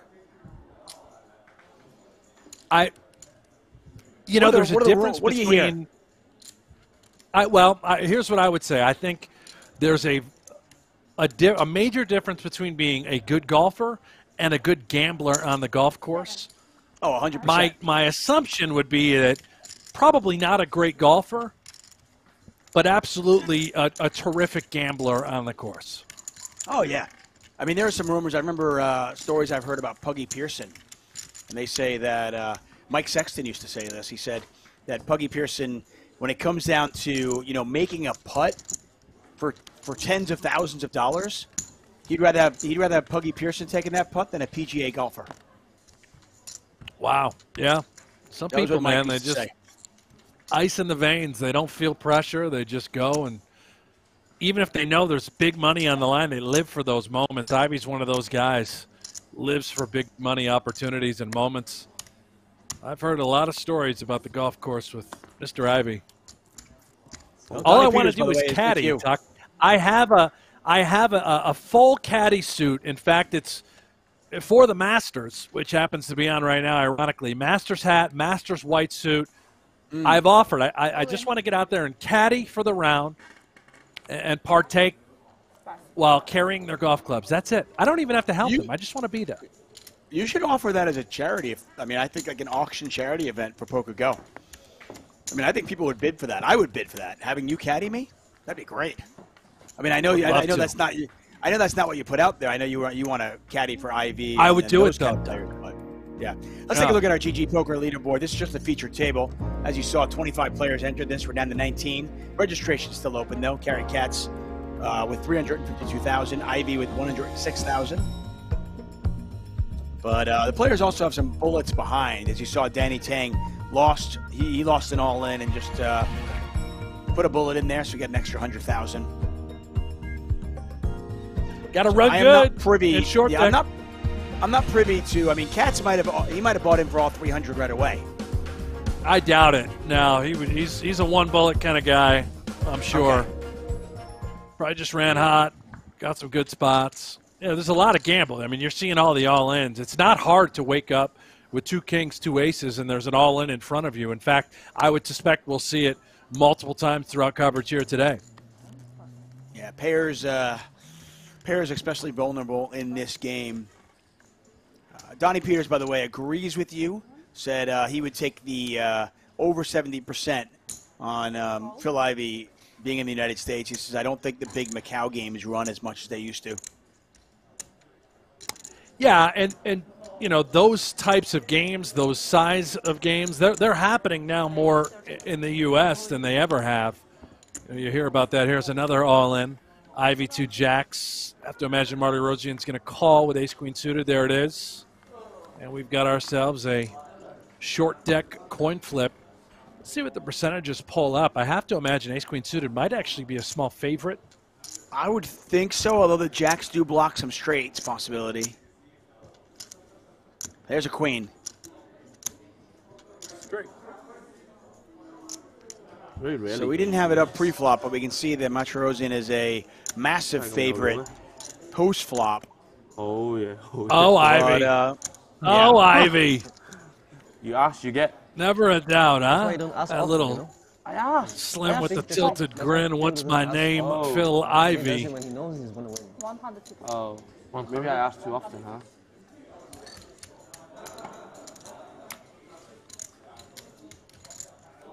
You're the best. 點啊？點啊？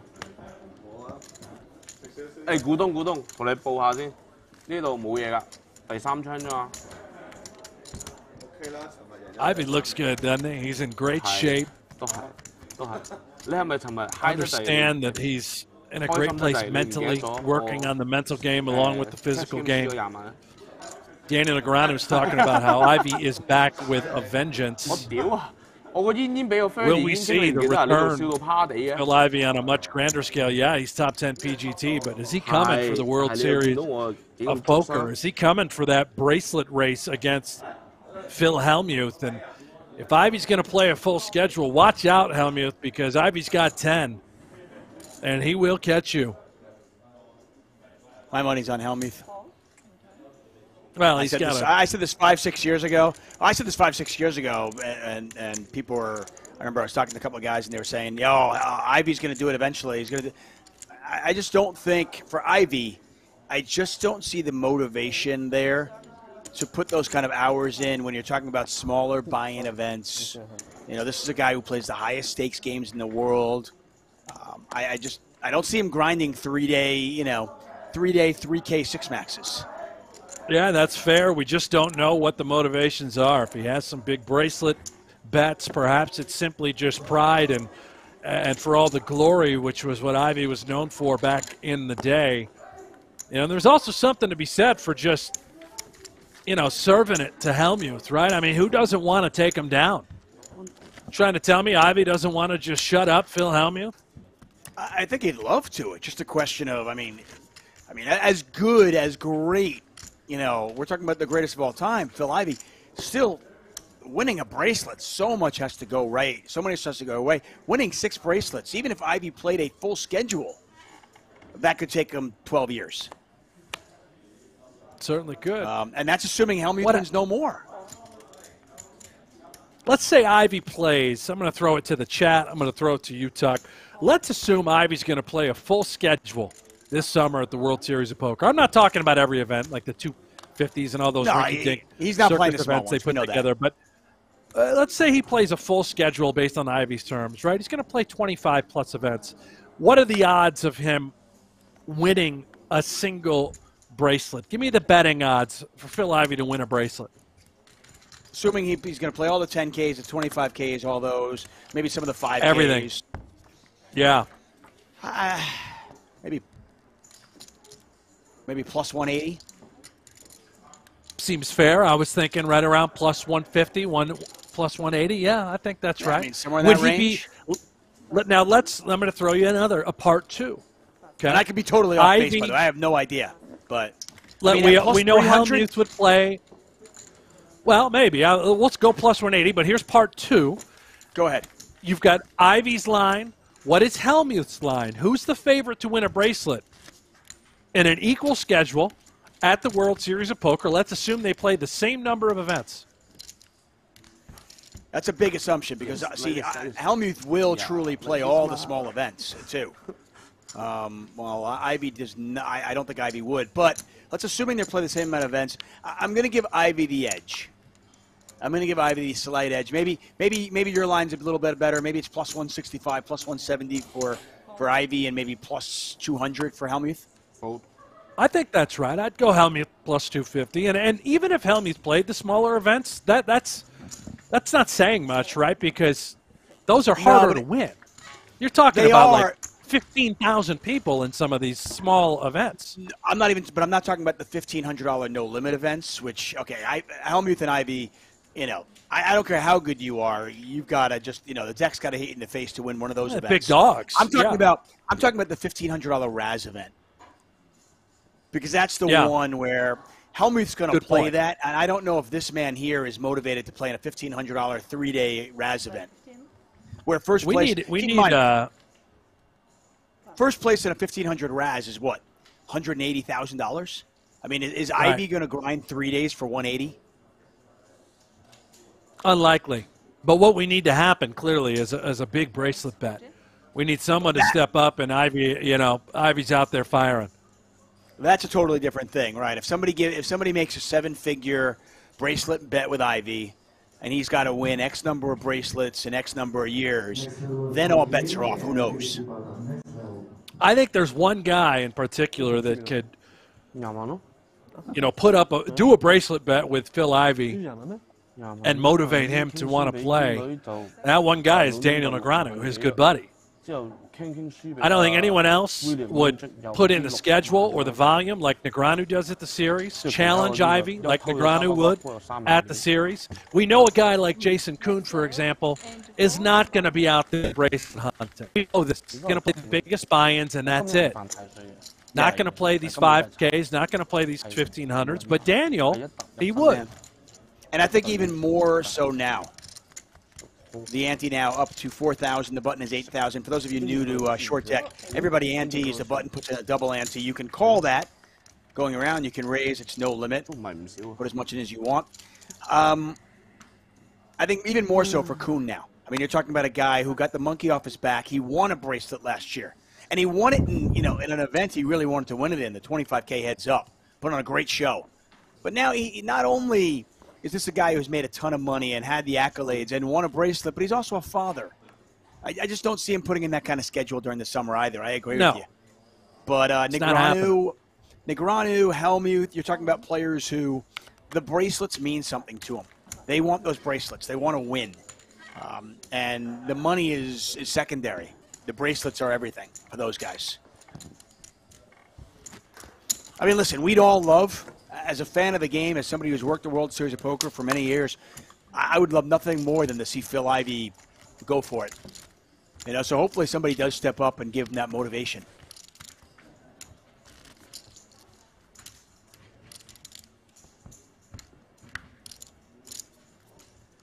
I mean, the other issue with the World Series of Poker for a player like Phil Ivey is because it attracts all of the big players in the world and all the high-stakes players in the world, there are some really big games going on in Vegas at that time of year. There always are. And that's going to attract the Ivies. So it's just a question of, number one, is he motivated to sit down and play in a World Series event where he's going to grind for 3 or 4 days for, a couple $100,000? Does he also want to give up the opportunity to go play in a high-stakes game where you can get 7-figure swings? Right. I hear you. And you're going to hear that. I mean, that's going to be the case with a lot of guys. It's the Coons, the Ivies, the Bryn Kennys of the world. You know, they don't have interest in winning bracelets. It's just not what drives them, to your point. Flush draw here for Matrosian. He's got a straight draw as well. Cats with a pair of sevens and a straight draw. Donnie Peters says Sean Deeb would be my pick as the betting favorite to win a bracelet each year. It's not a bad shout. You're talking about somebody who plays all the games, plays a full schedule.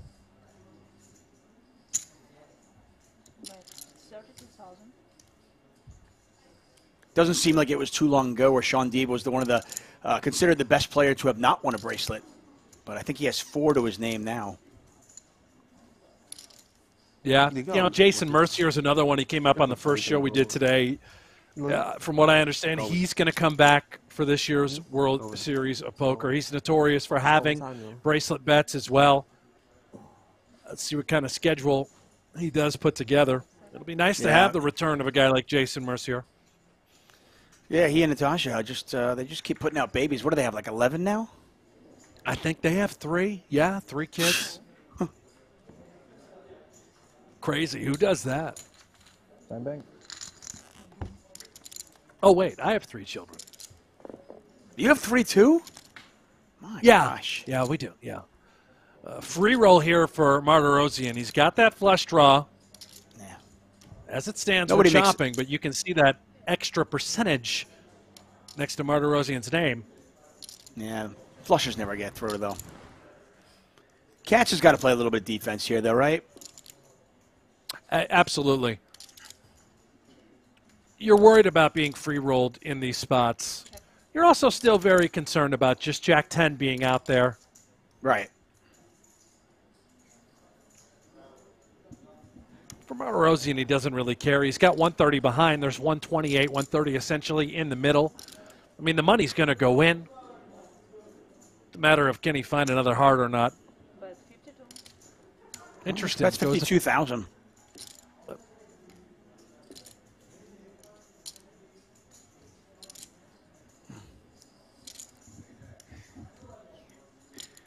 That's about 35–40% of the pot here. Yeah, that is interesting. You keep the flush draws in there. You keep the sets, perhaps considering peeling. And look at this. Let it go. Wow. Gives him credit for the Jack-10. Or realizes that maybe he's up against a 10 with a redraw. I don't know. But right. Lets it go. He's getting a good price, too. I mean, pot was 180, 52 to call. He's getting more than 3 to 1 to make that call, but he lets a hand go. Preserves his stack. And, you know, I mean, hate it, love it, whatever you do. I mean, I'll tell you this. He was right there. He was calling it best for a chop, so hard to criticize it. I can change. Donnie Peters pointing out Jason Mercier did just place 5th place in Seminole in the $50,000 no limit for $141K. That is, by the way, a PGT qualifying event, that $50K down in Florida. Yeah. So Jason picking up some points there. It's kind of hard. And Call. That means I had a 10. All in, all in. Got the ace-queen versus Jack-10. I had 10-7 suited. I was looking for, I preferred the 2-pair. I was drawn for the, I didn't like the 8. Gary telling him what he had. He said he had 10-7. No lie there. The 8 was bad because Ace-6, and well, this looks like a big double for Danny Tang.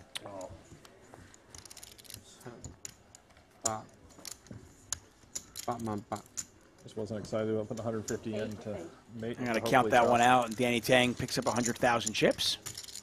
It's good.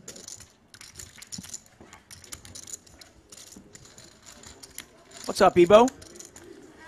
Hey, Seth, Derek. Hope Jones, thanks for joining us here on this glorious Friday. You know what's going to make it even more glorious, Brent? How about the PokerGo Hold'em What's that? game? That's right. Play Oh. free Texas Hold'em poker from the creators of High Stakes Poker, Poker After Dark, and more. You can be part of the shows that help shape the game with an authentic online poker experience. PokerGo Hold'em is available now on the App Store, Google Play, or you can just head over to PokerGoHold'em.com. And by the way, here's a bonus. When you're playing the game, you can listen to the sultry voice of Brent Hanks. He's calling the action in that That's event. right. We're in there. Free to play. Download it now. Johnny Reddy says, anyone watch Tigers play at the Masters yesterday?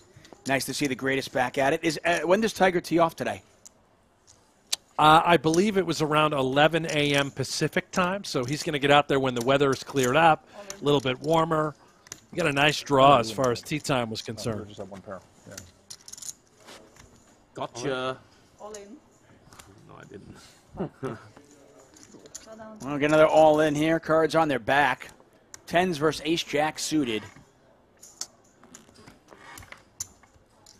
I don't know says this isn't live, right? No, this is live. We're here. I think we're alive.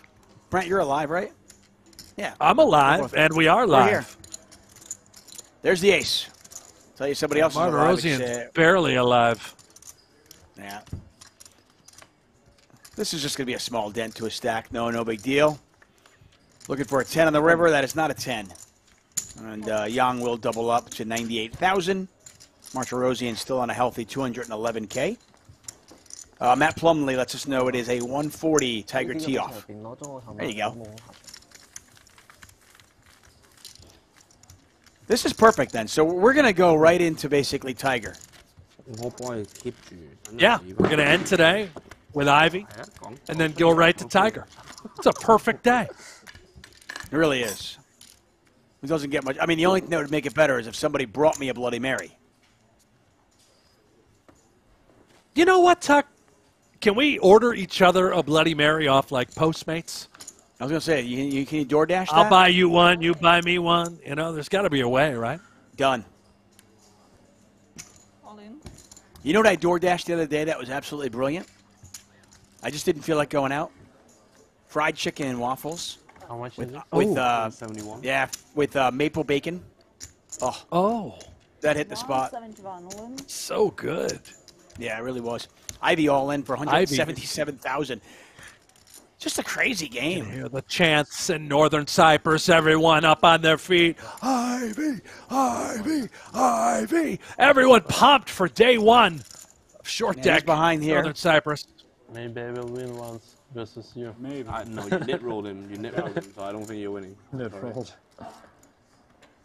Called him out for the knit roll. It's going to be in a painful way also. Ivy looking for an set. ace or one of Martirosian's queens. There's the ace. Oh! There you go. Ivy Easy does game. it again. He does. Well, that's what he said. Yeah, Ivy said, you know what, you knit rolled me, so you're going to lose. Look at that. Look at that smile from Phil Ivy. The gallery is just erupting. People going bananas in Northern Cyprus as Ivy continues to climb the leaderboard. We're going to need to get extra security in there. Keep the fans and spectators away. We are live in Northern Cyprus at the Marriott Royal Hotel Casino and Spa. This is our second event coverage today. We earlier on this morning or this evening, wherever you might be, Tom Vogel saying won event number 1. Took home $360,000 playing the $25,000 PLO event. This is event number 2. Probably thinking, wait, wasn't the Triton Series just here? Yeah, it was, and this just, we were just coming off the back of the Triton Series, the Super High Roller Series.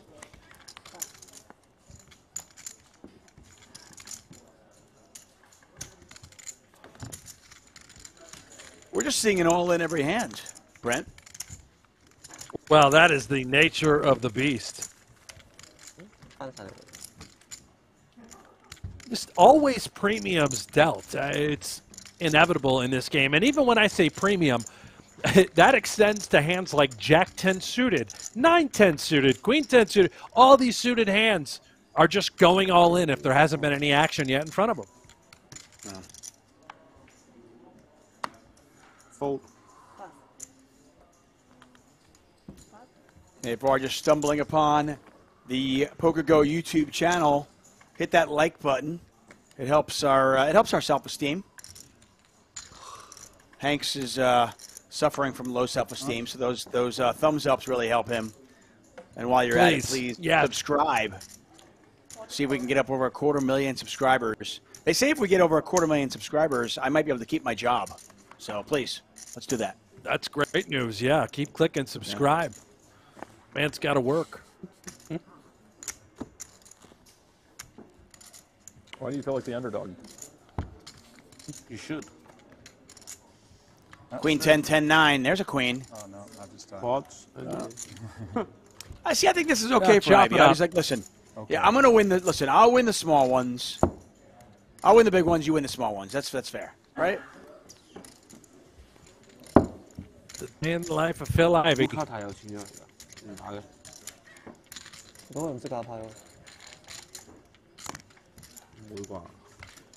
Matt Plumley says, tough day at work. You have the Masters on one screen and PokerGo on the other. I'm all about that. Right. Isn't it great? I'm not going to lie, Tuck. I've got a huge monitor right up here, a huge TV on the wall, and I've got the Masters just fired up, corner of my eye. I'm going to see it all. I like it. Well, let us know if there's anything exciting happening in the Masters. I know usually when you're covering poker, you got the Buffalo Bills on that screen, but oh yeah. But Corey Connors is making a run today. He's 3 under, -1 on the day through 9 holes. Keep an eye on him. Canadian, great player.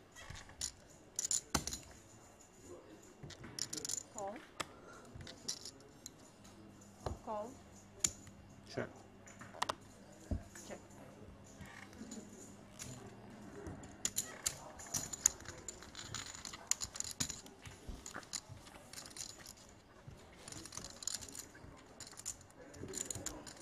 Jack 10-8 here, so Matrosian open-ended.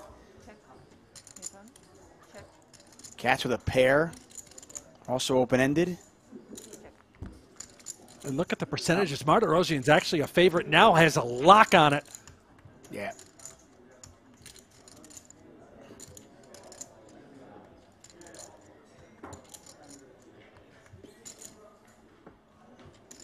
And he's got the stones right now. Made Broadway. But Katz is going to bet, though. So a check through on the flop, and now Katz bets.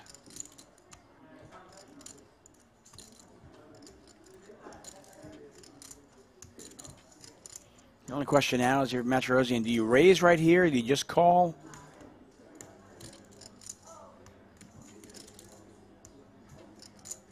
I think with that backdoor flush draw being available, the fact that he's only got 90,000 chips, yeah, he's going to put in half.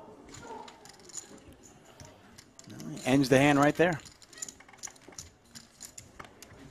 That's good. I like that. Pablo Bahena says, I'm subscribed on all 3 TVs in my house. Good job. If you can subscribe more than once, go ahead and do it. No. You want the hat back? It's all right. Maybe. Matt Plumley, do you like the signing extension? I my sunglasses. Of Stephon Diggs. I do, Plumley. I do. Moving me? I think it's great. Okay, Brandon good. Bean's doing an amazing job. The front office over there. Moving me? The contract structured in a way that Now, yes. certainly is not going to put them on the hook for all of those years. There's an opt-out after year 2025. Everybody wins with that contract. By the way, Hefe's hat is I was going to say a little bit. Got to give it back. A little bit more controversy on the Kerry Katz situation. You wondered. You said, "What kind of hat is that?" And I heard him saying, "Do you want your hat back?" And DeVoris was like, "Yeah." And there it is. I will tell you that it looks like Kerry has stretched the hat out a little bit. Yes, you know, DeVoris doesn't quite rest on the head well. He's got it backwards. I'm not sure what the point. You know, it's not. It looks good in it though. It's very stylish. Kerry did confirm it's DeVoris's hat. He forgot his lucky hats at home that he typically wears.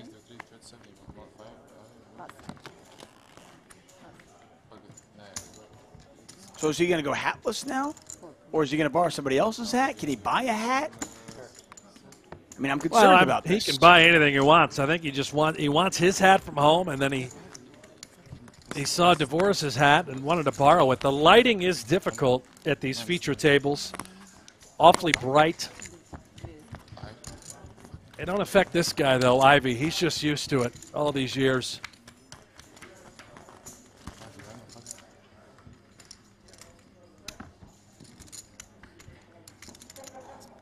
So it looks like Carrie Katz has been moved from this table. So we got a player, we lost a player. We get Daniel DeVoris back. We lose Katz. But we're up to 30 entrants, by the way, in this event. So it continues to climb, and we do have a new chip leader. That is Lun Loon, up to 870,000 to the moon, Loon. Mike Watson, second. Chidwick, third. Jason Kuhn, fourth, and Ivan Liao remains in fifth. Know about poker players saying probably not that easy to find the baseball hat in Cyprus. Yeah, I imagine you could probably buy a Triton hat, though. Right? They got to be selling them there.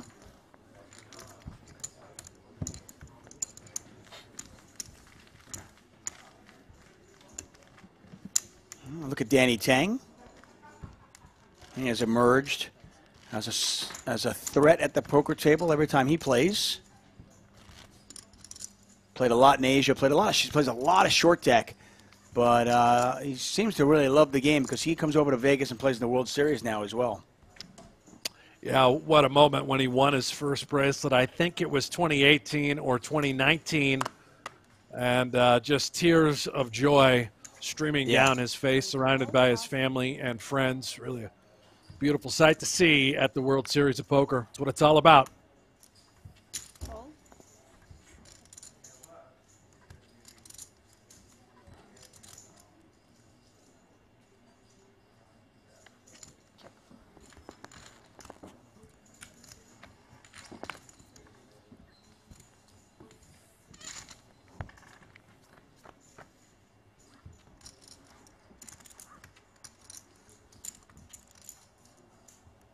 It's a great example here for this hand, understanding that the aces swing low. So Martirosyan is in fact open-ended, if you will, although there's no fours in the deck. He does have 5, 6, 7, 8. Any 9 would make a straight. He has backdoor diamonds. Right. And for those of you new to short deck, just beware, you cannot continue to wrap it around. He can't use the king also. In this case, the ace would only be a 5. Ivy bet with absolutely stone zilch on the flop and was called by Martirosyan. And look at the story that Ivy continues to tell. No club in his hand, nothing. Gets it done. Yeah, Ivy has been, and always has been, just so good at understanding where he's at, reading his opponents.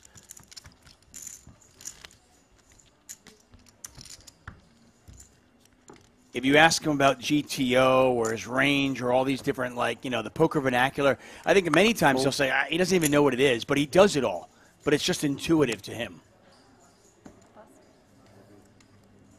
There's something special, clearly, about Ivy and his presence at the poker table. He sees things that nobody else can see. DeVoris all in. Ivy says, let's party. This is a 232,000 chip pot. M Stone asking, is this the game where a flush beats a full house? It is. Flush is extremely rare in this game. Very hard to make one.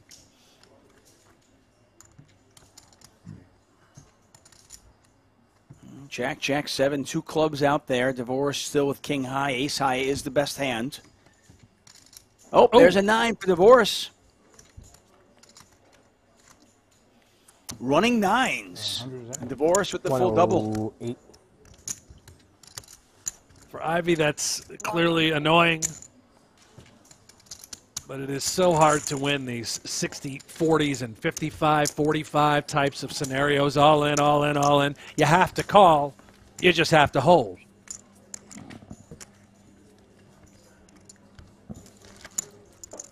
Glenn Hanks, David Tuckman here for the Super High Roller Series Europe.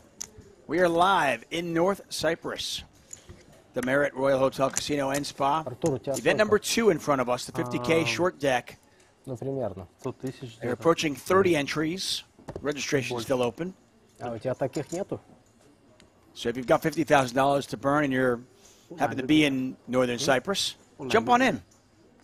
You can play against Phil Ivey, Daniel DeVoris, Jason Kuhn. I was just talking gibberish. You're like the most sarcastic person in the world, I swear. After you, maybe.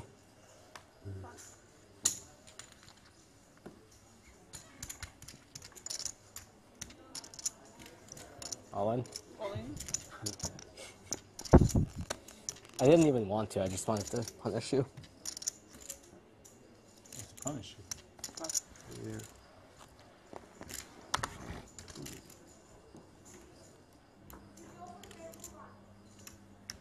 Danny Tang might gamble here, King 10 suited. He'd be in rough shape, but you can still see 33% despite being dominated. Punish.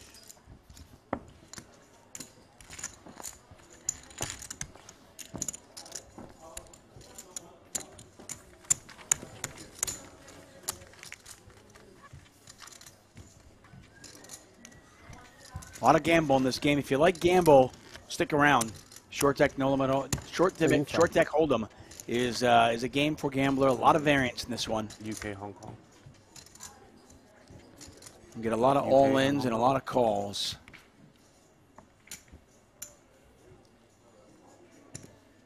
When have I been sarcastic to you? I'm trying to think. You don't remember your whole hair episode? What episode? All in. All in. Oh, you meant the anti-rating? Another riding all in here? No, with the wax hair. That wasn't being sarcastic. That was an extended... That was like a half-hour long troll. Half an hour? Maybe 5 minutes. It was more than 5 minutes.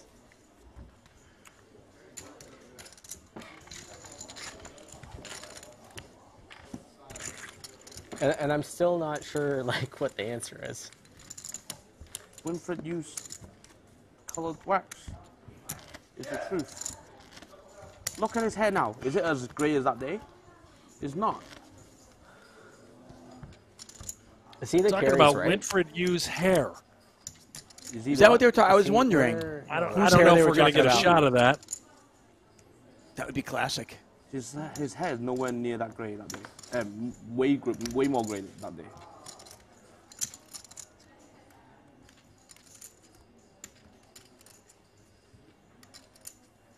All in? All in. DeVoris just continues to put pressure on his opponents. All in with King 9, he gets there. All in with Ace 10, he gets no action. All in here with King Queen.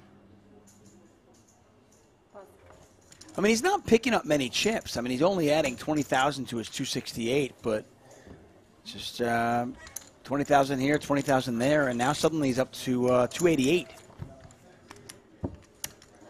Oh, you're right. So wait, why did he do that then?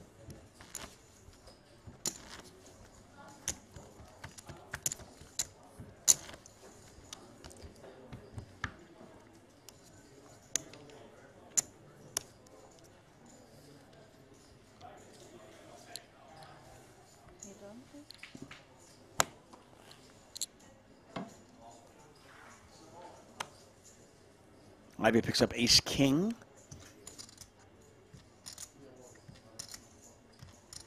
All in.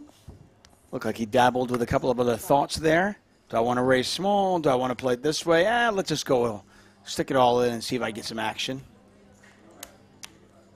All in. Martirosian's going to call with a dominated ace. Can I get counts for both, please? DeVoris wants a count. He's got King Jack. He's in pretty bad shape here against these two particular hands, but he's got diamonds. And then that is...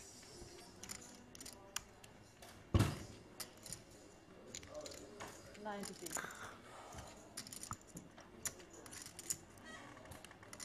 Thing about divorce, no matter whatever he does, you know it's right.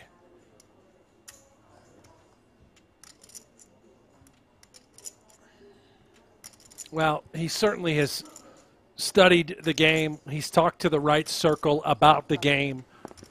Will not make a mistake. And a gamble now opportunity for Ivy and Divorce equally. Excuse me, Martirosyan.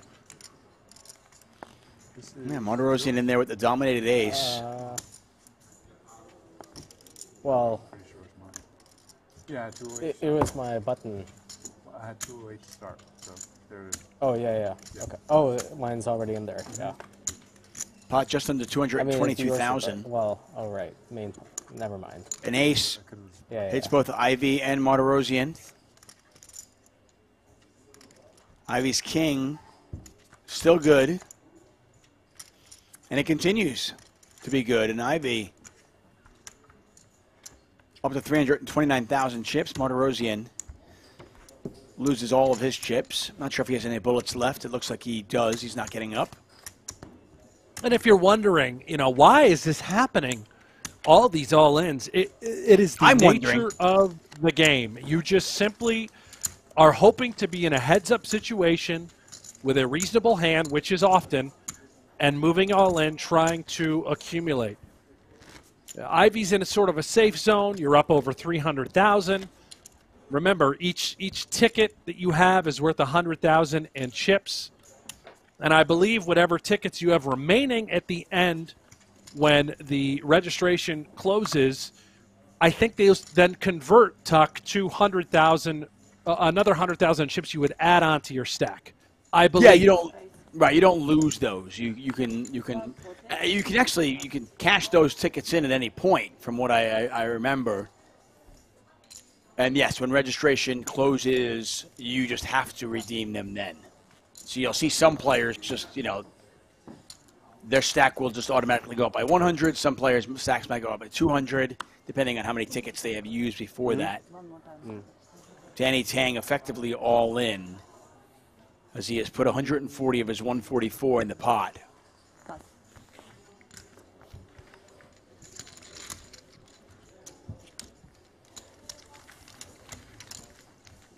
I assume that's some sort of psychological thing. What's the point of doing that at this point of the tournament?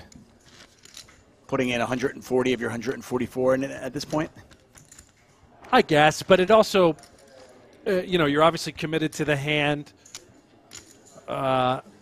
Would you just, I don't know. I guess you just don't lay a price to anything out there. It's like, yeah, hey, I'm all in, but I'm not really all in yet. Right. Yeah, it's just, I get it, at final tables where you can make some really ridiculous folds if there's an all-in and, if there's let's say there's an all-in and a call before it gets back to you, you can fold after sticking 60% of your chips in the pot, theoretically. But in a spot like if the registration's not even closed yet, he's not folding no matter what once he puts that many in. Young moves all in with the ace-7. Ivy wants a count. New Orleans says, would take about 7 million hands until I noticed the ace-9 straight. Yeah, that was definitely an issue for me as well the first time I commentated on this game. The ace-6, 7, 8, 9 straight is something you miss a lot if you're new to the game. Yeah, so for Wykin here, right, it's 5-7 suited or it's ace-7 suited. You pick whichever one you want. It goes both ways, and here we go. Yep. I'd be willing to gamble with him a little bit.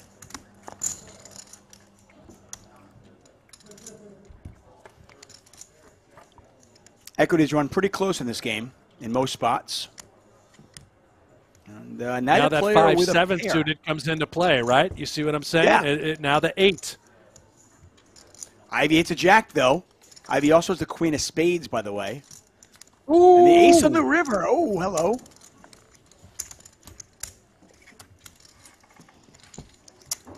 Again, for Ivy, these are just sort of they're mosquito bites. It's such a nuisance. It's annoying.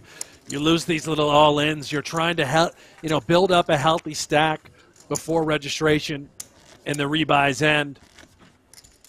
It's so hard to win all in after all in after all in, but you're going to do it. You're going to try. Yeah, it's one of the reasons why, as I mentioned earlier, you'll see some chip leaders. You'll just see crazy swings where, you know, somebody might have 700,000-800,000 chips and think, oh, well, they're a lock to make the final table. And you blink, and 15 minutes later, they're rebuying.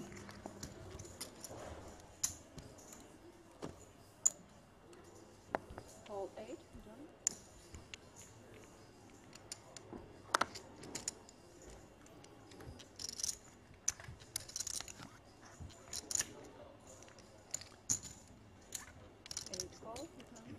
Yardbird says, I hate short deck. I always go broke. Yeah, it's a tough game. The variance is strong in this one. Yeah, you're not alone. All in.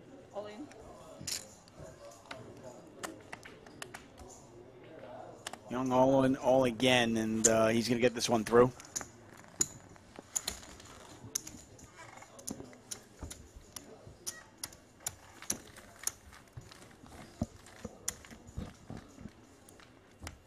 Once again, welcome to the Super High Roller Series, event number 2. We're in Northern Cyprus at the Marriott Royal Hotel Casino and Spa. David Tuckman, Brent Hanks calling the action.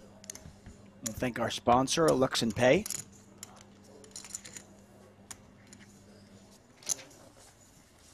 Ten events running during this series, starting with the 25K PLO event, which we had on earlier today, and all culminating with our 250,000 Super High Roller Bowl 24. on April 13th, 14th, and 15th.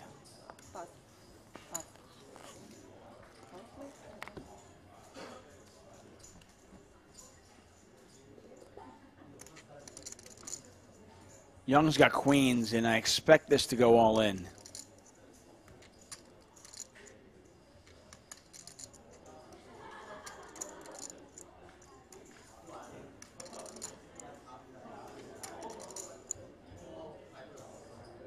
All in? All in.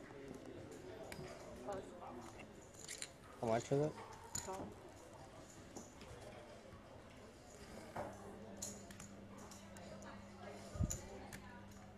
Now, ace-10 suited, this is, I think, a quick call for Dvorak. Ace-10 off, a little pause consideration. Yes, it's rare to make flushes, but all that added extra equity does, in fact, help your decision-making. And ace-9 might even be a better candidate because of the opportunity to make the low end of the straight, whereas ace-10, you can only make Broadway. And yes, you can use the ace as sort of a one-card liner if it runs out. Again, it would act as a 5. But you're better off having ace-9 suited than ace-10 off. Yeah, the ace 6, 7, 8, 9, they're in this game, they're almost like ace wheel card and no limit hold'em. So that added value of being able to make that straight is very good. But it's pretty crazy when you think about it. Normally you think queens versus ace 10. If you're from a no limit hold'em background, you're thinking, maybe you've only got 33% equity, 31% equity. But you see here, Dvorak still with 40% equity.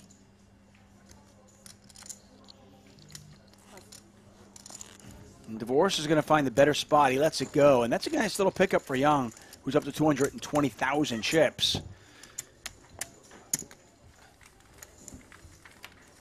For those of you who are new to the game, I think like a lot of games, the more you learn, the more you watch, the more you realize you don't know. But when you learn the nuance of this game, you learn the intricacies of the game, it becomes really, really interesting. Yeah, not mine. And I have seen the game kind of develop over the last few years in my limited time of commentating on it. Just the players getting better at picking spots, being more aggressive in certain situations, and such.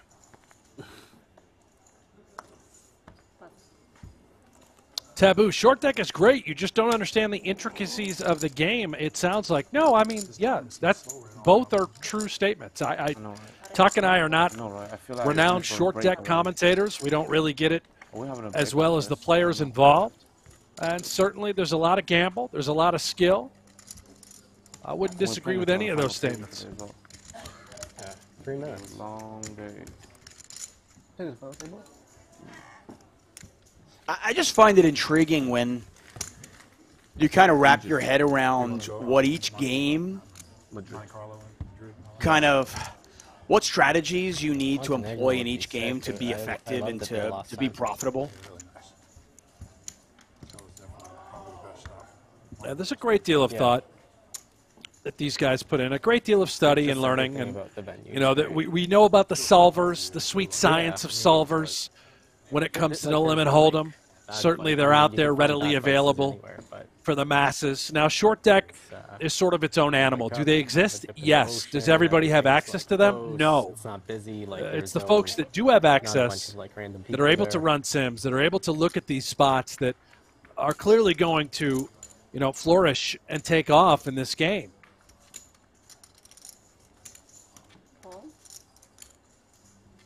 Yeah, for me, this is like old school when I used to just take a deck of cards on my bed and I just give myself two, give a couple people two, and just keep playing them out. See what happens. A lot of clubs out there. Divorce does have the 10 of clubs in his hand. Wyken Young with ace-jack. But 12.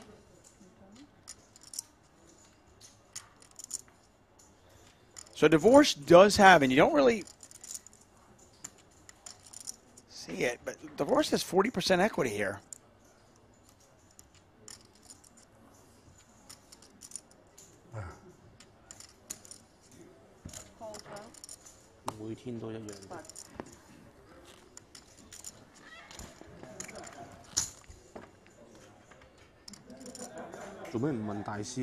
King of Diamonds on the turn. Yeah, that's the one frustrating thing about a game like this, or a game like, I almost compare it to like Deuce to 7 single draw. Very different game, but in the sense that we get to commentate on it once in a while, but it just doesn't spread that often, so we don't get to play it as much. And yeah, there's not a lot of experts out there for a lot of these different variants of games. That's just the nature of the beast. From a commentator's perspective, I love being able to play these games so I can bring a little bit of that to the game. But this is not a game that spreads normally, especially not in the States. Divorce with pretty much the worst hand he'd ever have in this spot.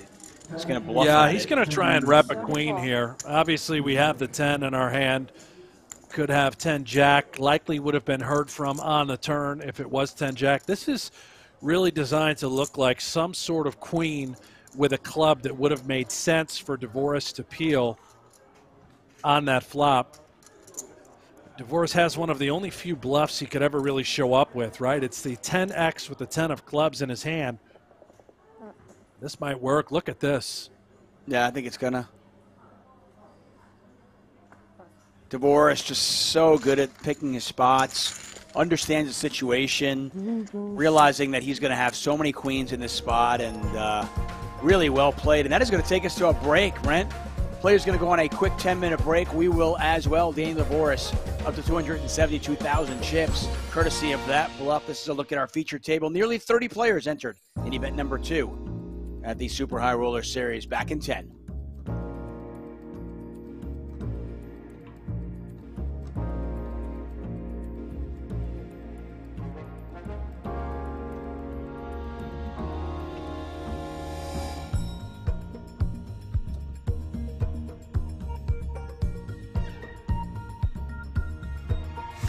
One of poker's most prestigious high roller tournaments is back.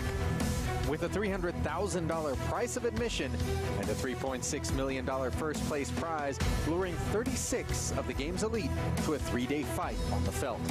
But only one will follow in the footsteps of Brian Rast, Reiner Kempe, Christoph Vogelsang, and Justin Fonemo as the next champion. Their journey starts tonight at the 5th installment of the Super High Roller Bowl. Is protect yourself at all times.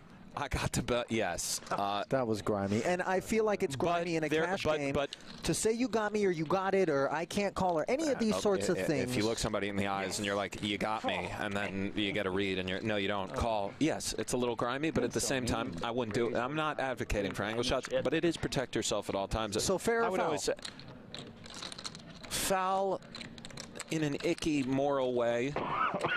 fair in a technical way? I don't know if it can be defined with just the fair and foul. It's gross, but it is protect yourself at all times. Make sure they fold if you're out there, if you're not sure. Mikita's not looking to protect himself as he has flatted Negranu's 5K open with 2 9s, or perhaps it is in the interest of protecting himself, or his chips rather. I can really do it. Not looking to bloat it pre. I was thinking like either bet in the dark or check in the dark, but none makes sense. Bet in the dark would be sick. Neither makes sense. Like throw out 15K, that'd be sick. Yeah, 15, just bet 5 in the dark? I don't know, man. I have to look, see what comes. Okay, we've got some to work with here, right? You and me. Let's go. We got 6s, we got 7s, we got 8s, we got straight draws, we got flush draws, we got all kinds. So what we got to do here is put 1 blue chip in. Go ahead. 5-9. I can think of a card that would create some spiciness. Or more. It's up to you. Yeah. Whatever. Yeah. Definitely. And that, of course, the King of Clubs. Okay, I know. I'm not asking for advice. And the next table to break. Yeah, I did, though. Yeah, he's a Oh, man. You don't like that bet?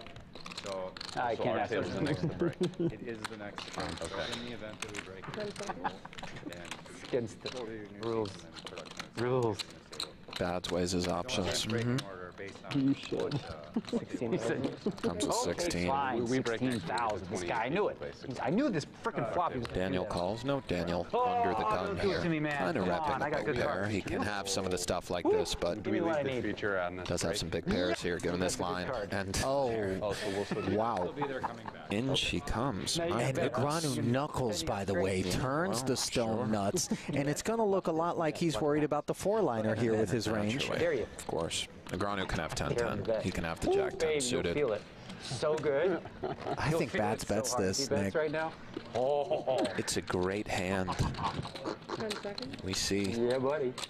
It's a little under a 3-1 dog running into the absolute disaster bazooka of the world. You think he just checks back so he can call all bets on the end? Aces, kings, and queens are now bowing out. We might be well served to check. 9s full on the end the for turn Mikita. brought it away. The turn and the river brings it back in, and yeah, tough one for Daniel. Switch it up now. It's actually going to be tough for Daniel to give Mikita credit for a boat. The nut straight is strong here. Not that many boats, Ollie. Exactly right. It's very strong. I played good cards. That's right. That's some very pretty good cards. Good cards. 60,000. That's really bad news for me. 60? Ooh, I was going to do it to you really, for real, on the turn. I was really going to do it to you on the turn. All right, I need a minute for this one. If he folds this, Ollie, And what did you bet on the flop? I'll be pretty blown 16, away. 16, 32. So none of that matters. You either got it or you don't. Question is, what could you have that? 10 seconds? It is under the gun 1. Full house makes Guarding a lot the of positions. sense, right? 7-handed. I'm going to use one of these because I'm going to take my time. So, full house. Which full house? Let's see. 7s or 8s? 7s or 6s? 6s or 7s? You would check back the turn for sure. 60,000 now. I think my hand might be too good to fold, but ho-hum.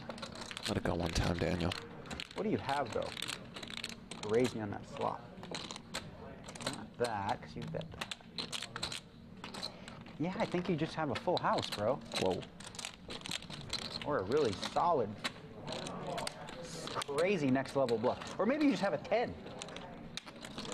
That's the thing. Weird.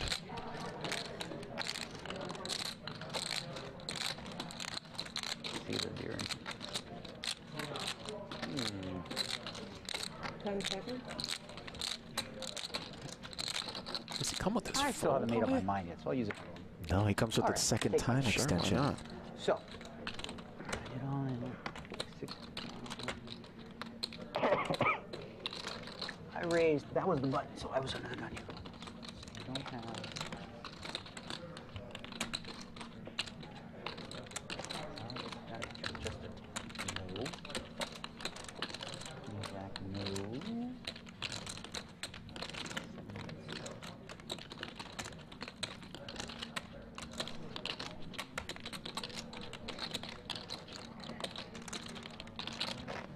Budyakovsky, good player.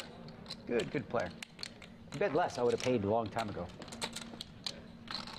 Now, 60 into I'm 47. gonna try to win, like you said. I'm trying to win. Otherwise, I wouldn't use 2 of those. 10 seconds. Oh, do it, Daniel. What a fold. Awesome. Wow. Sevens or sixes? Fours? Find out. Six. Beauty. Oh, wow. Oh, what a rough spot from Jake. Cooler alert. Yeah. And on this sort of texture, it is real tough to see a path. What happened pre-Ollie? Do you have a Yeah, a Smith line? opened to 4,500. Schindler 3-bet it to 14,000. Smith just baiting his man. Flats. Doesn't look to get any more in there pre. Now he is knuckled. And Smith is just thinking maximization here. What line will be the one that yields the most profit? 10 seconds. These cards just don't rate to have connected with Jake. And flats. Board pairs on the turn, and the seven's not supposed to help anyone. So ugly for Schindler, yeah. Everybody's been in this spot a million times. Snapchat? Not really. Deeply or HD? Yeah. I was told I was too old for it. Oh, nah. Not too old. I don't like it. I already have Instagram and Facebook. Yeah, I'm not a fan of it.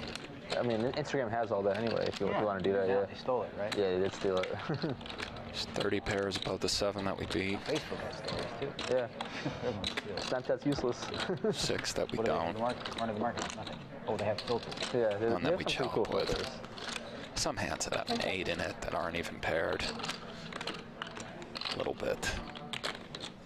Just a really rough spot for Mr. Schindler, and what's the bet?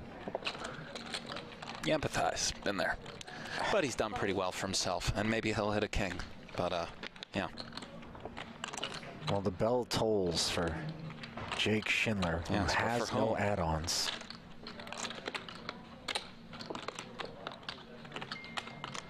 $28K, second barrel. And this... No, Nietzsche working a little bit, by the way, kind of giving Smith the once-over. Not even in the hand. Maybe he's just looking at something else, but I think he's kind of eyeing this pot, you know, paying attention. Looks at Dan, looks at Jake. By the way, if I'm Schindler, I'm feeling pretty good about 2 kings right now. Oh, yeah. Kind of looks like 10s and 7s for Dan. Something like this, of Maybe course. jacks. I mean, it's, you know, Smith opened under the gun. Doesn't even have the goofiness. And this is an saving awful grace, card for perhaps. Smith. He makes aces full, but just a ton of action. It's interesting because we'd love King Queen to keep barreling, yet I would gravitate towards leading here because Kings and Queens just simply shut it down. Jacks as well. Maybe Dan just leads. I don't know how. And it could look like a desperate lead, by the way, if he did, as we see him check, right? It's one of these spots where he's not going to lead. He doesn't have a lot of bluffs here, but it's a spot where I just want to lead with aces full and check a lot of most other stuff. And I know that's unbalanced and bad, but it comes up so rarely. I don't know if Schindler's just taking off with something like 2 Broadway cards. Maybe King still can try to get value, which is pretty sweet if we're Dan. We have all sorts of checks on the end. It's great to have great hands in our checking range, of course, but... Do we take the ace X's out of Smith's range at this point if we're Schindler? I feel like we can and maybe go for value, right? Ace of spades and another spade is possible. So the peel with ace big of spades? Ace king is allowed to just still have fought. Even ace queen can fight a little bit. Something like ace 6 suited is, I guess, impossible, but...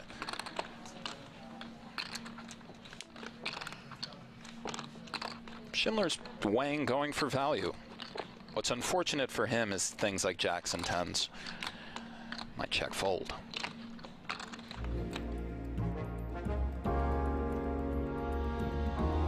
Welcome back to the Super High Roller Series here in Northern Cyprus. We are live from the Marriott Crystal Cove Hotel, Casino, and Spa. I am David Tuckman, Brent Hanks alongside me as we look at the beautiful landscape outside and the players inside. Daniel DeVore, our chip leader at our featured table, but far from the chip leader throughout.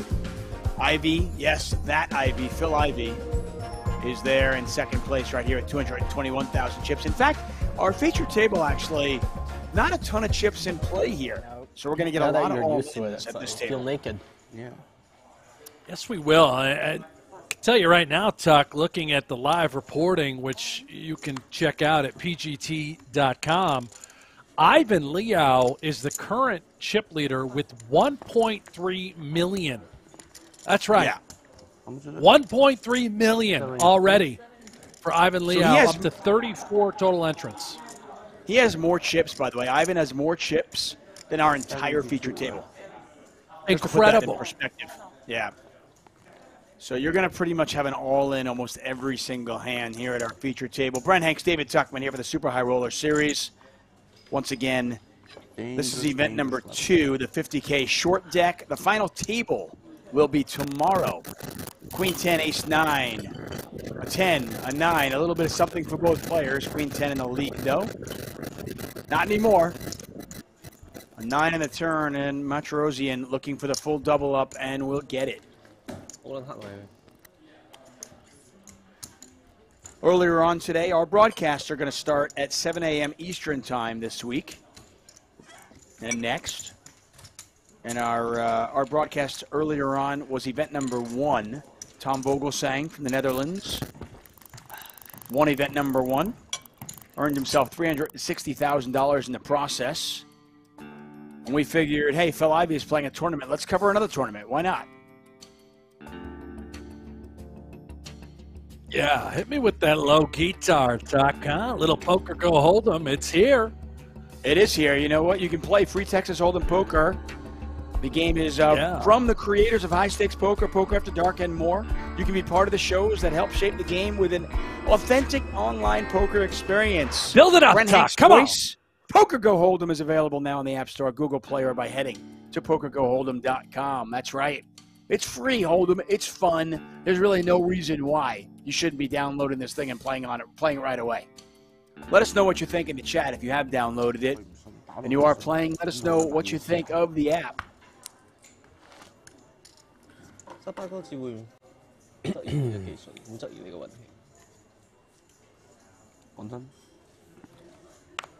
I played on the app last night for about, Oh, yeah?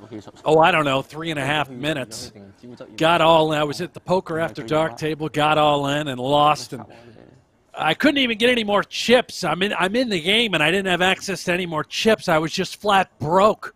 So I got to spin the wheel to get in there to add more chips. I had to wait till today. Oh, that's frustrating. I mean, you'd think that I know. you don't have any pull here? You can't I talk to thought somebody maybe over I'd at have like PokerGo? unlimited ammo in there on the voice of the game, for crying out loud, and I can't even play anymore. I'm out. Yeah. Well, it's good to see that there's no nepotism and no favoritism. Okay, I'm happy about that. I want to be able to take down you and the likes of Phil Hellmuth and Maria Ho and Dana Negreanu. Yeah. The Hall of Famer, our president of PokerGo, Maury Escandani, he's in there. He's going to play. El Jefe himself, Kerry Katz, he's in there. He's battling. You can find him playing pretty much every day. I think he's got a real problem. Well, now you're telling me if When the Maury's fun in stops, you know. Yeah, Maury's in there. there. If Maury's in there, I got to get in. I want a piece of that guy.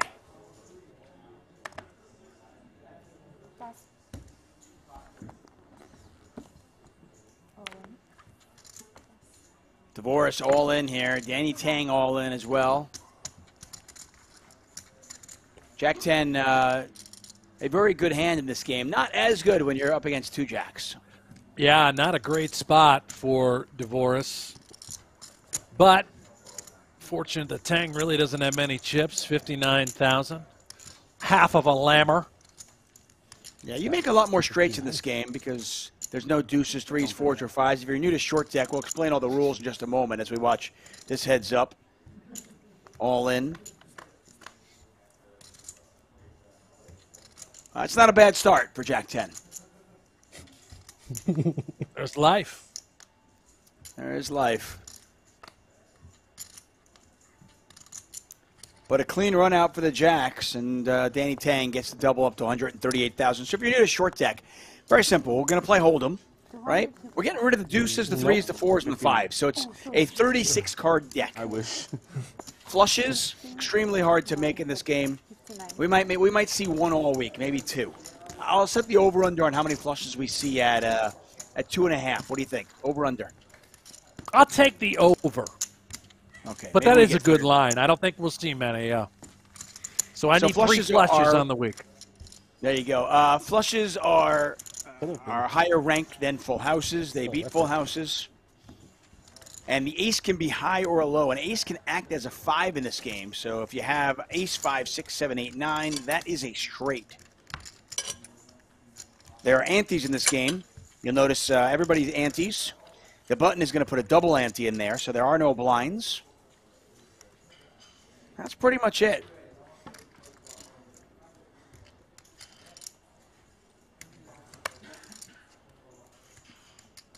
Cole.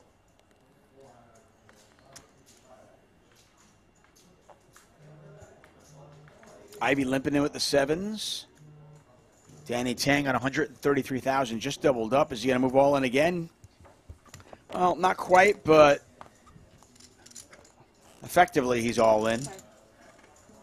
And 7s for Ivy is a very bad hand in short deck. It's essentially, Jason Kuhn explained it to me one time where imagine you're playing no limit hold'em and the pair you see in front of you, knock it down by 2 spots, by 2 pips. So 7s is more like the equivalent of having a couple of 5s here. The hand strength is much less with these baby pairs. Yeah.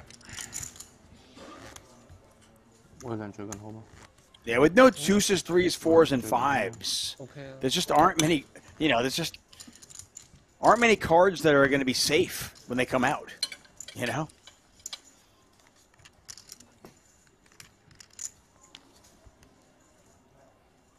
Tiger asking who's commentating. Well, I'm David Tuckman. The other voice you hear is Brent Hanks. We are here on the PokerGO YouTube channel. You can also, if those of you who are watching us on the Merit YouTube channel, welcome. Tomorrow, I believe, we'll be on the Lux and Pay YouTube channel as well. If you are watching on the PokerGO YouTube channel, please give us that thumbs up. And if you haven't yet subscribed, make sure you do. Divorce all in. Ivy all in as well. We got a huge flip here, 402,000. I think Jack 10 suited is actually a favorite here, Tuck. Oh, yeah, it is. Absolutely. Might even be like a 60-40 spot. I don't know if we'll see the percentages, but here we go. Pair of 10s here for Ivy. Straight draw for Divorce. Open-ended now for Divorce. Oh. Wow. Yeah. Yeah, Divorce had a lot of outs there. He picked up a lot of outs with that turn card. And Ivy getting up, I assume, to rebuy and re-enter? Can't imagine he's a one-and-doneer. Now, get him back in there. I'll tell you what, the fans, the mob that's supporting Ivy, everyone there at Merit, they are coming after Daniel Divorce now. He is #1 villain, eliminating Ivy like that in dirty fashion. Yeah, why do you have to say it like that? Yeah. Huh? And Divorce up over 400,000 chips now. If I have to, I will Venmo. You have to anti-sweat. Ivy the money to make sure he gets back in. Incentives in the tournament. Probably shouldn't have those incentives.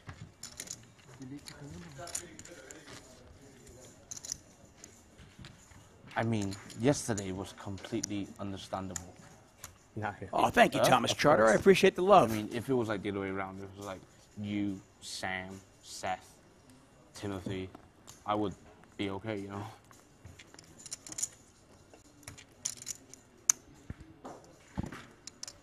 Yeah, you see that little blue card next to Young's right hand that says reload. So each one of those cards is worth 100,000. So when you buy in, you get 3 of those worth 300,000 chips, but you can do them in 100,000 chip allotments.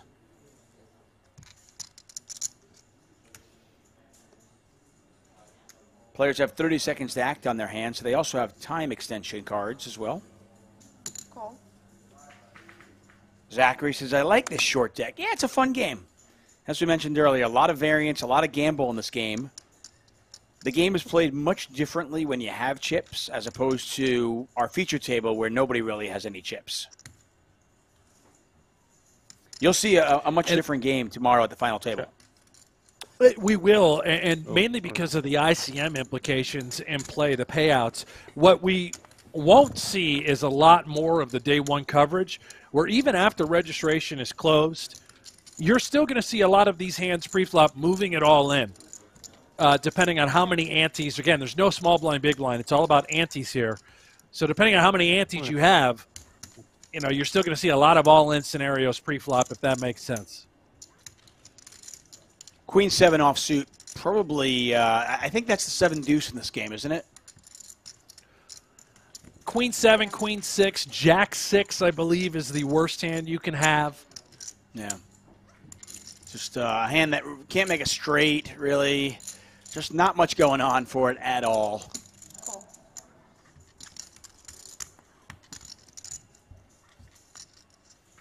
Stewie asked if we can turn them into... believe. Yeah, that's the case. If you still have those reload cards at the end of the rebuy period, at the end of the registration, yes, you can turn those into 100,000. Yep. And like I said, unless I'm off base, and I think you can turn those in whenever you want if you just want to have more chips. But most players like to use them one at a time.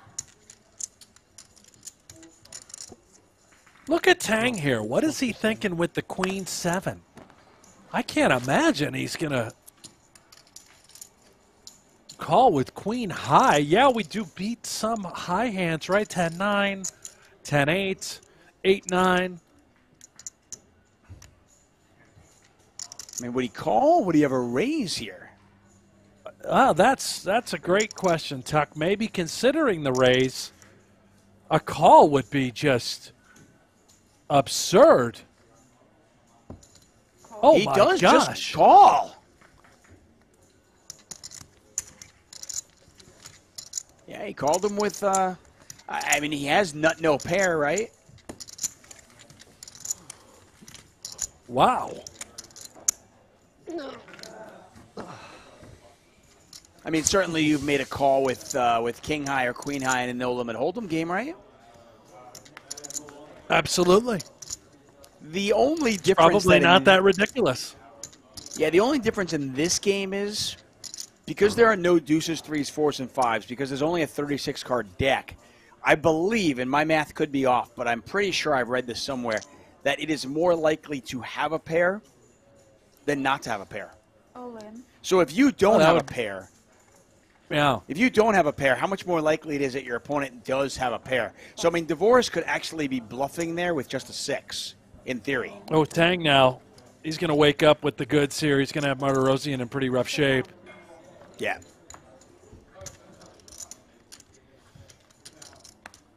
Martirosyan has him covered by 1,000 chips. So both players essentially all in. Pot is 271,000. You know, so if you start factoring in that it's more likely to have a pair than not have a pair, it becomes very difficult to call without one. Ooh. Yeah, this is interesting. Ooh. Martirosyan picks up diamonds as well. Yeah, a lot of outs here. Endo does not get there. How did he miss everything? I don't know. I thought for sure we were going to have the first flush, and I was going to have one on the counter against your line that you put out 2.5 for the week. That would have been a great start for me. Now, in fairness, I don't know how much short deck we're going to cover. I mean, if it's just the final tables and this, I like my line. But if we have a lot of bonus coverage, we cover, you know, another 4 hours of short deck, you might win. Of course, by the way, the moment I mention that it's easier to have a pair than not have a pair, we get 2 players without a pair. Pair and 8 kings, yeah. That is a rarity.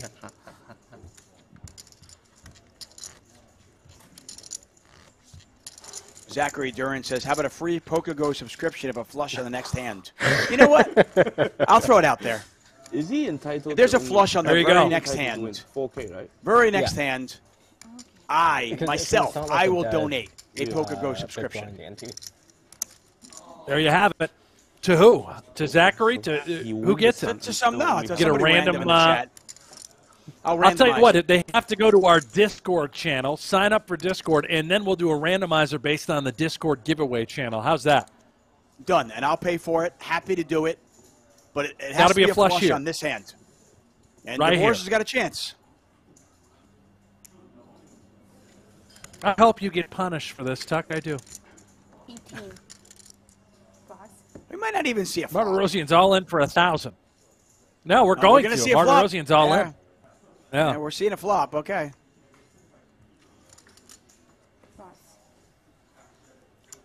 I mean, if it happens here, it's just. Come on. I mean, I run so. Come how on, bad Shovels. Would I run? How bad Spade, would I run here? Spade, spade, spade.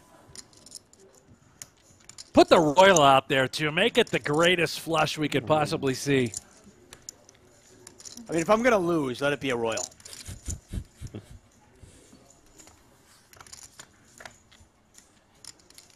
Are you kidding me? Oh my gosh. I saw that 3 to the queen of royal. spades. Come on, baby. Oh. Yes. Dvoris hits the river. Had a lot of outs, as you can see. And he picks up a small little pot. I listen, I saw the queen of spades right out of the door. I was like, oh, maybe? No. I had a real shot. And look, I was ready to donate. Alexander in the chat says there's actually only a 17% chance you don't make at least a pair, even with a full deck in Hold'em. Pairs being more likely than no pair is not specific to short deck. I don't. Nah, that's not right. I don't think that math is right, Alexander. You got to check that out again. Are you talking about if you run all 5 cards? Even that I don't think is accurate. No, it's not even close. I mean, if you're making a pair 83% of the time, Alexander, you're the luckiest player on the planet. Yeah, well done you. Well done you. Yeah, if you start with 2 cards in a 52-card deck, if you start with 2 cards, there is Ollie's in there. Hello. The Phenom, he's back. The Bosnian Bandit. Fresh stock. The leader in the PGT standings right now. He added 48 points to his lead earlier this morning, or this evening. He's all in right out of the gate. He doesn't have many chips. But yeah, there's no way in a 52-card deck, if I start with 2 cards and you put 5 out there, that I'm going to have a pair at the end of that 83% of the time. No way. Kind of.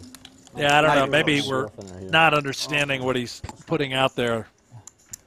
My parents not taking care sure. of my dog. I think you only make a pair about 20% of the time. No, you'll flop a pair. No. If you start with 2 cards, if you start with 2 cards, you will flop a pair about 1/3 of the time. There you go. You've never seen me play poker. Yeah, if you don't have a pair, if you have 2 cards that are not a pair, you'll flop a pair about 1/3 of the time. So you can do the math. My guess would be that you probably make a pair probably 40%. I could be off by a couple of percentage points either way. Against me playing. But I would say right around 40%, but I would take under 50 for sure. Not against. Here you go. She would probably prefer me go take a job. Right. I don't know, like a regular office job. Yeah. Kind of hard now. I remember reading about all that stuff in Super System a long time ago. It's a shame I forgot. Yeah, I've got the book right behind me. I could find the chapter and read it for you. Question for you, Mr. Hanks. You might know the answer to this. Yeah. Instinct by Al says, will this stream be on the channel after the live is done? What happens to these streams when they're done? Yeah, they're going to stay right here. There you go. You will have. So even more of a reason. Yeah, you guys can, when our show is done, check out the PokerGo YouTube channel. Ton of content on there. Every day for the Super High Roller Series, including the Super High Roller Bowl, the 250K, will be entirely free on YouTube for you guys to watch. Got an all-in here. Martirosian all-in for 90K. Ali all-in for 115,000. Neither hand particularly special, but both players ready to gamble. And that's a good start for Martirosyan, who's flopped the stones. He's got the nuts. Here comes Ali. Yeah, Ali with 2 pair now. And Martirosyan made a flush. I think that is a flush. Yeah, chalk it up, huh? There we go. There's one. Number 1. Now you're looking good. All right, I'm a favorite now. Well, I mean, if we're gonna get an all-in every hand, so we always get 5 cards, you're gonna be a strong favorite. No doubt about that. PokerGo Hold'em is here. Free to play online poker, available on your favorite device. You can download it on the App Store, Google Play. Head over to PokerGoHold'em.com. Phil Hellmuth, Dan Negreanu, Maria Ho, Antonio Esfandiari. You can play poker after dark. You can play high-stakes poker. It's a lot of fun. I have downloaded it earlier today. I'm going to check it out. I might start playing right now, Tuck. You want to get in there and battle while we do commentary? Let's do it. No, never mind. I don't have any chips. They took my chips away last night. I went broke. Do you get them back, though, every day? I don't know. I'm going to load up the game right now and see if I can. Let's see.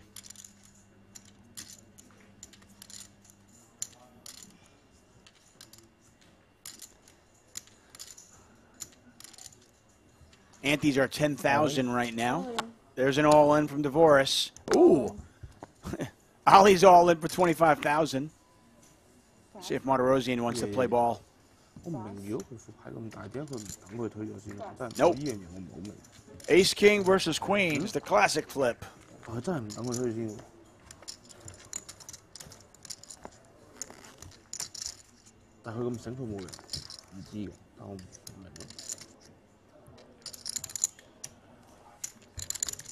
This is pretty big. Well, I mean, Ali's only got. Oh, he's got 20. I thought that was 250. Never mind. Yeah, who cares? Move on. There we go. Well, top 2 versus set. Spin it now. up, Ali. 25. Yeah. Divorce flops top 2. Ali hits a 2-outer on the turn. And he is going to triple up. Goes from 25,000 to 75.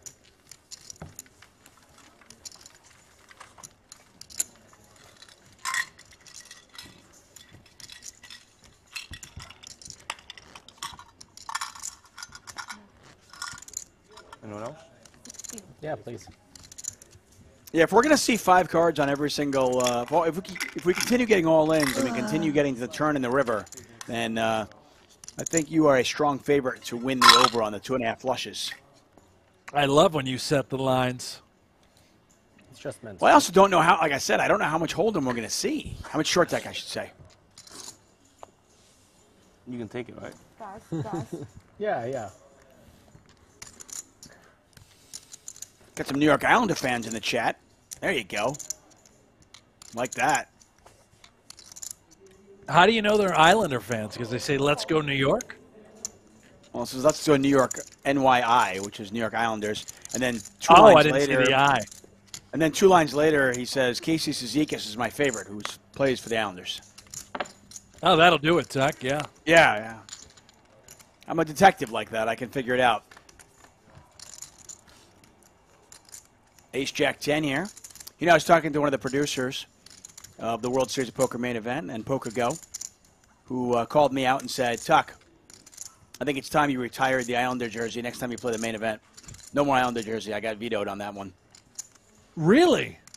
Yeah. I mean, I've worn it a couple of years going, and, you know, I've made, not deep runs, but I've cashed and got a little bit of PokerGo time.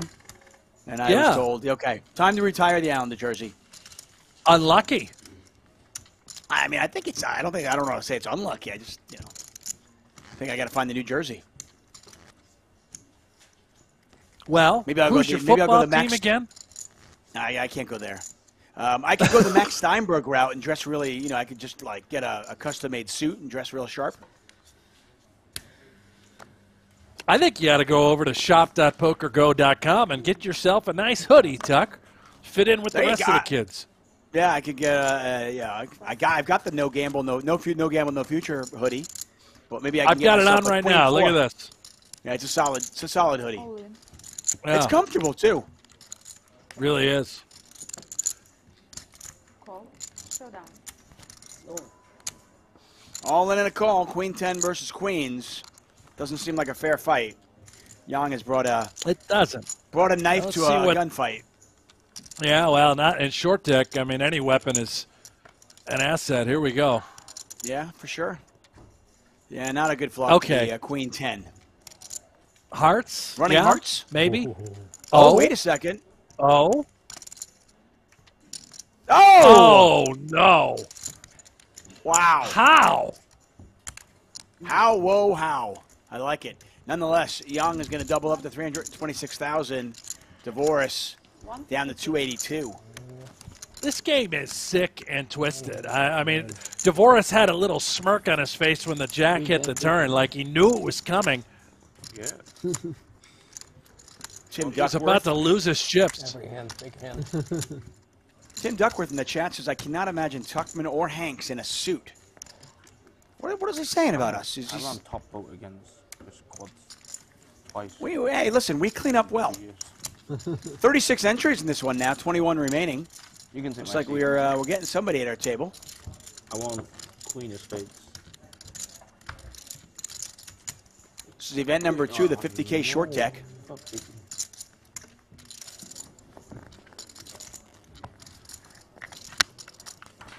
Oh, the magical mullet of Chris Brewer has graced us with his presence. There he is. Look at the locks on this guy. Yeah.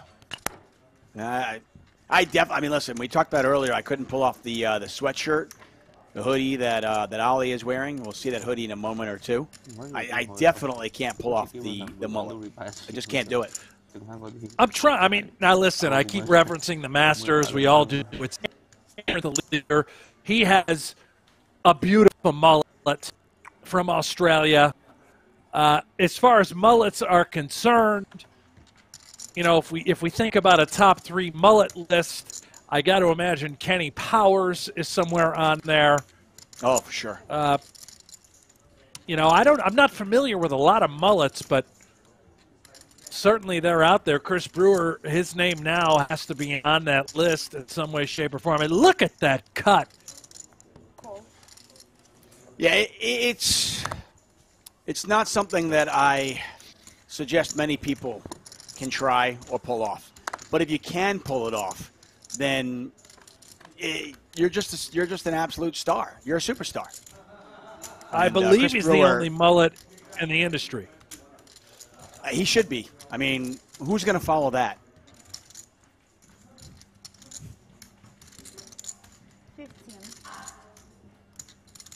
He brought his magical mullet and his one T-shirt that he's got one little raggedy T-shirt on as well. We're playing in high roller events. This guy looks like he just came out of the barn. True to form. He's got to listen. He's got to be himself. Okay. If you're going to be at the poker table, you got to be yourself. You got to be comfortable, and Chris Brewer is certainly that. So It's probably like a $600 T-shirt, though. Let's get real. and that's the kind of stuff I don't understand. I mean, listen. I mean, clearly I'm not their demographic, but the $600 T-shirt market, I don't understand it. Danny Tang still very much in the lead as the board pairs. 55,000 in there.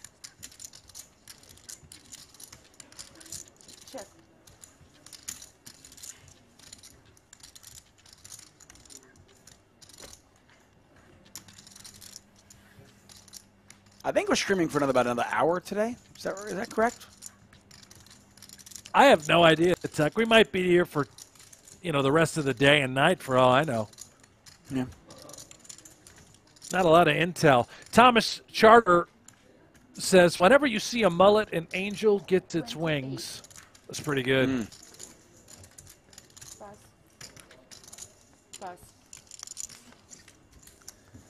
Take it down, Mr. Tang.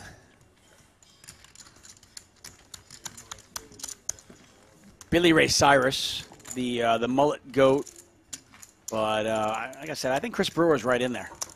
And this is solid thing. Brewer, by the way, was the bubble boy in event number 1, finished in 7th place. So did not make the final table, did not cash See if he has better luck in event number 2. No, that's That explains the T-shirt, man. Times are tough. Oh, sweet, no. No. What is it? Who's this young whippersnapper? Also donning a $600 white T-shirt. He looks like he's about 21 years ripe. Now, I get my white T-shirts from Target. They don't cost $600, but if I wore one, you think I could? I mean, if I wore one in a high roller, do you think people would just assume it was a $600 T-shirt? Oh, absolutely. Yeah. This is maybe we'll get a name here, or not. No name for you. No soup for you.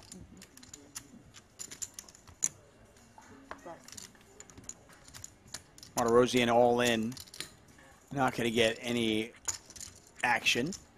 We continue here. Once again, thanks for joining us here, the Super High Roller Series on PokerGO YouTube's channel. We're in northern Cyprus, the Merit Royal Hotel Casino and Spa. Neither Brent nor myself are there. We're both doing this remotely, but all the players are.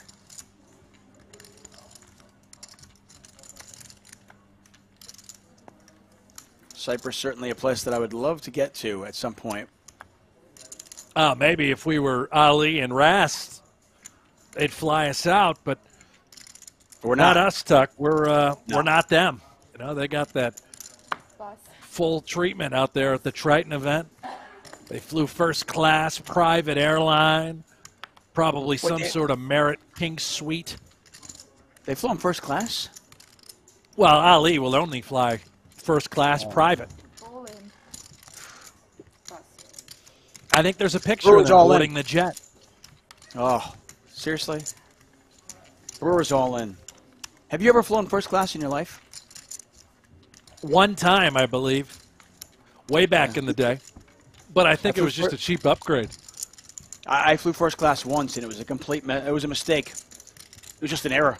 They thought I was somebody else. They probably thought I was Ali. They did, Tuck, yeah.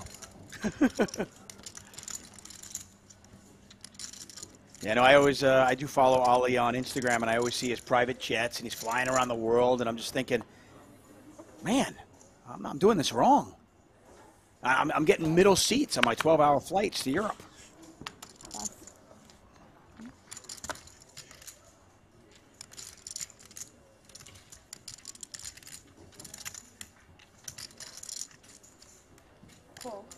I still don't know who the young gun is next to Danny Tang here. Sipping on his yeah, he looks familiar, but I don't know either.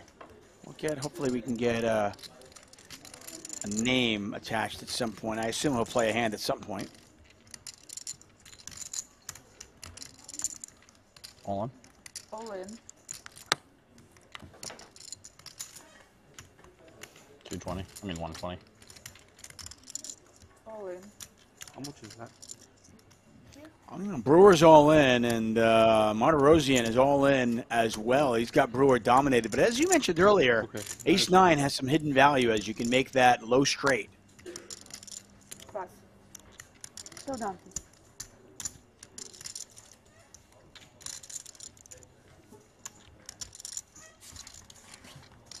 Brewer has 2 live suits as well. Martirosian with just 1. Oh, my God. Kingpin?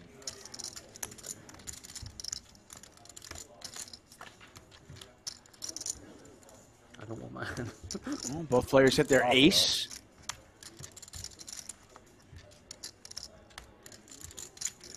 What happened? 3 spades out there. Brewer's got the 9 of spades.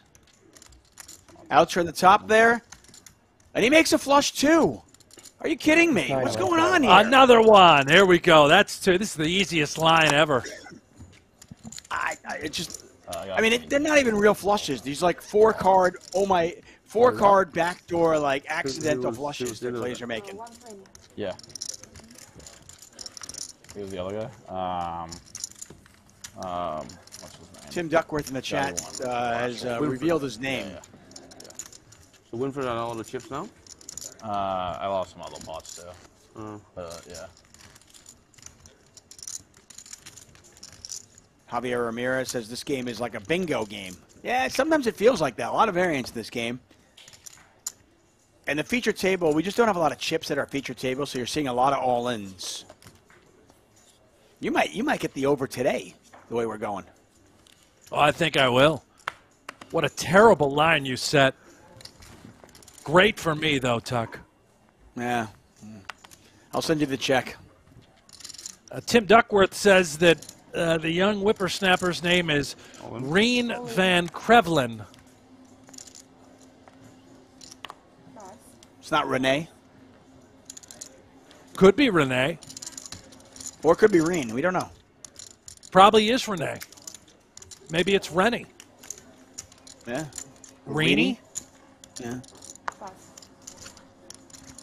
SHRS says, at this straight, what's the over-under on straight flushes? Oh, there you go.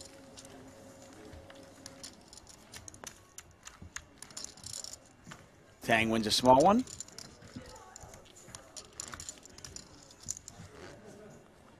Trying to get word on whether Phil Ivey is still in or not. Has he re-entered? Can we find that out? Let me see what our live updates page. Well, where can I get the live updates? Reporting. Well, I'll tell you what, Tuck. If you head over to pgt.com/live reporting, you can't miss it. It's right there at the top. Up to 39 entrants in this event, and I see Phil Ivey has 620,000 chips. He's in the top 10. So Ivey is back. Ivey is back.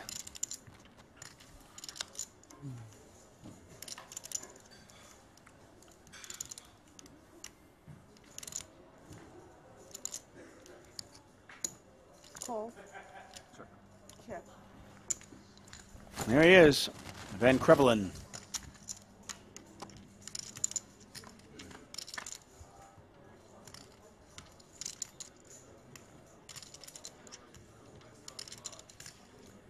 Brewer with a pair of sevens. Tavoris. Tavoris has got a straight draw. Ace 6-7. Remember, it's ace 6-7, 8-9 is a straight. 25. 孤勇者情商都唔新，有冇其他 Krevlin also 都唔使定新嘅，好聽都。 with a straight draw. Got backdoor diamonds as well. A little bit of something there for everybody. Pass. Tavoris gets out of the way. Pass. Then Krevlin gets out of the way, and Brewer wins it.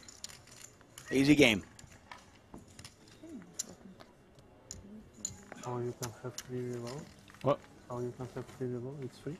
Oh, it's supposed to be 2. They obviously, yeah. They gave me an extra reload. I do appreciate that, but that's no, ignore. That's I'm not supposed to have that. They gave me 3 instead of 2.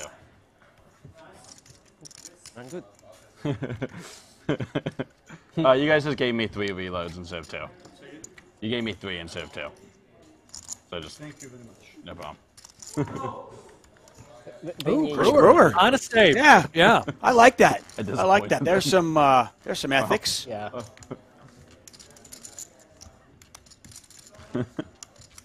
That would be funny if I was like on the phone.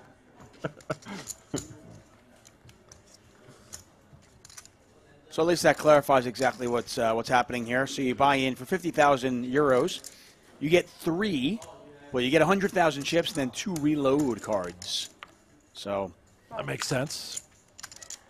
Total of 300,000 chips.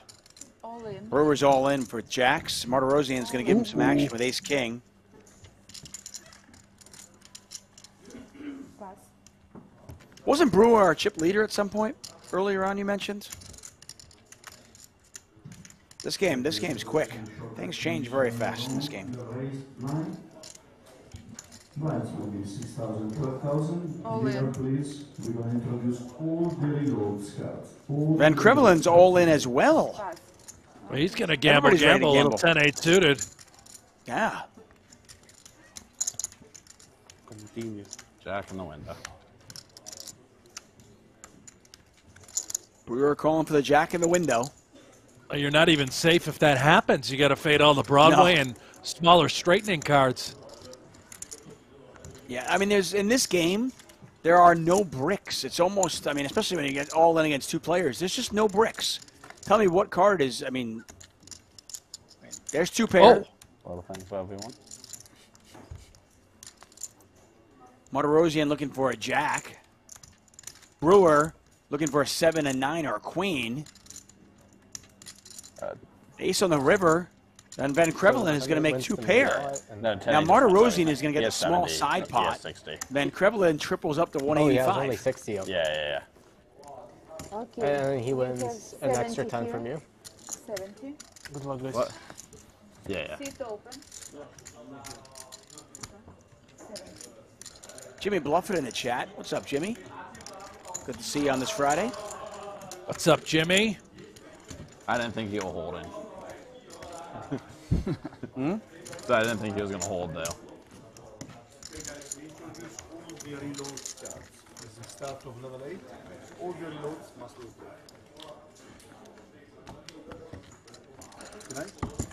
So Martirosian, he is out of reloads. TBD if he's going to buy back in. Find out. Yeah, we'll find out in a moment. Let's take a look at our GG Poker leaderboard.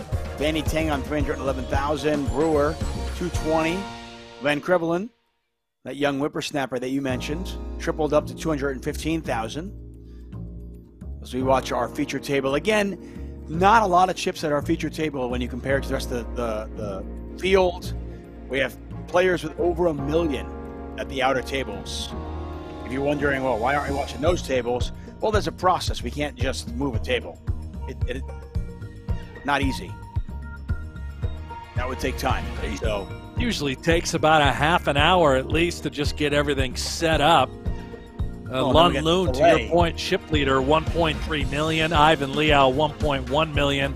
Mike Watson, the Mad Dog, he's got 900,000. Kenneth Stanasinitzin Osasapio, fourth with 860. And Paul Poix, fifth, 726,000. Again, those are your top five on the outer tables, your outright top five tournament leaders thus far on day one. Yeah, Paul, a businessman, poker player, but really, really adept at short deck. Plays a lot of it.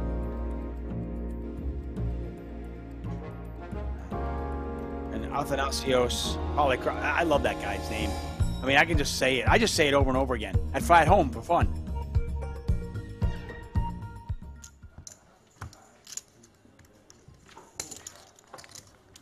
That music, too, that is catchy. Brent Hanks, David Tuckman here for the Super High Roller Series in Northern Cyprus at the Marriott Royal Hotel, Casino, and Spa. We'll be here over the next handful of days. Each day we start at 7 a.m. Eastern Time. Grab a cup of coffee, get a breakfast burrito, get a Bloody Mary or a mimosa, whatever is your favorite, and join us each and every morning. Call.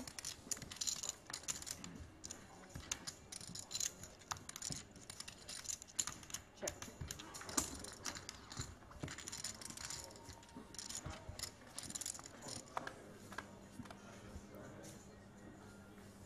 C. Kobe Lars says, I played short deck poker a while back without realizing the rules. I thought I was getting great hole cards every hand. Yeah. Yeah, there aren't many hands you're going to get that you're like, oh, this is garbage in this game if you don't know. Yeah.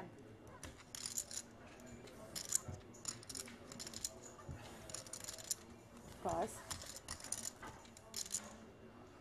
Call. Yang with the bluff with 10-9. Now we got something. Yeah, runner, a very real possibility in this game.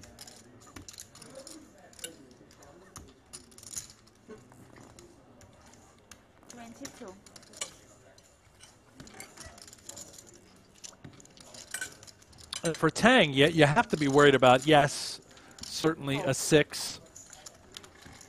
Whatever that he could have involving a 6. The Queen X of Diamond variety.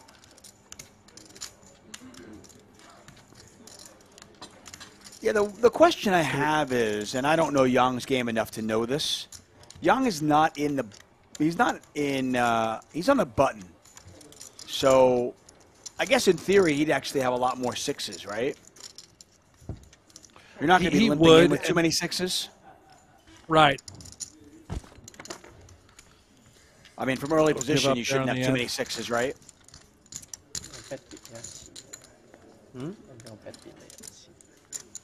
Matt Plumley asking, he said he got called into a meeting. Is Ivy out or did he get moved from the main table? He rebought. So he was eliminated from our table and then re-entered. And he is, last we checked, up over 600,000 chips.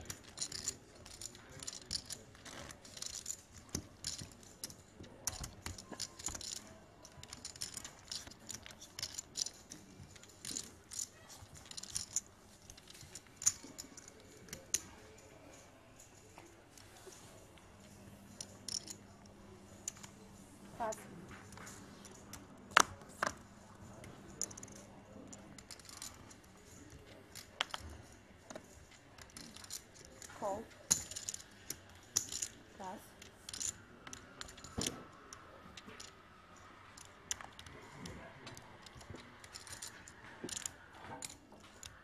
Cove. Sure.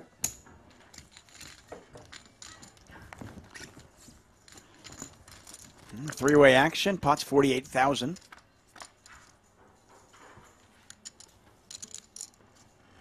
Pair of kings here for Van Krevelen. Check. Brewer with the straight draw, looking for a 7. Check. And there it is.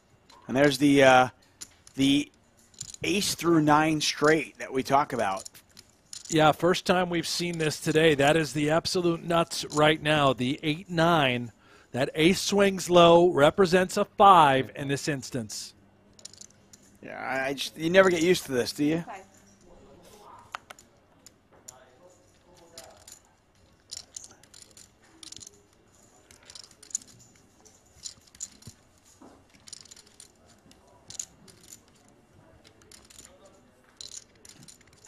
Brewer debating whether he wants to raise or just call.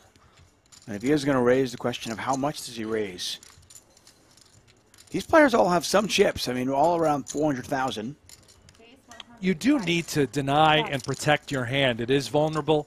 The backdoor puppy paws are starting to come home. You have to be a little concerned about sets, 2-pair combinations. Remember, it's a lot easier to make a house in this game. So a hefty size for Brewer.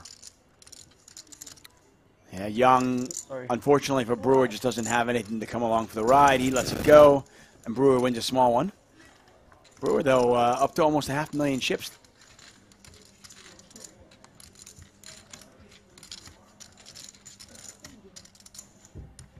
Well, thank you all for joining us here on this Friday, April 8th.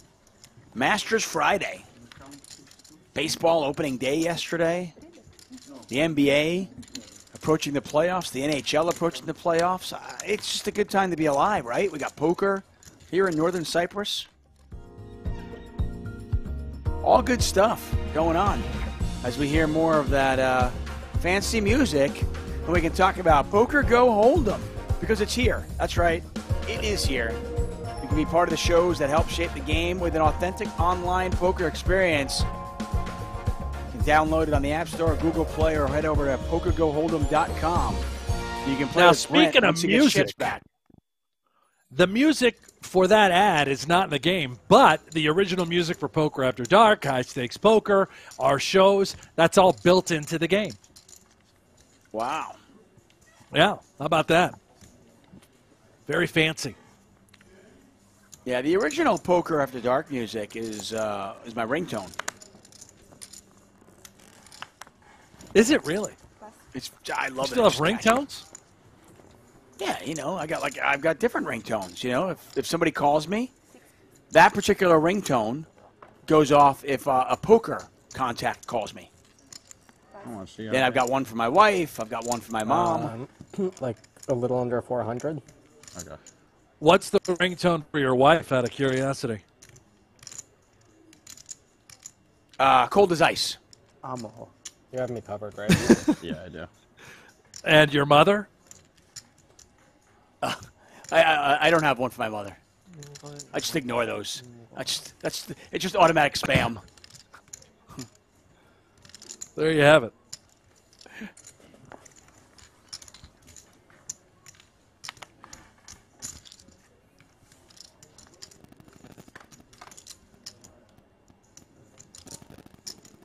Jack, Divorce with pretty much the worst hand you can start with in this game, but he has hit a jack. But as you can see, he is an underdog at this point to Brewer's ace-king.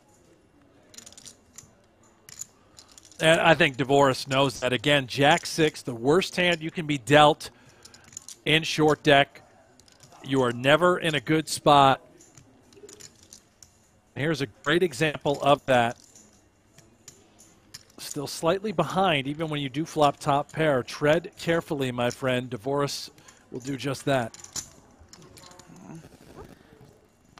He's getting a pretty good price, though, so he's going to call with top pair.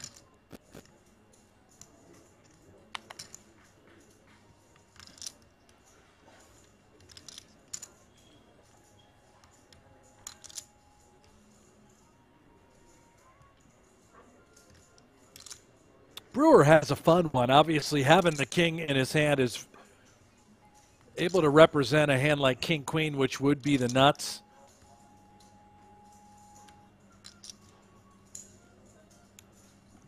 The one-liner into a straight. You can put all sorts of jack X's and even two pair in really bad spots. This is beautiful by Chris Brewer.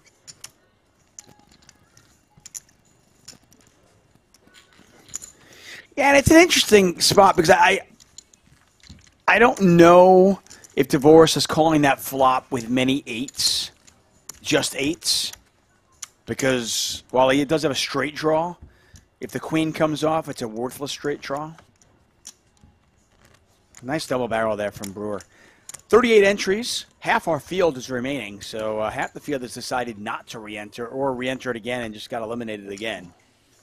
But you're looking at a pretty good prize pool. I mean, 38 entries at 50K a pop. We are approaching $2 million euros in the prize pool. This is event number 2 of the Super High Roller Series. Cove.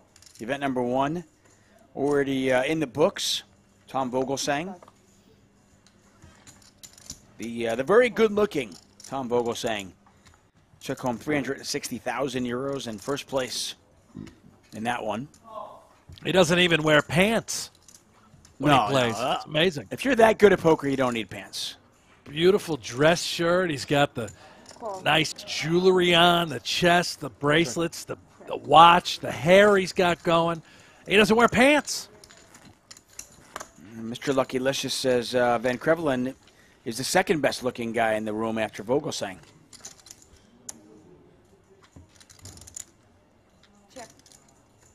Care to comment? I'm trying to find out where Van Krevelen, like, what is this guy's story? Who is he? Where did he come from? Who is he? I mean, I can tell you this. That gray hoodie, that very unassuming gray hoodie, is probably a $300 gray hoodie, right? I mean, I've heard of the Van Krevelen diagram. Ooh. It's back in the old math days that I failed at miserably. That's the Venn diagram where you got like circle, circle, and you got to put the things in, right? That one? Maybe. I could be very off there.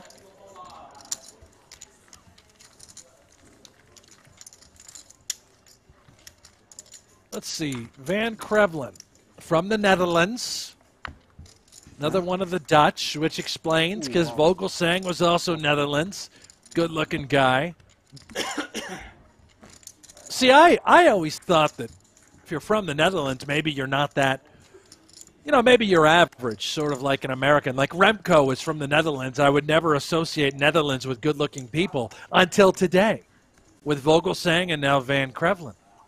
Oh, yeah, no, the Dutch are extremely good-looking. Tall and good-looking. Remco I mean, he was, clearly the runt of whatever. Well, he's ruined it for him, really. I mean, no wonder he moved. He's no longer living there. They probably kicked him out.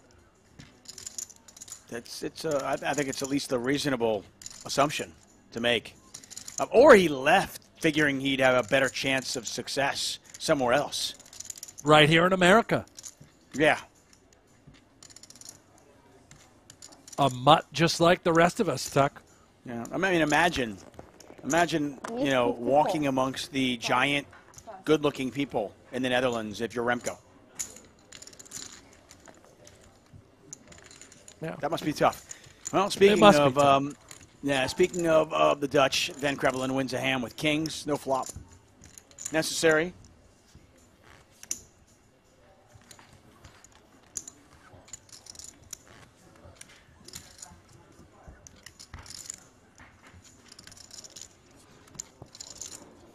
Any updates to the Masters? I'm hearing that the conditions are far worse today than yesterday.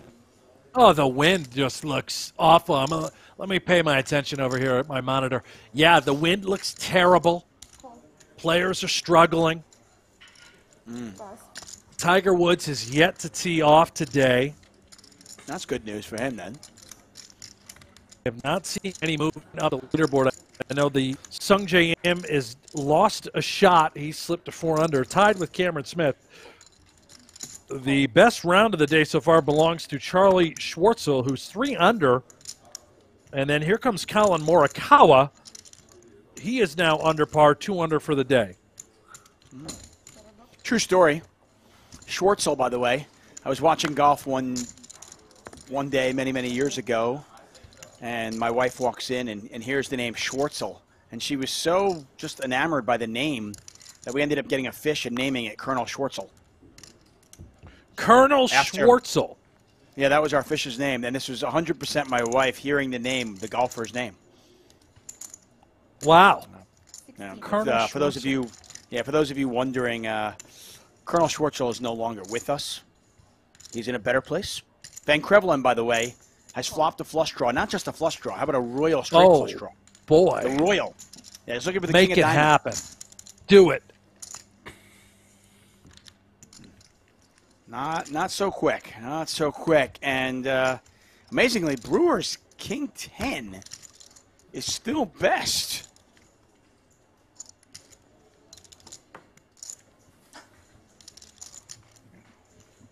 And the king does play. Both players with aces and tens. Brewer's king does play, and he has the... it's amazing that king 10 versus jack 10 of diamonds, and king 10 somehow holds.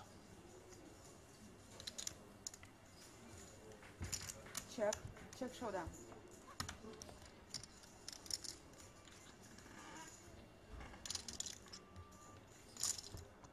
So disappointing whenever you don't hit that royal or win the pot. Yeah. It's got to be a bit frustrating. Brewer dodges a bullet on that one and rakes in the chips. Event number 2, the $50,000 short deck here in the Super High Roller Series. Prize pool just about $2 million.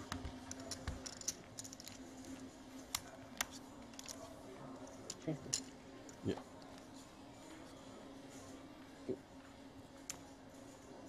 Are you much of a golfer, Brent? You know, I love to play. I just don't get the opportunity to play these days with 3 little guys running around and always working. But, you know, there was a time in my life where I'd play a decent amount. I was getting my game in decent shape. Probably like I'd say around a 12 to 15 handicap or so. That's not bad. You can play. You're one of those guys I would describe as probably sneaky athletic. Sneaky athletic, not in my past days, not anymore. Now I'm just fat.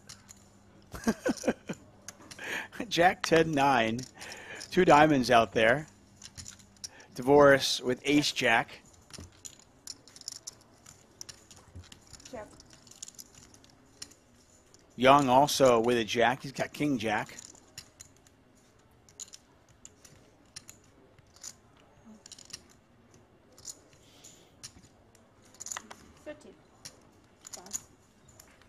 Young's going to bet 30,000. Is he going to get? Oh, he gets divorced to fold. To the aggressor goes the spoils. Young with the bet. Young takes it down. Yeah, golf is hard. If you if you got a job, if you've got kids, family, other obligations, golf is a tough sport because it takes so long. I mean, you're talking about a full day. It's by the time you get to the golf course, you go to the range, you practice a little bit, you play, you go to the clubhouse, you have a beer, you have some, you have a little bit of lunch. You're talking about a 5-6 hour day, easy. Oh, no doubt. Now, hopefully, as the kids get a little older and they're all in school and I have some days that are a little slower than others, I can enjoy the golf course again. But that is not the current state of my life. Yeah. All in.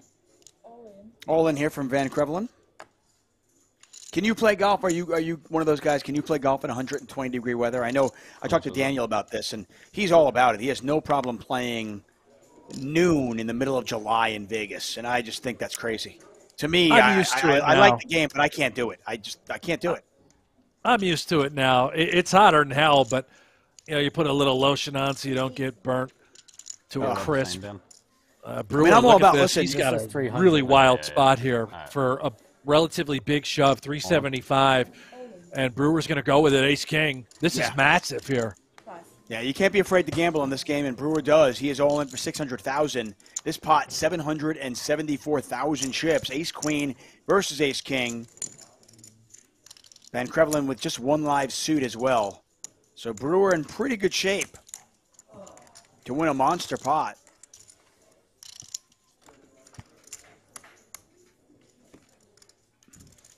Chop it up. Two jacks. Chop it up.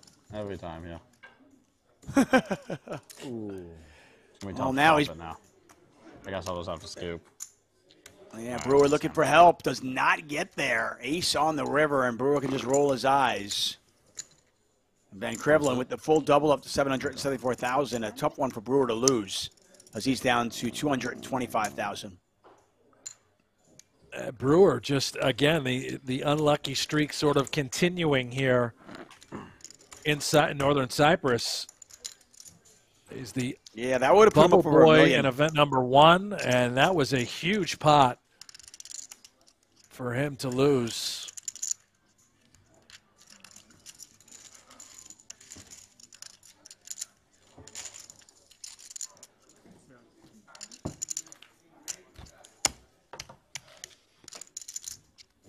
Van Krevelen up to over 750,000 chips. Take a look at our GG Poker leaderboard. Renee, Paul, Van Krevelen. It's a lot of names. 784,000 chips. Danny Tang on 425, and Chris Brewer really unlucky there. Is that pot would have brought him up over 1 million chips and really put him in a good situation. Unfortunately for him, down to 220,000. Not out though. Daniel Divorce, always a force at these short deck tables. Really any game he plays. 319,000 chips as we watch this one play out in front of us. By the way, the final table of this event we will have tomorrow for you at 7 a.m. Eastern Time. You can watch that on the PokerGO YouTube channel for free.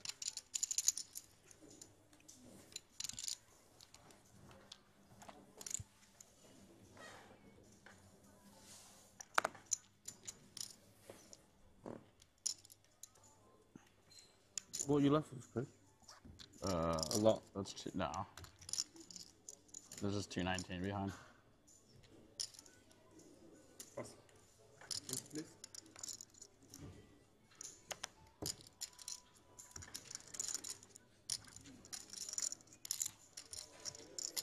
Ken Young, he might want to stick it in here and gamble. He's just going to come with a call instead. Brewer, the price is right.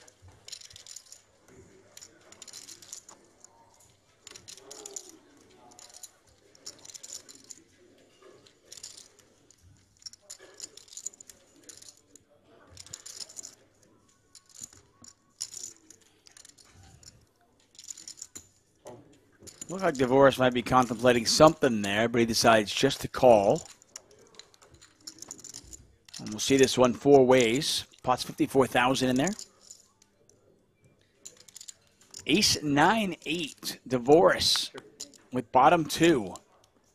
Remember, Tank folded ace-6 of hearts. I thought he was interested in the pot, but I think because of the stacks around him in later position, he thought otherwise. He got out of the way. As DeVoris with bottom two is a relatively favorite. 22. And good news for DeVoris. His hand is certainly vulnerable, but I'm not sure if we're going to get. Yeah, not sure if we're going to get to another card. Bet and take it for Daniel. And we continue on. Yeah, I don't know how you deal with the heat. I know a lot of you in Vegas. You can just kind of brave that 110-degree heat in the middle of the summer, and I'm all about, like, listen, you want to get up at 6 in the morning and get off the golf course by 9? Sure, sign me up. But playing 5 hours in 115-degree heat, teach their own. All the power to you, my man. Well, it's probably sort of similar if you flip it around for, the skiing diehards that are out there going down the mountains and relatively frigid temperatures, but they love to ski. I know you're bundled up, but it's the same with the golf course in a way, right? You're wearing the shorts. You're not going to get burnt if you apply the lotion. No matter how there's water, You could. Well, yeah, you throw a little wet towel around the back. You're all right. I suppose. I mean, I feel like in really, really cold weather, I can bundle up enough. There are clothes out there that can make me comfortable.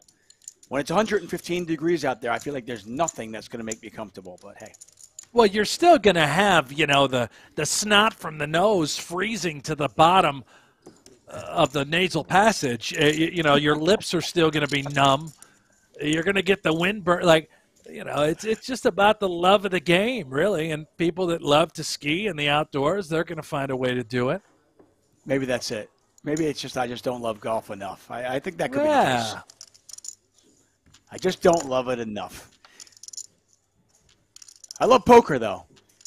Would I play poker in 150? Yeah, I would do it. I don't care. They used to do it, right, at the World Series. Remember, they'd have the tents out there by the Rio, little barely air-conditioned. You'll be playing at about 100 degrees. Still one of the most iconic broadcasts you'll ever see is when they play the World Series of Poker main event right on Fremont Street, right outside Binion's. It's, well over 100 degrees. That was everybody sweating while they're playing. I love those. Amazing they did that. They pulled it off. It looked great.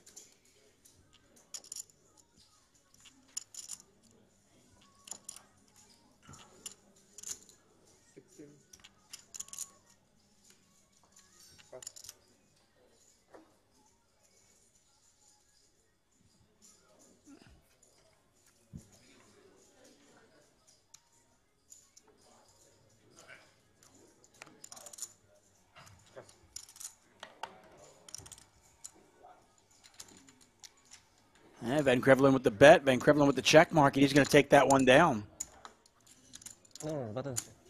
Francia.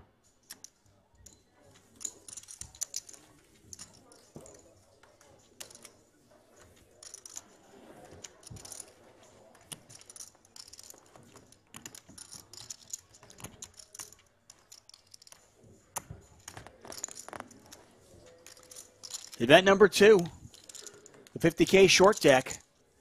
We're here in Northern Cyprus at the Marriott Royal Hotel Casino and Spa. I want to thank you all for joining us.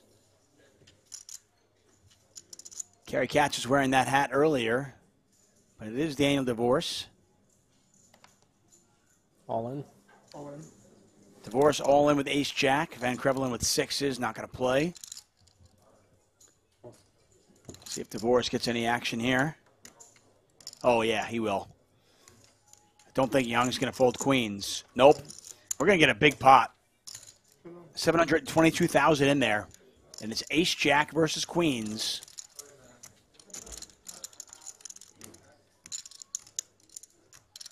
Hanks is wearing his no gamble, no future sweatshirt, and these two players certainly willing to gamble. You have more, right?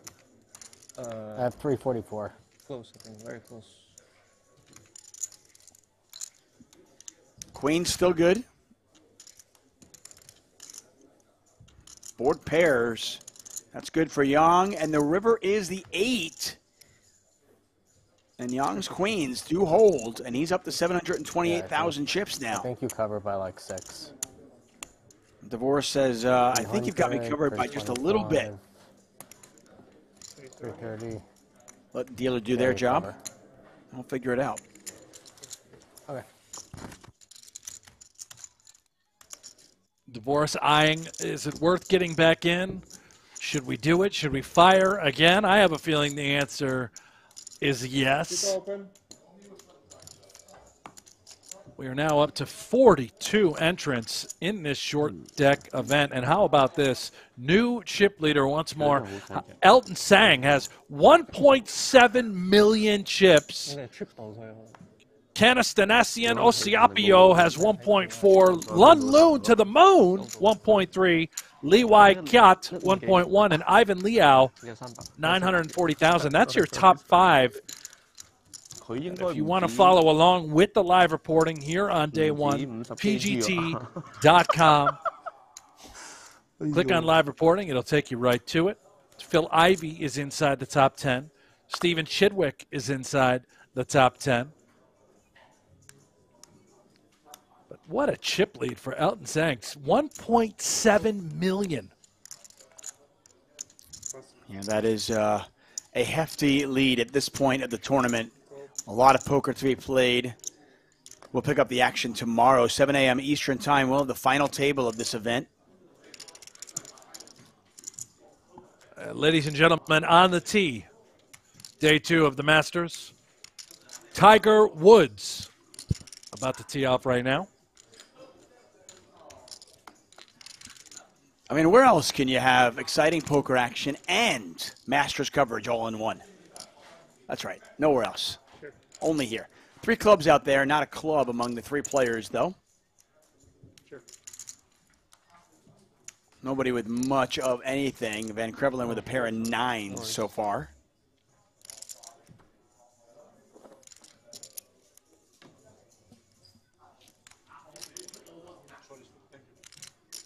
When are we going Brewer off? and Tang with straight draws. Yeah. Not sure we're going to get to a river, though. Whoever bets is likely to win this one. When is the break?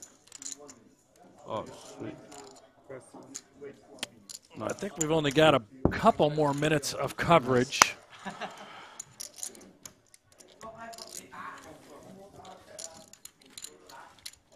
I think. So when the players go on break, are we calling it a day? Is that how it is playing out? I believe so. At break, we wrap it. I don't think anybody likes TV. So once again, a reminder to all of you. I want to thank you all for joining us here at the Super High Roller Series in Northern Cyprus. We'll be back at it tomorrow, 7 a.m. Eastern Time, bright and early. I used to love it. Coffee, tea, Bloody Marys, Bloody Marias, whatever you're drinking, come join us. Brent and I will be back for the final table of event number 2. Will Phil Ivey make it? We'll be here to find out.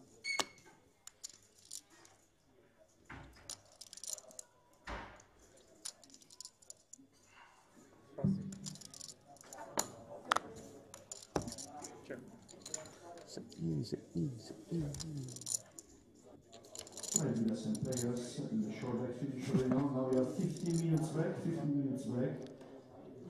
A pair of 10s for Young. Danny with the straight draw. 15 minutes break, short deck, once cats will be here, register and will be closed.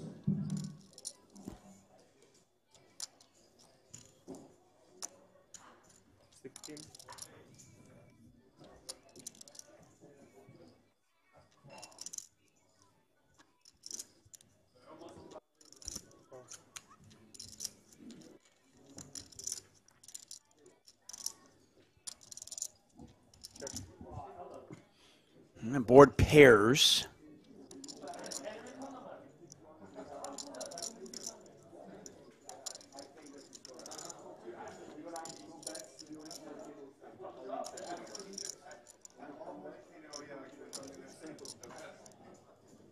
See if Danny Tang wants to double barrel at this. Well, looks like that's your answer. It looks like he's going to. That's 22,000. Back over to Young.